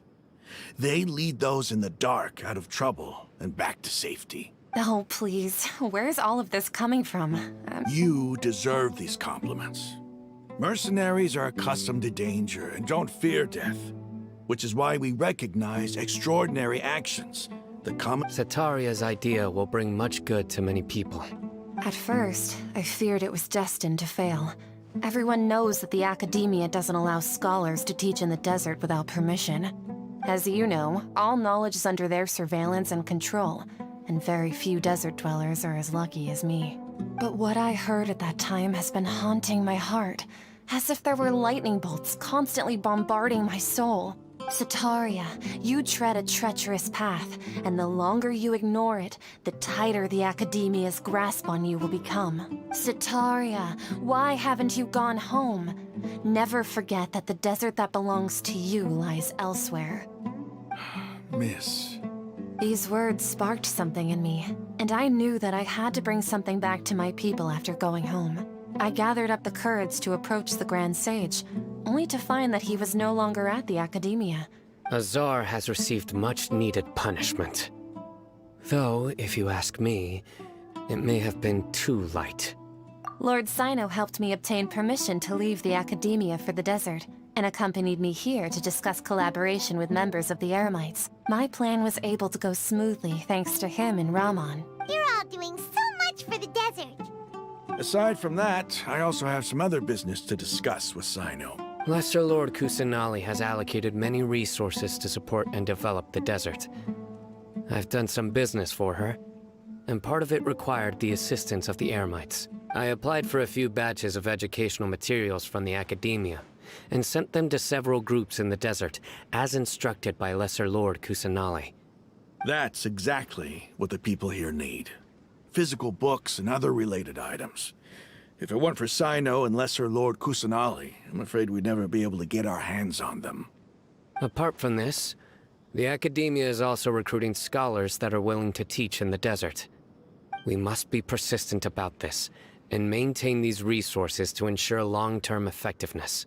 This is the first time in hundreds of years we've had a glimmer of hope. Remember these words. Here lies our faithful priest, Kasala. His wisdom is a miracle among the people. I hope people with wisdom like that priest will rise again among the desert dwellers. Then we'll once again see the wisdom and glory that once shook the world. Enough about us. Are you here to discuss some business too? No, not at all. We're actually here on behalf of Nilou. Nilou wanted to write to everyone, but she wasn't sure where the letters should be sent, so she asked us to come find everyone personally. A celebration feast will be held in 2 days at the Grand Bazaar. She hopes that all of you will be able to attend. At the feast, we'll also be celebrating Sino's reinstatement as General Mahamatra. Although, judging from your appearance, it seems you've already been reinstated. Paimon... Celebration? Feast? It's the first I've heard of it. Tighnari was right. He really didn't know. This feast is for you, Sino. Sounds to me like you'll have to be there. It's rare to see that kind of expression from Lord Sino. You must not like feasts very much. No, not really. But I'll go. Well, I still have a lot to handle here. Besides, I need to look after Miss Sataria in the desert, so I'll have to pass. I'm afraid I won't be able to join you. Although, if you'd be so kind, please give a message to Miss Nilou for me. The message is... I'm sorry for how I treated you before, but now I understand the beauty of your dance. It's like a light shining in the sky. You and the art you symbolize are not only beautiful, but also lively and powerful, so much so that it was prohibited. Please keep dancing, and someday, I'll be able to appreciate your art in person. Okay, we've got all that down. Our job here is complete as well. Oh, Sino, remember, party's in 2 days. Make sure you're there. Got it.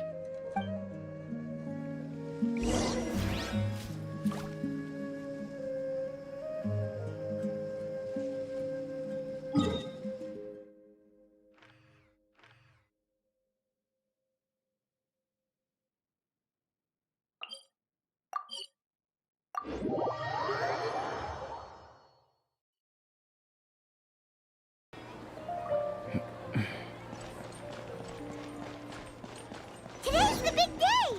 Let's go to the Grand Bazaar and see how the celebration's coming along.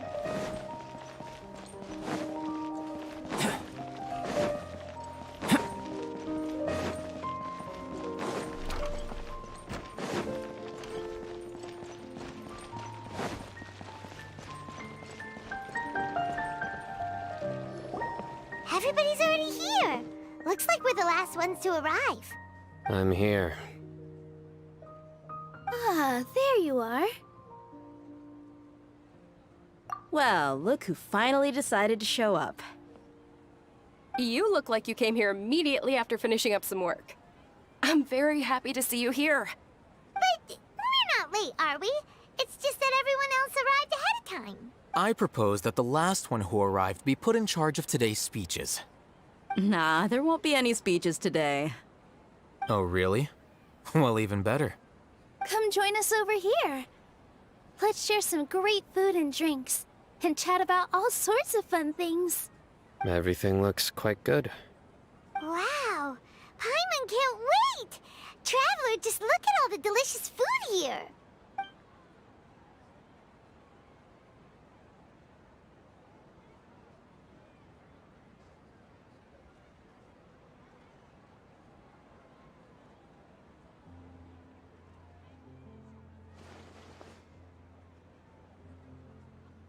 Whoa! It's so delicious! Oh, this grilled meat tastes amazing! The food was specially prepared for you by everyone in the Grand Bazaar. And we have gifts that were sent by the residents of Sumeru City when they heard we were holding a feast. Everyone that came said that you saved Sumeru, and wanted me to thank you all on their behalf. Feels kinda nice to be seen as a hero. I could get used to this. Being a bodyguard is also a hero's job. My lady sure has a way with words. Thanks. I'm glad to hear it. And I'm happy to meet everyone that participated in the great plan. Don't mention it. Come to think of it, we've really done something impressive together. It's unbelievable. We owe it to our abilities. And luck. Really? Why do I remember everybody thinking that luck was against us and feeling like we hardly had a chance of succeeding? That's how I remember it too. It's luck that brought us together, and it was luck that let us form a team. Then, it took even more luck for us to formulate a plan and implement it successfully. Moreover, judging from the results, everything worked out well. Yeah. Everyone gave it their all when it mattered most. It was almost like a performance. We took the stage and put on our best show. Everyone played their part, and thanks to everyone's efforts, the performance was a great success. So, would you say we're good actors too? It's such a blessing that Lesser Lord Kusanali was able to return to power at the Academia. Yes, even after being abandoned and neglected so many times, she's finally returned. Uh-huh. Lesser Lord Kusanali once used all her power in a great disaster, which resulted in her losing all her wisdom and memories of the past. The Academia basically abandoned her because of it. This should be something everybody should remember. Huh? You look surprised. No, everything you said is correct. That's good. Something wrong? Yeah, what's with that face? You knew all of this already. Even if those two giants of the Academia are here, I still have to say it. Those sages really have some nerve. 500 years ago, Lesser Lord Kusanali used all her power for the people of Sumeru, and...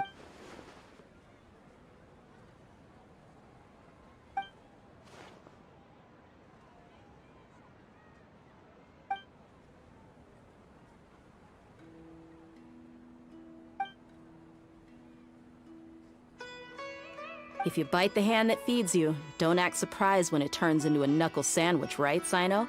Perhaps I shouldn't say this, but their treatment of Lesser Lord Kusanali calls for a more severe punishment. You could simply tell Lesser Lord Kusanali that you wish to have Azar and his accomplices severely punished. I respect our deity's decision, and won't interfere in any way.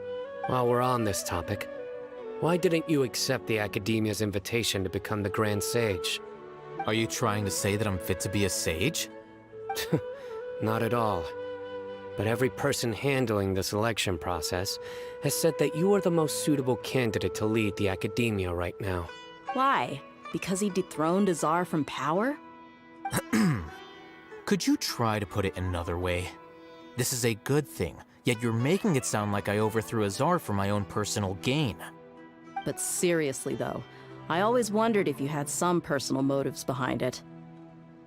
I did have my own motive, but it had nothing to do with being a sage. If the rules of our nation were suddenly cast by the wayside, then it wouldn't be long until chaos ensued. I had no intention of letting their dreams disrupt my life. By that, you mean your life working as the Academia's scribe? Precisely. Wait, is that all? So, that's the only reason why you joined us and came up with all those plans? It's reason enough. You've certainly got quite the personality. You flatter me. All right then. How about you? You've already resumed work as the General Mahamatra, right? That's right. Will you be happy with that life? It's not about being happy. There are merely a lot of things that I must do.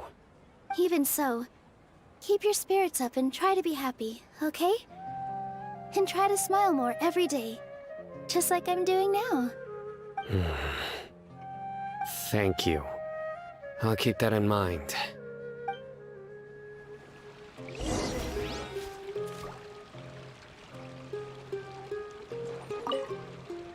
I seldom participate in such lively gatherings, but the atmosphere here is quite good. No, this gathering today has a unique meaning.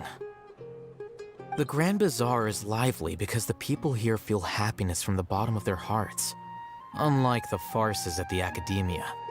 That happiness is an emotion that'll be forever alien to those bookworms who have driven themselves insane by studying. I seem to have taken both keys when I left the house. Oh well. Moment of birth!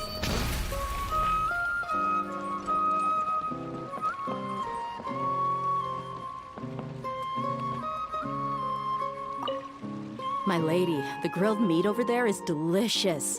Have you tried it? Yes, I also tried some fruit just now. Oh, they're very sweet. What an amazing place to relax. No wonder everybody likes to rest at the Grand Bazaar. You said it. Oh, look who else is here. Hello. Oh, I'm so happy Nilou invited everybody. Oh, now I have the chance to meet all the heroes. Hey, less of that polite chit-chat and more eating and drinking. The feast is about having fun, not stuffy formalities.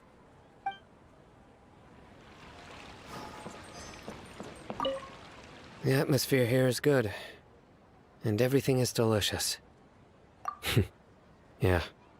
I don't often come to such places. But it feels quite good. I have a lot to handle these days. Otherwise, I could show you around. There's always next time. We're friends after all.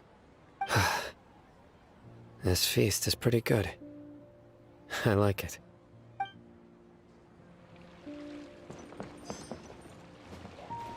Ah, there you are, traveler.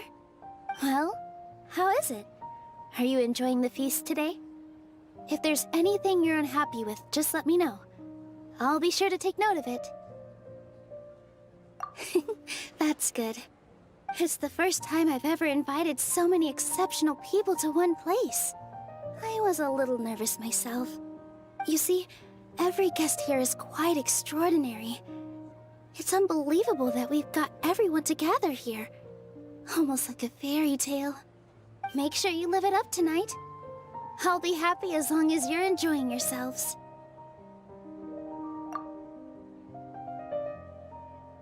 I'm honored to have her think of me this way.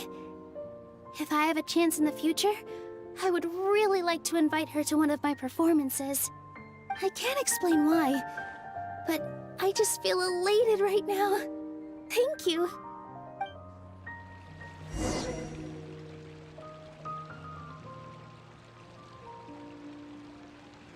Hey, what's wrong? Your head is starting to droop. Hey, you can't just fall asleep here. Paimon will go find something delicious for you to eat. You'll wake up once you've put something yummy in your tummy. Of course, just wait here for Paimon.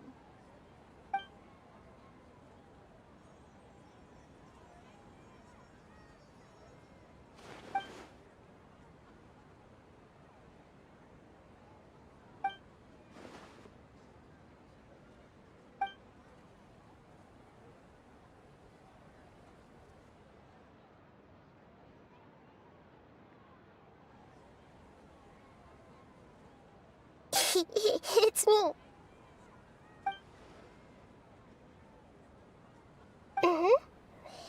You may blame me for being a bit too self-indulgent. I was thinking about talking with you, and the next thing I knew, I had made a connection with you. The connection between us is amazing. It's like flora and the fence it grows upon. I heard there's an amazing celebration feast today at the Grand Bazaar. I wanted to have a look for myself, so I snuck in. Lately, I've been so busy dealing with all the fallout from recent events, so I really haven't had any free time. Although you've already helped me with a lot, there's still one more thing I hope you can help me with.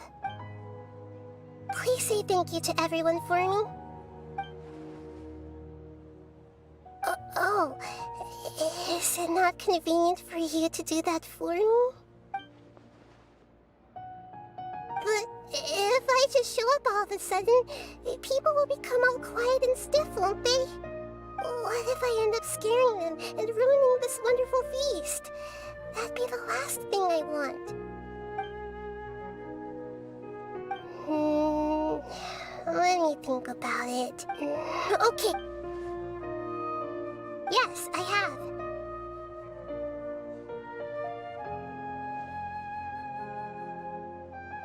You said I should go thank everyone as myself, right? So... I've decided to borrow your body for the time being. Please don't blame me. The floor also climbs up to the fence to get closer to the sky.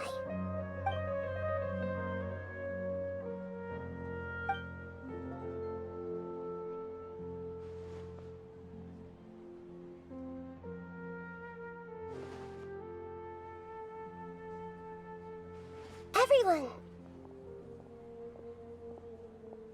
Are you awake now? Paimon was just about to bring you the food. It's me. Huh? That voice. Nahida? Hold up. What's going on? I didn't expect to have a conversation with the consciousness of Lesser Lord Kusanali in the Grand Bazaar. Interesting. Is this also a part of the feast? No, of course not. Are you... Lesser Lord Kusanali? Hello, Nilu. You know who I am? Yes. I already know every one of you. Nilu, Alhaitham, Sino, Dia, Paimon, and Dunyarzad. Lesser Lord Kusanali? I took the liberty of occupying the Traveler's body so that I could thank all of you in person. Thank you so much for rescuing me, even if that meant placing your own safety in peril and taking the risk of becoming enemies with the Academia, the sages, the doctor, the balladeer, and even the entirety of Sumeru. Without you, without any of you, I would have been in a much more difficult situation. Had you not helped me to resolve the crisis, not only I, but Sumeru and even the entirety of Tevat would have suffered great misfortune. People refer to you as the heroes who managed to rescue a god. I'm quite fond of this name. Edna, please, allow me to present to you my most sincere gratitude. Lesser Lord Kusanali, you have done so much for Sumeru, and I didn't even have a chance to... Dunyarzad, the suffering you endured during your illness is also proof of you being with me and praying for me. Thank you. You don't need to be so ceremonious. It's always been my duty to protect you. This is how the relationship between the Academia and Dendro Archon should be. We just did what was necessary and set things back on the right path. You're an Archon, but you act so humble. You really don't need to be so polite with us. I'm honored to have been able to take part in this plan. Thank you, all of you. Thank you so much.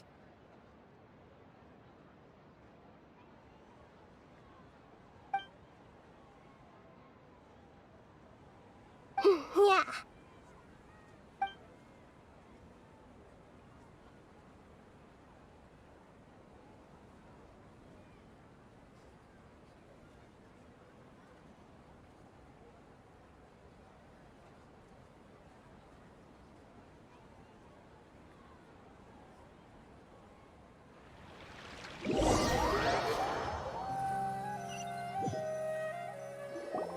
Are you awake? Did you rest well? After Nahida left, you ate a lot of food. You've become a glutton. That just means you still have a lot to learn from Master Paimon, the Sage of Gluttony. All right, since you're awake now, should we go and have a chat with Nahida? She should be in the Academia right about now. If you have any questions, now's your chance to ask.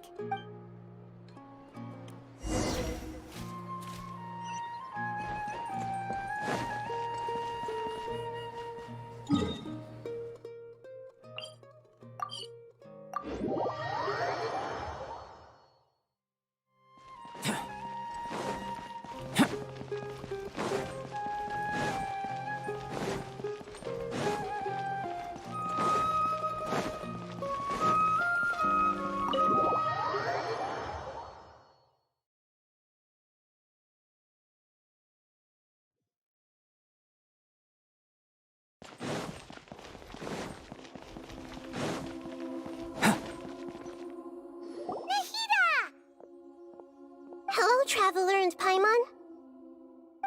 What a fantastic night! I'm still immersed in all the happiness and joy, like a candle floating on water. So are we, and that's why we're here to talk with you. Is there anything you want to know? After recent events, the Akasha can no longer function as it used to.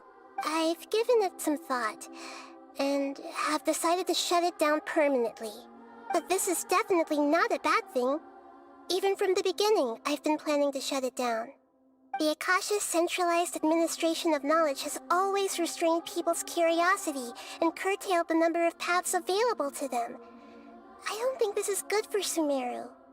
Although people may initially feel a little uncomfortable with the loss of the Akasha, they will soon understand that this life is more suitable for them. And as for the future of Sumeru, I'm preparing to regain control of the academia. The former sages have received their punishment, but the new sages have yet to be selected. I will oversee the process personally. I hope that the new 6 great sages will be more focused on academics. Sumeru needs such leaders more than ever. The other big issue is the people of King Deshret. All the residents of the desert, in fact. I've already taken some measures to address this. It will take some time to rebuild everything, but no matter if it's culture, friendship, or trust, we... You mean, what happened after the doctor put you to sleep? Not exactly.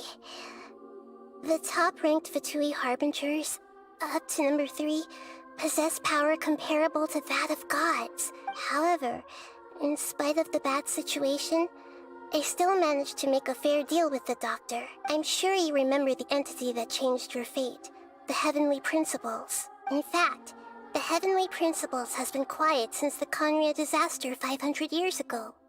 I told him that the Heavenly Principles may be awakened if I destroy the Gnosis. Although it's just a bluff, he still fell for it. I assumed that the Heavenly Principles wouldn't just stand by and let such extensive damage to its laws take place. And as for what I exchanged for the Gnosis, the exchange served as both punishment for the doctor, as well as a boon of new knowledge that I couldn't refuse as the God of Wisdom. He's still in a coma. I've hidden him like how one would hide a feather. I know you have many misgivings about him, but as someone who had become a god, he has retained a number of very useful features. Don't worry, I'll keep an eye on him and make sure he doesn't do any evil. In addition, there are still some mysteries left in him. Some things may be very clear from my perspective, but he is still yet to understand them himself. His future will be determined by fate. Is that where you're headed next? Fontaine, the Nation of Justice? As far as I know, that nation operates in a judicial system. Does their Archon personally judge people? No, there's a Chief Justice in Fontaine. Generally speaking, the Hydra Archon, Focalor, won't preside over individual trials. However, even then, Focalor will still make herself present at just about every trial. It seems that she just likes to immerse herself in that sort of atmosphere. As Archon, she still reserves the right to influence the final verdict. Anyway, let's just say she's got, a very unique personality. Are you sure? Isn't there something else you haven't asked about yet? Huh? You mean... About your sister. While you were resting at Gandharvaville, I took some time to perform an Irminsul search for information on your sister. Yeah!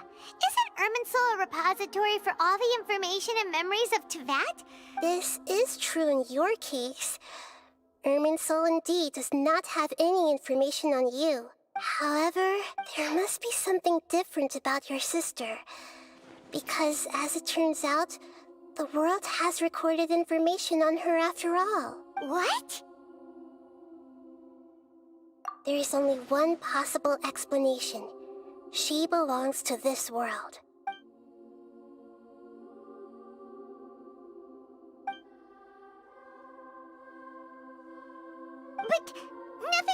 makes any sense. Wasn't this your first...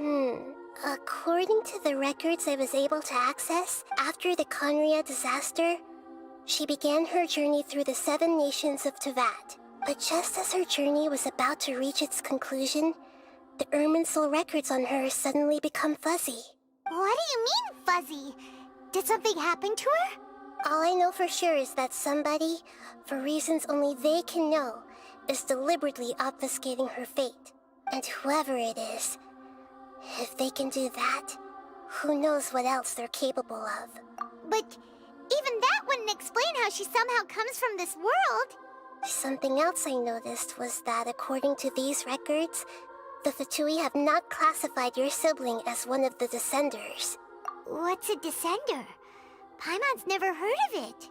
Look, I'm sure you must be curious about the information I received from the Fatui in return for my gnosis, right? A very important part of the intel was about this world's Descenders. External beings, ones that don't belong to this world. Traveler, you are Tevat's 4th Descender. Huh? So the Fatui count 3 other Descenders before the Traveler? That's right. My current hypothesis is that the first Descender was likely what we now call the Heavenly Principles. As for the other Descenders, I still need to verify their existence. Paimon's head's about to burst from all this crazy new information. And yet, even knowing all this, I'm sure you must still have a lot of unanswered questions. There are many questions in my heart as well. I will need some time to go through each one of them. And soon, you'll also begin your journey anew and depart from Sumeru. I'm very interested in your future. It's a journey that can't be observed or recorded by this world. If fate is the ultimate knowledge, then your future will be the ultimate fate. Paimon's sure glad we got to meet you, Nahida. The pleasure is all mine. I can't thank you enough. Alright, that's enough talk for today. If you ever miss me, just close your eyes, and maybe I'll appear in your dreams.